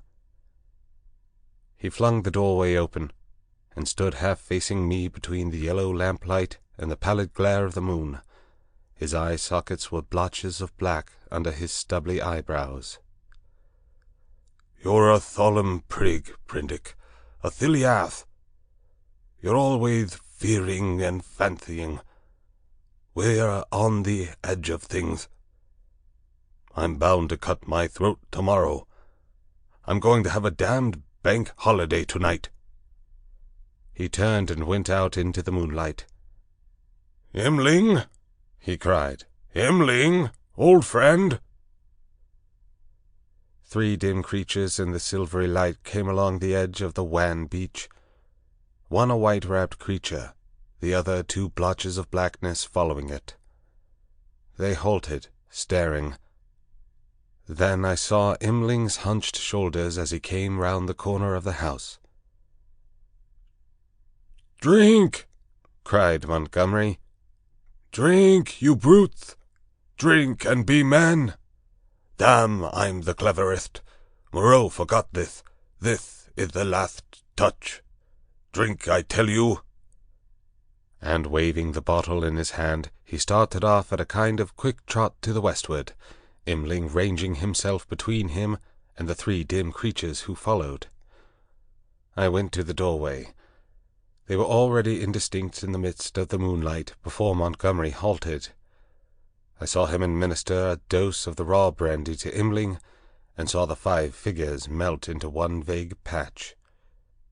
"Sing!" I heard Montgomery shout. "Sing all together! Confound old Prendick! That's right, now again! Confound old Prendick!" The black group broke up into 5 separate figures, and wound slowly away from me along the band of shining beach. Each went howling at his own sweet will, yelping insults at me, or giving whatever other vent this new inspiration of brandy demanded. Presently I heard Montgomery's voice shouting, "Right turn!" and they passed with their shouts and howls into the blackness of the landward trees. Slowly, very slowly, they receded into silence. The peaceful splendor of the night healed again. The moon was now past the meridian and traveling down the west. It was at its full and very bright, riding through the empty blue sky. The shadow of the wall lay, a yard wide and of inky blackness, at my feet. The eastward sea was a featureless grey, dark and mysterious, and between the sea and the shadow the grey sands, of volcanic glass and crystals, flashed and shone like a beach of diamonds. Behind me the paraffin lamp flared hot and ruddy. Then I shut the door, locked it, and went into the enclosure where Moreau lay beside his latest victims, the staghounds and the llama, and some other wretched brutes, with his massive face calm even after his terrible death, and with his hard eyes open, staring at the dead white moon above.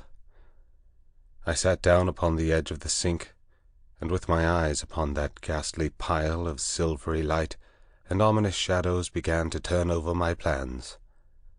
In the morning I would gather some provisions in the dinghy, and after setting fire to the pyre before me, push out into the desolation of the high sea once more.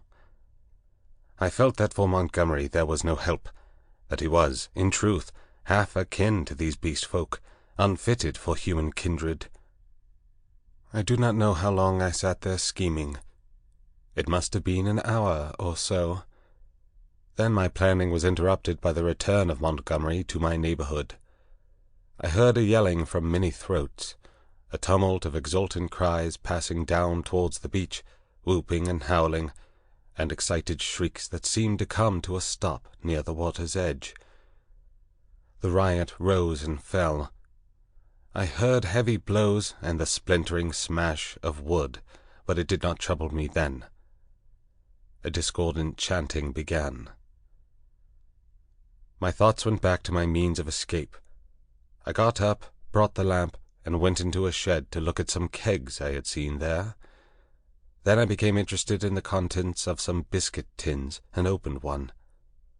I saw something out of the tail of my eye, a red figure, and turned sharply.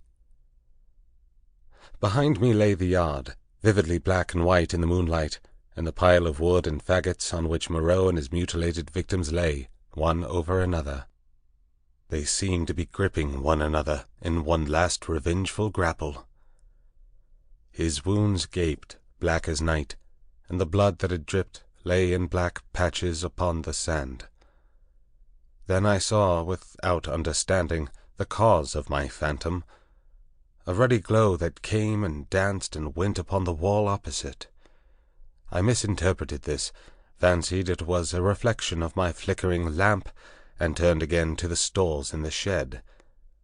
I went on rummaging among them, as well as a one-armed man could, finding this convenient thing and that, and putting them aside for tomorrow's launch. My movements were slow, and the time passed quickly. Insensibly the daylight crept upon me. The chanting died down, giving place to a clamor.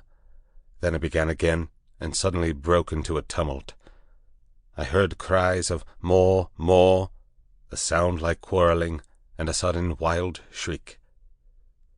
The quality of the sounds changed so greatly that it arrested my attention. I went out into the yard and listened. Then, cutting like a knife across the confusion, came the crack of a revolver. I rushed at once through my room to the little doorway. As I did so I heard some of the packing cases behind me go sliding down, and smashed together with a clatter of glass on the floor of the shed. But I did not heed these. I flung the door open and looked out. Up the beach by the boathouse a bonfire was burning, raining up sparks into the indistinctness of the dawn. Around this struggled a mass of black figures. I heard Montgomery call my name. I began to run at once towards this fire, revolver in hand. I saw the pink tongue of Montgomery's pistol lick out once, close to the ground. He was down. I shouted with all my strength and fired into the air. I heard someone cry, "The Master!" The knotted black struggle broke into scattering units. The fire leapt and sank down. The crowd of beast people fled in sudden panic before me up the beach. In my excitement I fired at their retreating backs as they disappeared among the bushes. Then I turned to the black heaps upon the ground.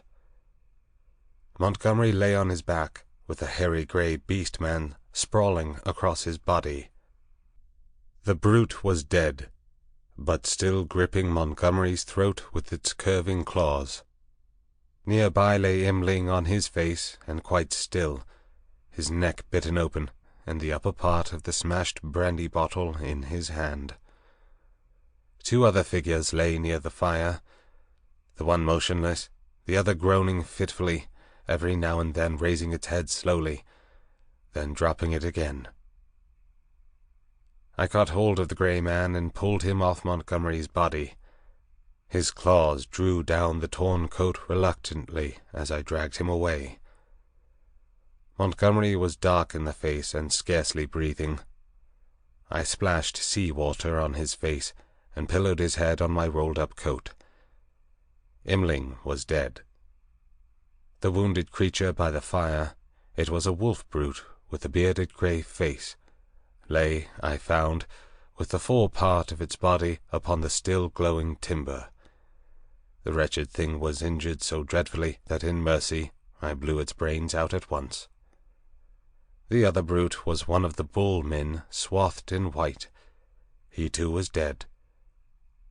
The rest of the beast people had vanished from the beach. I went to Montgomery again and knelt beside him, cursing my ignorance of medicine. The fire beside me had sunk down, and only charred beams of timber glowing at the central ends and mixed with the grey ash of brushwood remained. I wondered casually where Montgomery had got his wood. Then I saw that the dawn was upon us. The sky had grown brighter. The setting moon was becoming pale and opaque in the luminous blue of the day. The sky to the eastward was rimmed with red. Suddenly I heard a thud and a hissing behind me, and, looking round, sprang to my feet with a cry of horror. Against the warm dawn great tumultuous masses of black smoke were boiling up out of the enclosure, and through their stormy darkness shot flickering threads of blood-red flame. Then the thatched roof caught. I saw the curving charge of the flames across the sloping straw. A spurt of fire jetted from the window of my room. I knew at once what had happened. I remembered the crash I had heard. When I had rushed out to Montgomery's assistance, I had overturned the lamp. The hopelessness of saving any of the contents of the enclosure stared me in the face. My mind came back to my plan of flight, and turning swiftly, I looked to see where the 2 boats lay upon the beach. They were gone. 2 axes lay upon the sands beside me. Chips and splinters were scattered broadcast, and the ashes of the bonfire were blackening and smoking under the dawn. Montgomery had burnt the boats to revenge himself upon me and prevent our return to mankind. A sudden convulsion of rage shook me. I was almost moved to batter his foolish head in as he lay there helpless at my feet. Then suddenly his hand moved, so feebly, so pitifully, that my wrath vanished. He groaned and opened his eyes for a minute. I knelt down beside him and raised his head. He opened his eyes again, staring silently at the dawn, and then they met mine. The lids fell. "Sorry," he said presently, with an effort. He seemed trying to think. "The last he murmured. The last of this silly universe. What a mess. I listened. His head fell helplessly to one side. I thought some drink might revive him, but there was neither drink nor vessel in which to bring drink at hand. He seemed suddenly heavier. My heart went cold. I bent down to his face, put my hand through the rent in his blouse. He was dead, and even as he died, a line of white heat, the limb of the sun, rose eastward beyond the projection of the bay, splashing its radiance across the sky and turning the dark sea into a weltering tumult of dazzling light. It fell like a glory upon his death-shrunken face. I let his head fall gently upon the rough pillow I had made for him, and stood up. Before me was the glittering desolation of the sea, the awful solitude upon which I had already suffered so much. Behind me the island, hushed under the dawn, its beast people silent and unseen. The enclosure, with all its provisions and ammunition, burnt noisily, with sudden gusts of flame, a fitful crackling, and now and then a crash. The heavy smoke drove up the beach away from me, rolling low over the distant tree-tops towards the huts in the ravine. Beside me were the charred vestiges of the boats and these 5 dead bodies. Then out of the bushes came 3 beast people, with hunched shoulders, protruding heads, misshapen hands awkwardly held, and inquisitive, unfriendly eyes, and advanced towards me with hesitating gestures. 20. Alone with the beast folk. I faced these people, facing my fate in them, single-handed now, literally single-handed, for I had a broken arm. In my pocket was a revolver with 2 empty chambers. Among the chips scattered about the beach lay the 2 axes that had been used to chop up the boats. The tide was creeping in behind me. There was nothing for it but courage. I looked squarely into the faces of the advancing monsters. They avoided my eyes, and their quivering nostrils investigated the bodies that lay beyond me on the beach.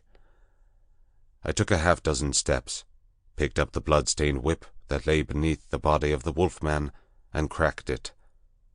They stopped and stared at me. "Salute!" said I. "Bow down!" They hesitated. One bent his knees. I repeated my command, with my heart in my mouth, and advanced upon them. One knelt, then the other 2. I turned and walked towards the dead bodies, keeping my face towards the 3 kneeling beastmen, very much as an actor passing up the stage faces the audience. "They broke the law," said I, putting my foot on the sayer of the law.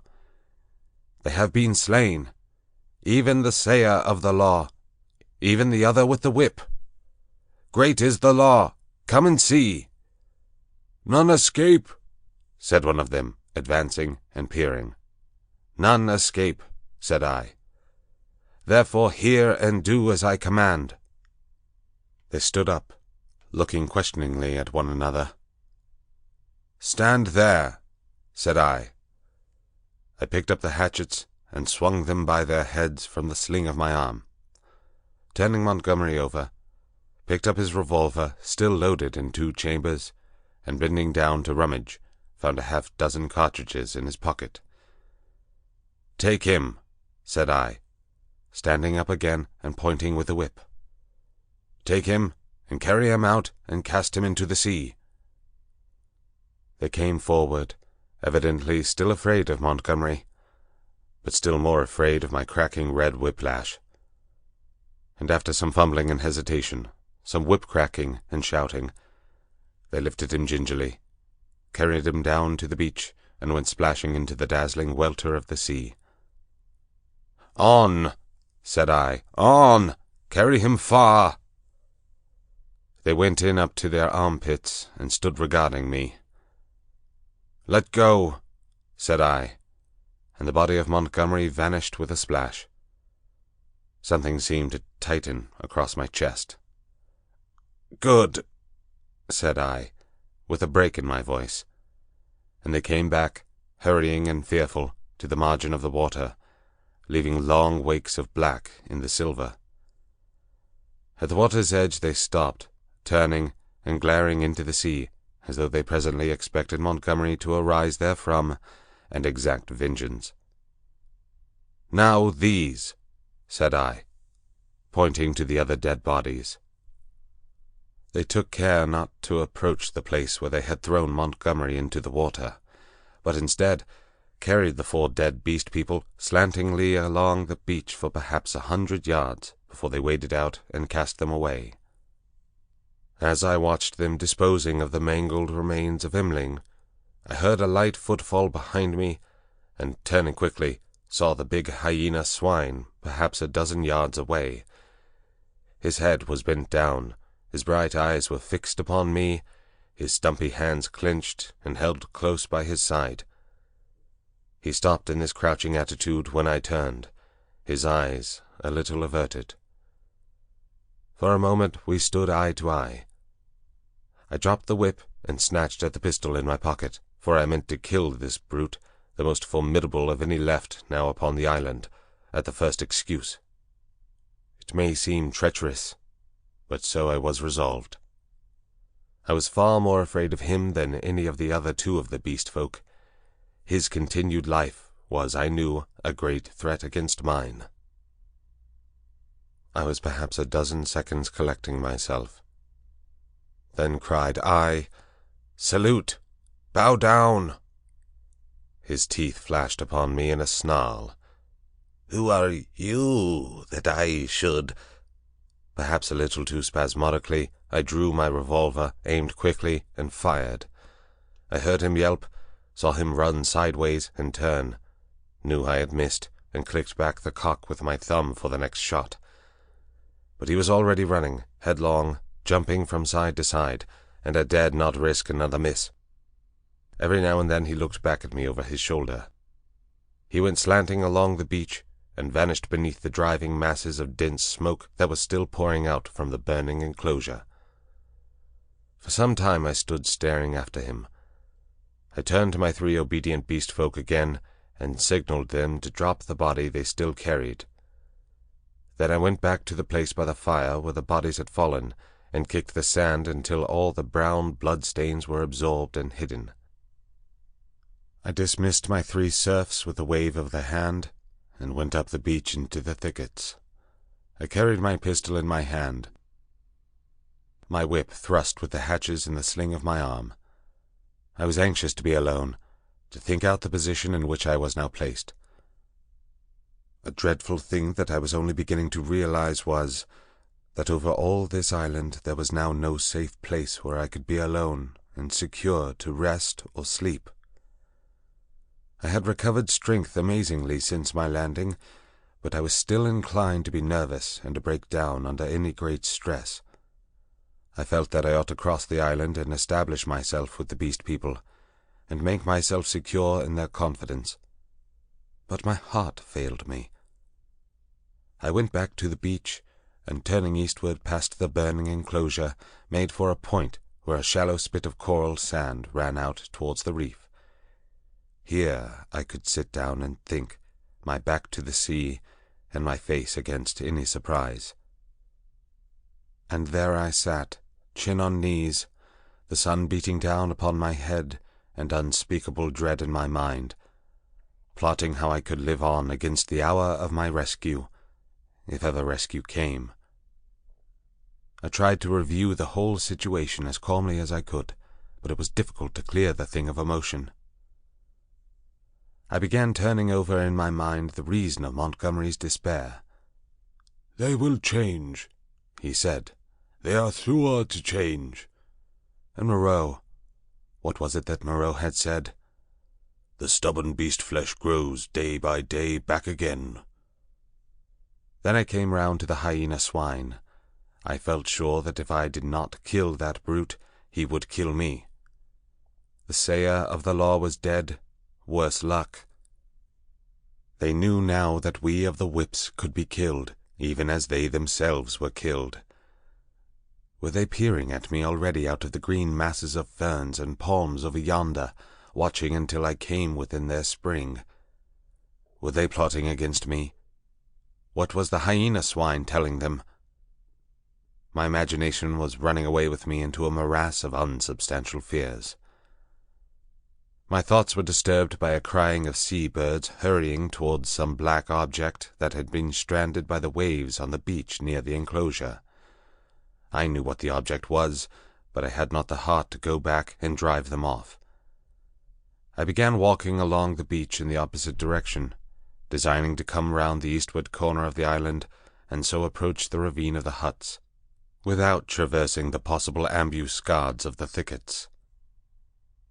Perhaps half a mile along the beach, I became aware of one of my 3 beast folk advancing out of the landward bushes towards me.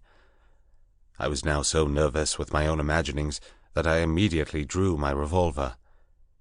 Even the propitiatory gestures of the creature failed to disarm me. He hesitated as he approached. "Go away!" I cried. There was something very suggestive of a dog in the cringing attitude of the creature.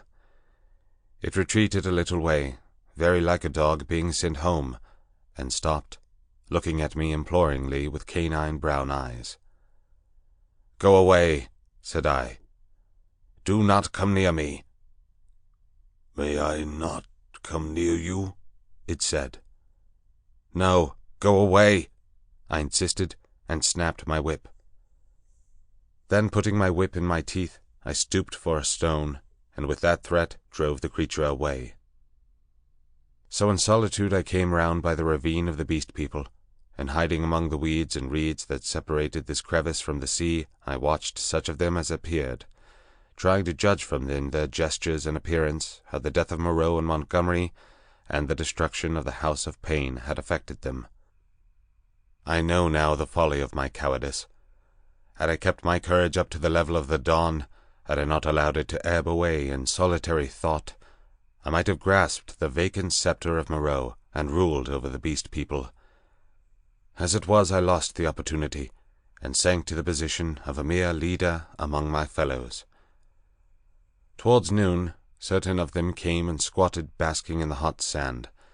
The imperious voices of hunger and thirst prevailed over my dread. I came out of the bushes, and, revolver in hand, walked down towards these seated figures. One, a wolf woman, turned her head and stared at me, and then the others. None attempted to rise or salute me. I felt too faint and weary to insist, and I let the moment pass.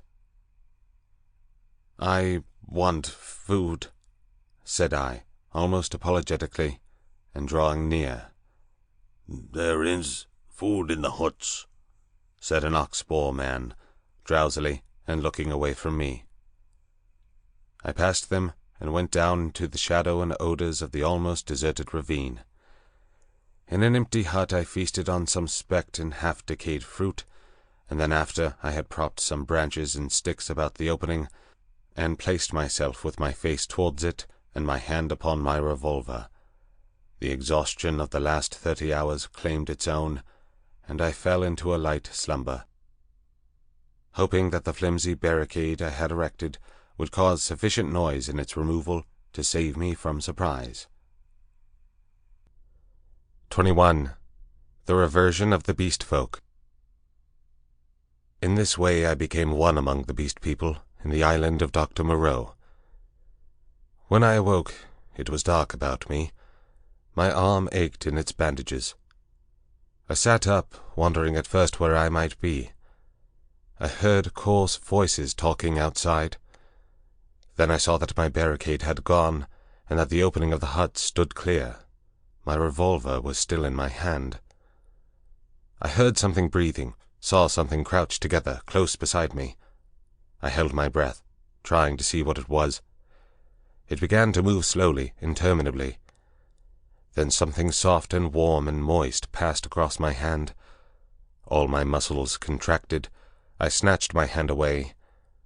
A cry of alarm began, and was stifled in my throat. Then I just realized what had happened sufficiently to stay my fingers on the revolver. "Who is that?"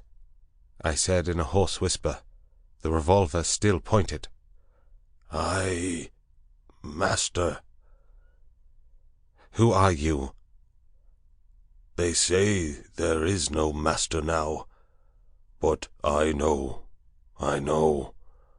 I carried the bodies into the sea, O walker in the sea. The bodies of those you slew. I am your slave, master." "Are you the one I met on the beach?" I asked. "The same, master." The thing was evidently faithful enough, for it might have fallen upon me as I slept. "It is well," I said, extending my hand for another licking kiss. I began to realize what its presence meant, and the tide of my courage flowed. "Where are the others?" I asked. "They are mad. They are fools," said the dog-man. "Even now they talk together beyond there. They say the master is dead. The other with the whip is dead. The other who walked in the sea is as we are. We have no master, no whips, no house of pain any more. There is an end. We love the law and will keep it, but there is no pain, no master, no whips forever again. So they say. But I know, master. I know." I felt in the darkness and patted the dog-man's head. "It is well," I said again. "Presently you will slay them all," said the dog-man. "Presently," I answered. "I will slay them all, after certain days and certain things have come to pass. Every one of them save those you spare, every one of them shall be slain."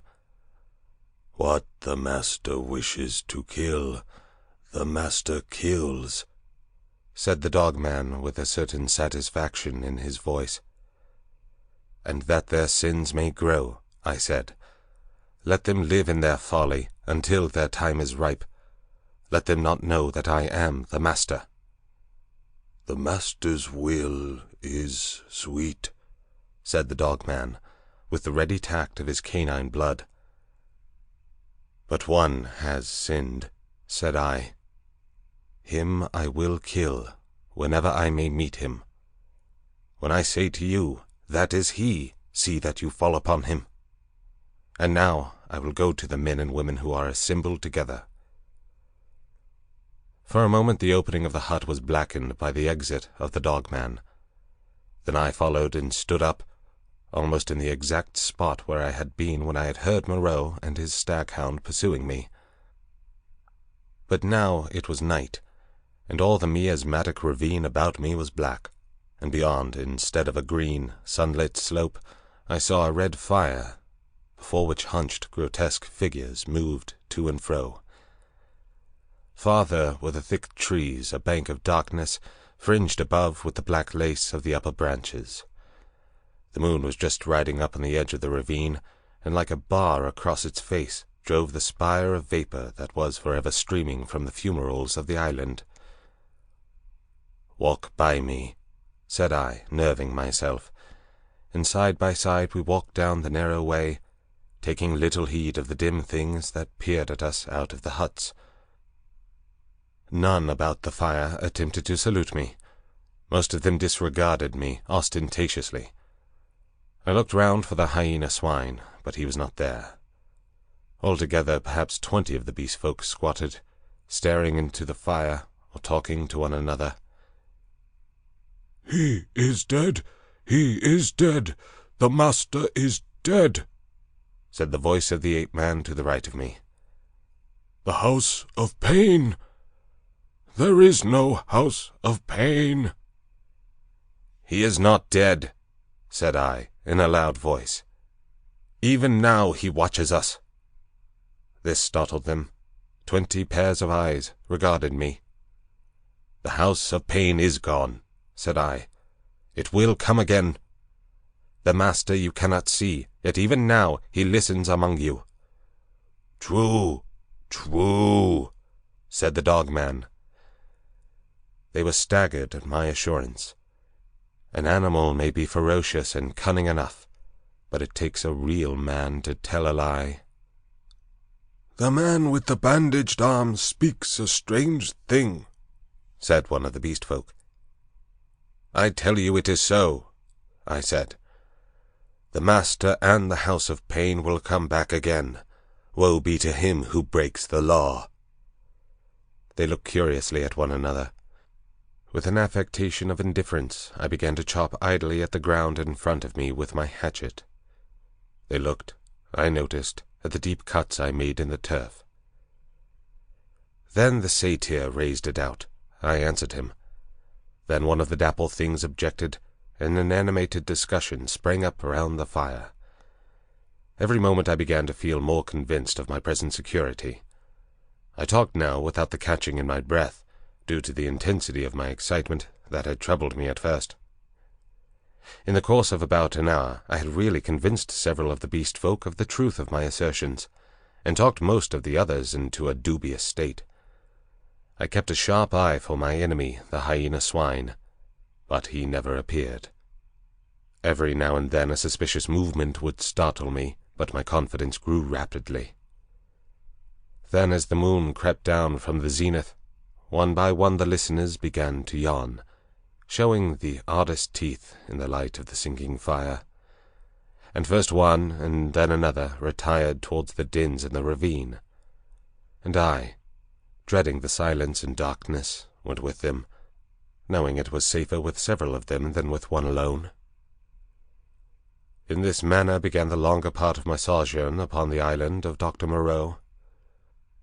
But from that night until the end came, there was but one thing happened to tell save a series of innumerable small unpleasant details and the fretting of an incessant uneasiness, so that I prefer to make no chronicle for that gap of time, to tell only one cardinal incident of the 10 months I spent as an intimate of these half-humanized brutes. There is much that sticks in my memory that I could write, things that I would cheerfully give my right hand to forget. But they do not help the telling of the story. In the retrospect, it is strange to remember how soon I fell in with these monsters' ways, and gained my confidence again. I had my quarrels with them, of course, and could show some of their teeth marks still, but they soon gained a wholesome respect for my trick of throwing stones and for the bite of my hatchet. And my St. Bernard man's loyalty was of infinite service to me. I found their simple scale of honor was based mainly on the capacity for inflicting trenchant wounds. Indeed, I may say, without vanity I hope, that I held something like preeminence among them. One or two, whom in a rare access of high spirits I had scarred rather badly, bore me a grudge, but it vented itself chiefly behind my back, and at a safe distance from my missiles, in grimaces. The hyena swine avoided me, and I was always on the alert for him. My inseparable dog-man hated and dreaded him intensely. I really believe that was at the root of the brute's attachment to me. It was soon evident to me that the former monster had tasted blood, and gone the way of the leopard man. He formed a lair somewhere in the forest, and became solitary. Once I tried to induce the beast folk to hunt him, but I lacked the authority to make them cooperate for one end. Again and again I tried to approach his den and come upon him unaware, but always he was too acute for me, and saw or winded me and got away. He too made every forest pathway dangerous to me and my ally with his lurking ambuscades. The dog-man scarcely dared to leave my side. In the first month or so the beast folk, compared with their latter condition, were human enough, and for one or two besides my canine friend I even conceived a friendly tolerance. The little pink sloth creature displayed an odd affection for me, and took to following me about. The monkey man bored me, however. He assumed, on the strength of his 5 digits, that he was my equal, and was for ever jabbering at me. jabbering the most errant nonsense. One thing about him entertained me a little. He had a fantastic trick of coining new words. He had an idea, I believe, that to gabble about names that meant nothing was the proper use of speech. He called it big thinks, to distinguish it from little thinks, the sane, everyday interests of life. If ever I made a remark he did not understand, he would praise it very much, ask me to say it again, learn it by heart, and go off repeating it, with a word wrong, here or there, to all the milder of the beast people. He thought nothing of what was plain and comprehensible. I invented some very curious big thinks for his especial use. I think now he was the silliest creature I had ever met. He had developed in the most wonderful way the distinctive silliness of man without losing one jot of the natural folly of a monkey. This, I say, was in the earlier weeks of my solitude among these brutes. During that time they respected the usage established by the law, and behaved with general decorum. Once I found another rabbit torn to pieces, by the hyena swine, I am assured, but that was all. It was about May when I first distinctly perceived a growing difference in their speech and carriage, a growing coarseness of articulation, a growing disinclination to talk. My monkey-man's jabber multiplied in volume, but grew less and less comprehensible, more and more simian. Some of the others seemed altogether slipping their hold upon speech, though they still understood what I said to them at that time. Can you imagine language, once clear-cut and exact, softening and guttering, losing shape and import, becoming mere lumps of sound again? And they walked erect with an increasing difficulty. Though they evidently felt ashamed of themselves, every now and then I would come upon one or another running on toes and fingertips, and quite unable to recover the vertical attitude. They held things more clumsily. Drinking by suction, feeding by gnawing, grew commoner every day. I realized more keenly than ever what Moreau had told me about the stubborn beast flesh. They were reverting, and reverting very rapidly. Some of them, the pioneers in this, I noticed with some surprise, were all females, began to disregard the injunction of decency, deliberately for the most part. Others even attempted public outrages upon the institution of monogamy. The tradition of the law was clearly losing its force. I cannot pursue this disagreeable subject. My dogman imperceptibly slipped back to the dog again. Day by day he became dumb, quadrupedal, hairy. I scarcely noticed the transition from the companion on my right hand to the lurching dog at my side.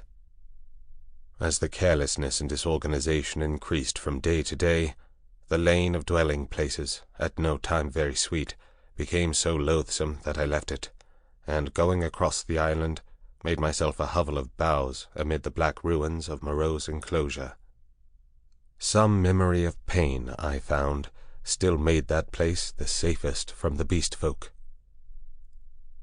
It would be impossible to detail every step of the lapsing of these monsters, to tell how, day by day, the human semblance left them, how they gave up bandagings and wrappings, abandoned at last every stitch of clothing, how the hair began to spread over the exposed limbs, how their foreheads fell away and their faces projected, how the quasi-human intimacy I had permitted myself with some of them in the first month of my loneliness became a shuddering horror to recall.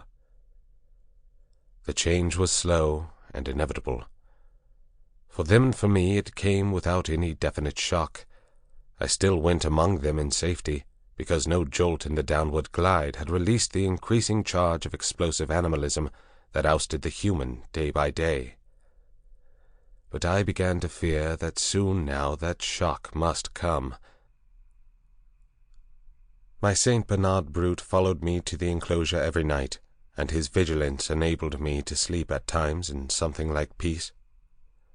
The little pink sloth thing became shy and left me, to crawl back to its natural life once more among the tree branches.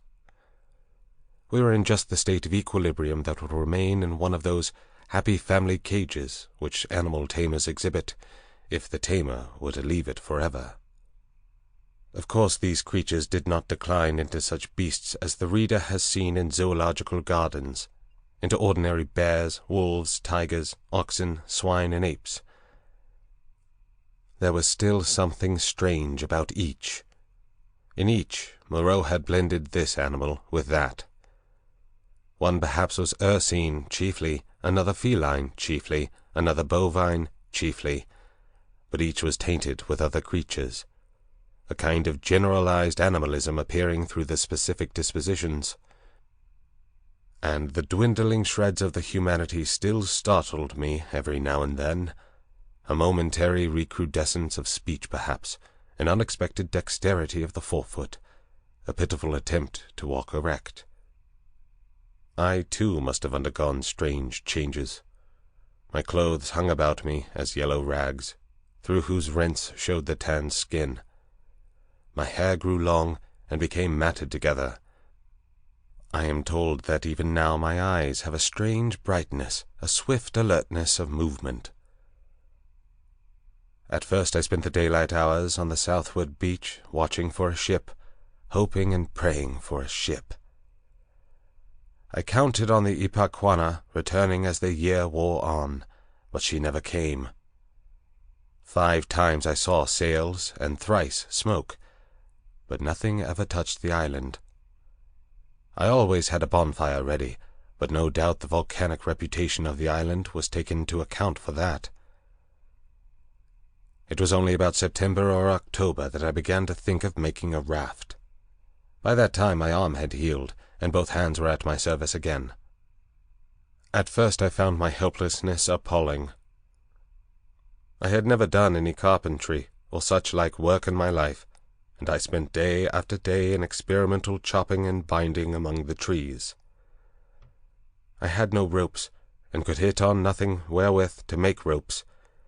None of the abundant creepers seemed limber or strong enough, and with all my litter of scientific education I could not devise any way of making them so. I spent more than a fortnight grubbing among the black ruins of the enclosure and on the beach where the boats had been burnt, looking for nails and other stray pieces of metal that might prove of service. Now and then some beast creature would watch me and go leaping off when I called to it. There came a season of thunderstorms and heavy rain, which greatly retarded my work, but at last the raft was completed. I was delighted with it, but with a certain lack of practical sense which has always been my bane. I had made it a mile or more from the sea, and before I had dragged it down to the beach the thing had fallen to pieces. Perhaps it is as well that I was saved from launching it. But at the time my misery at my failure was so acute that for some days I simply moped on the beach, and stared at the water, and thought of death. I did not, however, mean to die, and an incident occurred that warned me unmistakably of the folly of letting the days pass so, for each fresh day was fraught with increasing danger from the beast people. I was lying in the shade of the enclosure wall, staring out to sea, when I was startled by something cold touching the skin of my heel, and starting round found the little pink sloth creature blinking into my face. He had long since lost speech and active movement, and the lank hair of the little brute grew thicker every day, and his stumpy claws more askew. He made a moaning noise when he saw he had attracted my attention, went a little way towards the bushes, and looked back at me.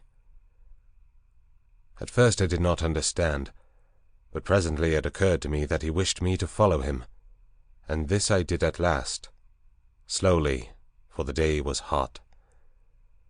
When we reached the trees he clambered into them, for he could travel better among their swinging creepers than on the ground. And suddenly in a trampled space I came upon a ghostly group. My St. Bernard creature lay on the ground, dead, and near his body crouched the hyena swine, gripping the quivering flesh with its misshapen claws, gnawing at it and snarling with delight. As I approached, the monster lifted its glaring eyes to mine, its lips went trembling back from its red-stained teeth, and it growled menacingly. It was not afraid and not ashamed. The last vestige of the human taint had vanished. I advanced a step farther, stopped, and pulled out my revolver. At last I had him face to face. The brute made no sign of retreat, but its ears went back, its hair bristled, and its body crouched together. I aimed between the eyes and fired. As I did so, the thing rose straight at me in a leap, and I was knocked over like a ninepin.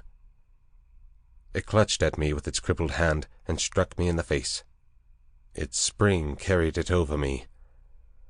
I fell under the hind part of its body, but luckily I had hit as I meant, and it had died even as it leapt.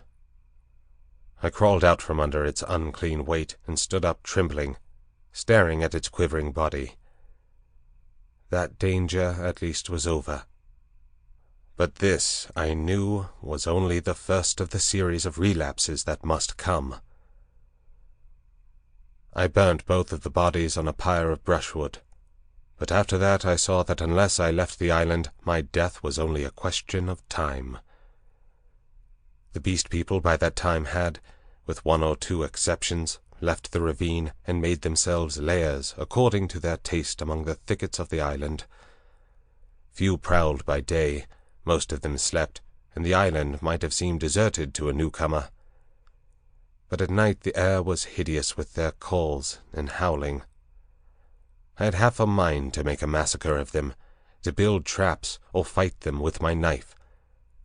Had I possessed sufficient cartridges, I should not have hesitated to begin the killing. There can now be scarcely a score left of the dangerous carnivores. The braver of these were already dead. After the death of this poor dog of mine, my last friend, I too adopted to some extent the practice of slumbering in the daytime in order to be on my guard at night. I rebuilt my den in the walls of the enclosure, with such a narrow opening that anything attempting to enter must necessarily make a considerable noise. The creature had lost the art of fire, too, and recovered their fear of it. I turned once more, almost passionately now, to hammering together stakes and branches to form a raft for my escape. I found 1,000 difficulties. I am an extremely unhandy man. My schooling was over before the days of Sliode. But most of the requirements of a raft I met at last in some clumsy, circuitous way or another, and this time I took care of the strength. The only insurmountable obstacle was that I had no vessel to contain the water I should need if I floated forth upon these untravelled seas. I would have even tried pottery, but the island contained no clay. I used to go moping about the island, trying with all my might to solve this one last difficulty. Sometimes I would give way to wild outbursts of rage, and hack and splinter some unlucky tree in my intolerable vexation. But I could think of nothing. And then came a day, a wonderful day, which I spent in ecstasy. I saw a sail to the southwest, a small sail like that of a little schooner, and forthwith I lit a great pile of brushwood, and stood by it in the heat of it, and the heat of the midday sun, watching. All day I watched that sail, eating or drinking nothing, so that my head reeled, and the beasts came and glared at me, and seemed to wonder, and went away. It was still distant when night came and swallowed it up, and all night I toiled to keep my blaze bright and high, and the eyes of the beasts shone out of the darkness, marvelling. In the dawn the sail was nearer, and I saw it was the dirty lug sail of a small boat, but it sailed strangely. My eyes were weary with watching, and I peered and could not believe them. 2 men were in the boat, sitting low down, one by the bows, the other at the rudder. The head was not kept in the wind, it yawed and fell away. As the day grew brighter, I began waving the last rag of my jacket to them, but they did not notice me, and sat still, facing each other. I went to the lowest point of the low headland, and gesticulated and shouted. There was no response, and the boat kept on her aimless course, making slowly, very slowly, for the bay. Suddenly a great white bird flew up out of the boat, and neither of the men stirred or noticed it. It circled round, and then came sweeping overhead with its strong wings outspread. Then I stopped shouting and sat down on the headland and rested my chin on my hands and stared. Slowly, slowly, the boat drove past towards the west. I would have swum out to it, but something, a cold, vague fear, kept me back. In the afternoon the tide stranded the boat and left it 100 yards or so to the westward of the ruins of the enclosure. The men in it were dead, had been dead so long that they fell to pieces when I tilted the boat on its side and dragged them out. One had a shock of red hair, like the captain of the Ipecacuanha, and a dirty white cap lay in the bottom of the boat. As I stood beside the boat, 3 of the beasts came slinking out of the bushes and sniffing towards me. One of my spasms of disgust came upon me. I thrust the little boat down the beach and clambered on board her. 2 of the brutes were wolf beasts, and came forward with quivering nostrils and glittering eyes. The 3rd was the horrible nondescript of bear and bull. When I saw them approaching, those wretched remains, heard them snarling at one another, and caught the gleam of their teeth, a frantic horror succeeded my repulsion. I turned my back upon them, struck the lug, and began paddling out to sea. I could not bring myself to look behind me. I lay, however, between the reef and the island that night, and the next morning went round to the stream and filled the empty keg aboard with water. Then, with such patience as I could command, I collected a quantity of fruit, and waylaid and killed 2 rabbits with my last 3 cartridges. While I was doing this, I left the boat moored to an inward projection of the reef, for fear of the beast. 22. The Man Alone.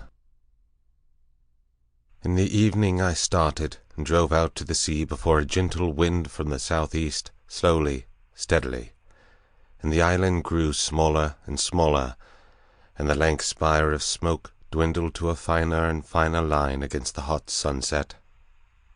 The ocean rose up around me, hiding that low, dark patch from my eyes. The daylight, the trailing glory of the sun, went streaming out of the sky, was drawn aside like some luminous curtain, and at last I looked into the blue gulf of immensity which the sunshine hides, and saw the floating hosts of the stars. The sea was silent, the sky was silent. I was alone with the night and silence. So I drifted for 3 days, eating and drinking sparingly, and meditating upon all that had happened to me, not desiring very greatly then to see men again. One unclean rag was about me, my hair a black tangle. No doubt my discoverers thought me a madman. It is strange, but I felt no desire to return to mankind. I was only glad to be quit of the foulness of the beast people. And on the 3rd day I was picked up by a brig from Apia to San Francisco. Neither the captain nor the mate would believe my story, judging that solitude and danger had made me mad, and fearing their opinion might be that of others, I refrained from telling my adventure further, and professed to recall nothing that had happened to me between the loss of the Lady Vane and the time when I was picked up again, the space of a year. I had to act with the utmost circumspection to save myself from the suspicion of insanity. My memory of the law, of the 2 dead sailors, of the ambuscades of the darkness, of the body in the canebrake, haunted me, and, unnatural as it seems, with my return to mankind came, instead of that confidence and sympathy I had expected, a strange enhancement of the uncertainty and dread I had experienced during my stay upon the island. No one would believe me. I was almost as queer to men as I had been to the beast people. I may have caught something of the natural wildness of my companions. They say that terror is a disease, and anyhow I can witness that for several years now a restless fear has dwelt in my mind, such a restless fear as a half-tamed lion cub may feel. My trouble took the strangest form. I could not persuade myself that the men and women I met were not also another beast people, animals half wrought into the outward image of human souls, and that they would presently begin to revert, to show first this bestial mark and then that. But I have confided my case to a strangely able man, a man who had known Moreau, and had seemed half to credit my story, a mental specialist, and he has helped me mightily, though I do not expect that the terror of that island will ever altogether leave me. At most times it lies far in the back of my mind, a mere distant cloud, a memory, and a faint distrust. But there are times when the little cloud spreads until it obscures the whole sky. Then I look about me at my fellow men, and I go in fear. I see faces keen and bright, others dull or dangerous, others unsteady, insincere, none that have the calm authority of a reasonable soul. I feel as though the animal was surging up through them, that presently the degradation of the islanders will be played over again on a larger scale.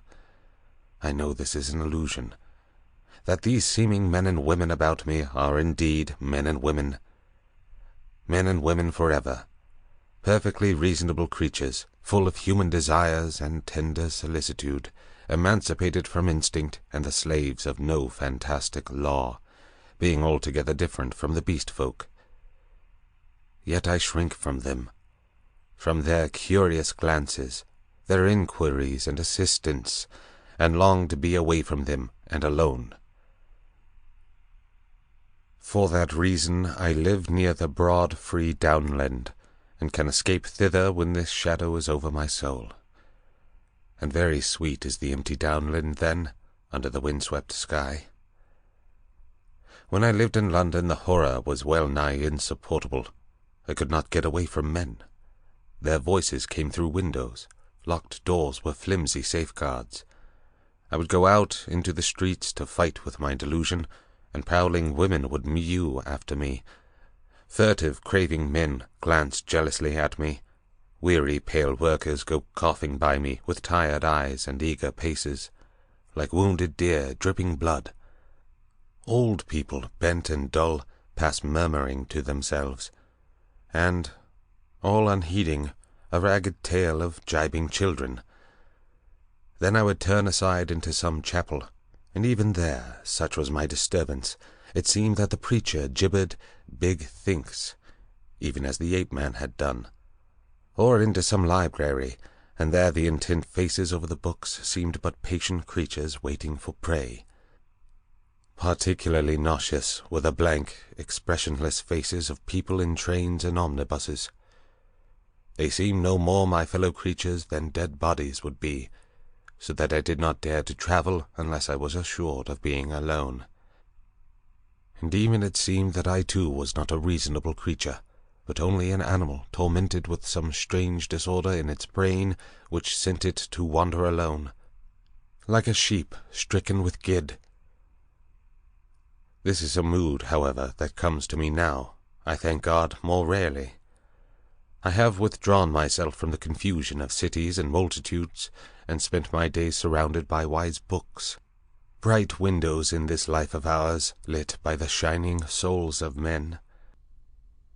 I see few strangers, and have but a small household. My days I devote to reading and to experiments in chemistry, and I spend many of the clear nights in the study of astronomy.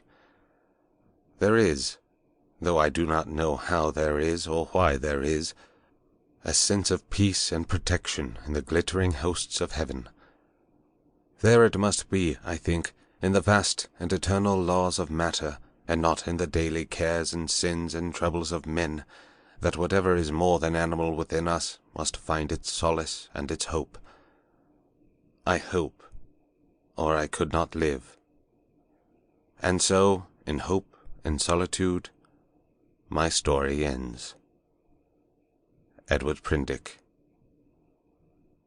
Note: the substance of the chapter entitled Dr. Moreau explains, which contains the essential idea of the story, appeared as a middle article in the Saturday Review in January 1895. This is the only portion of this story that has been previously published, and it has been entirely recast to adapt it to the narrative form. End of The Island of Dr. Moreau by H. G. Wells.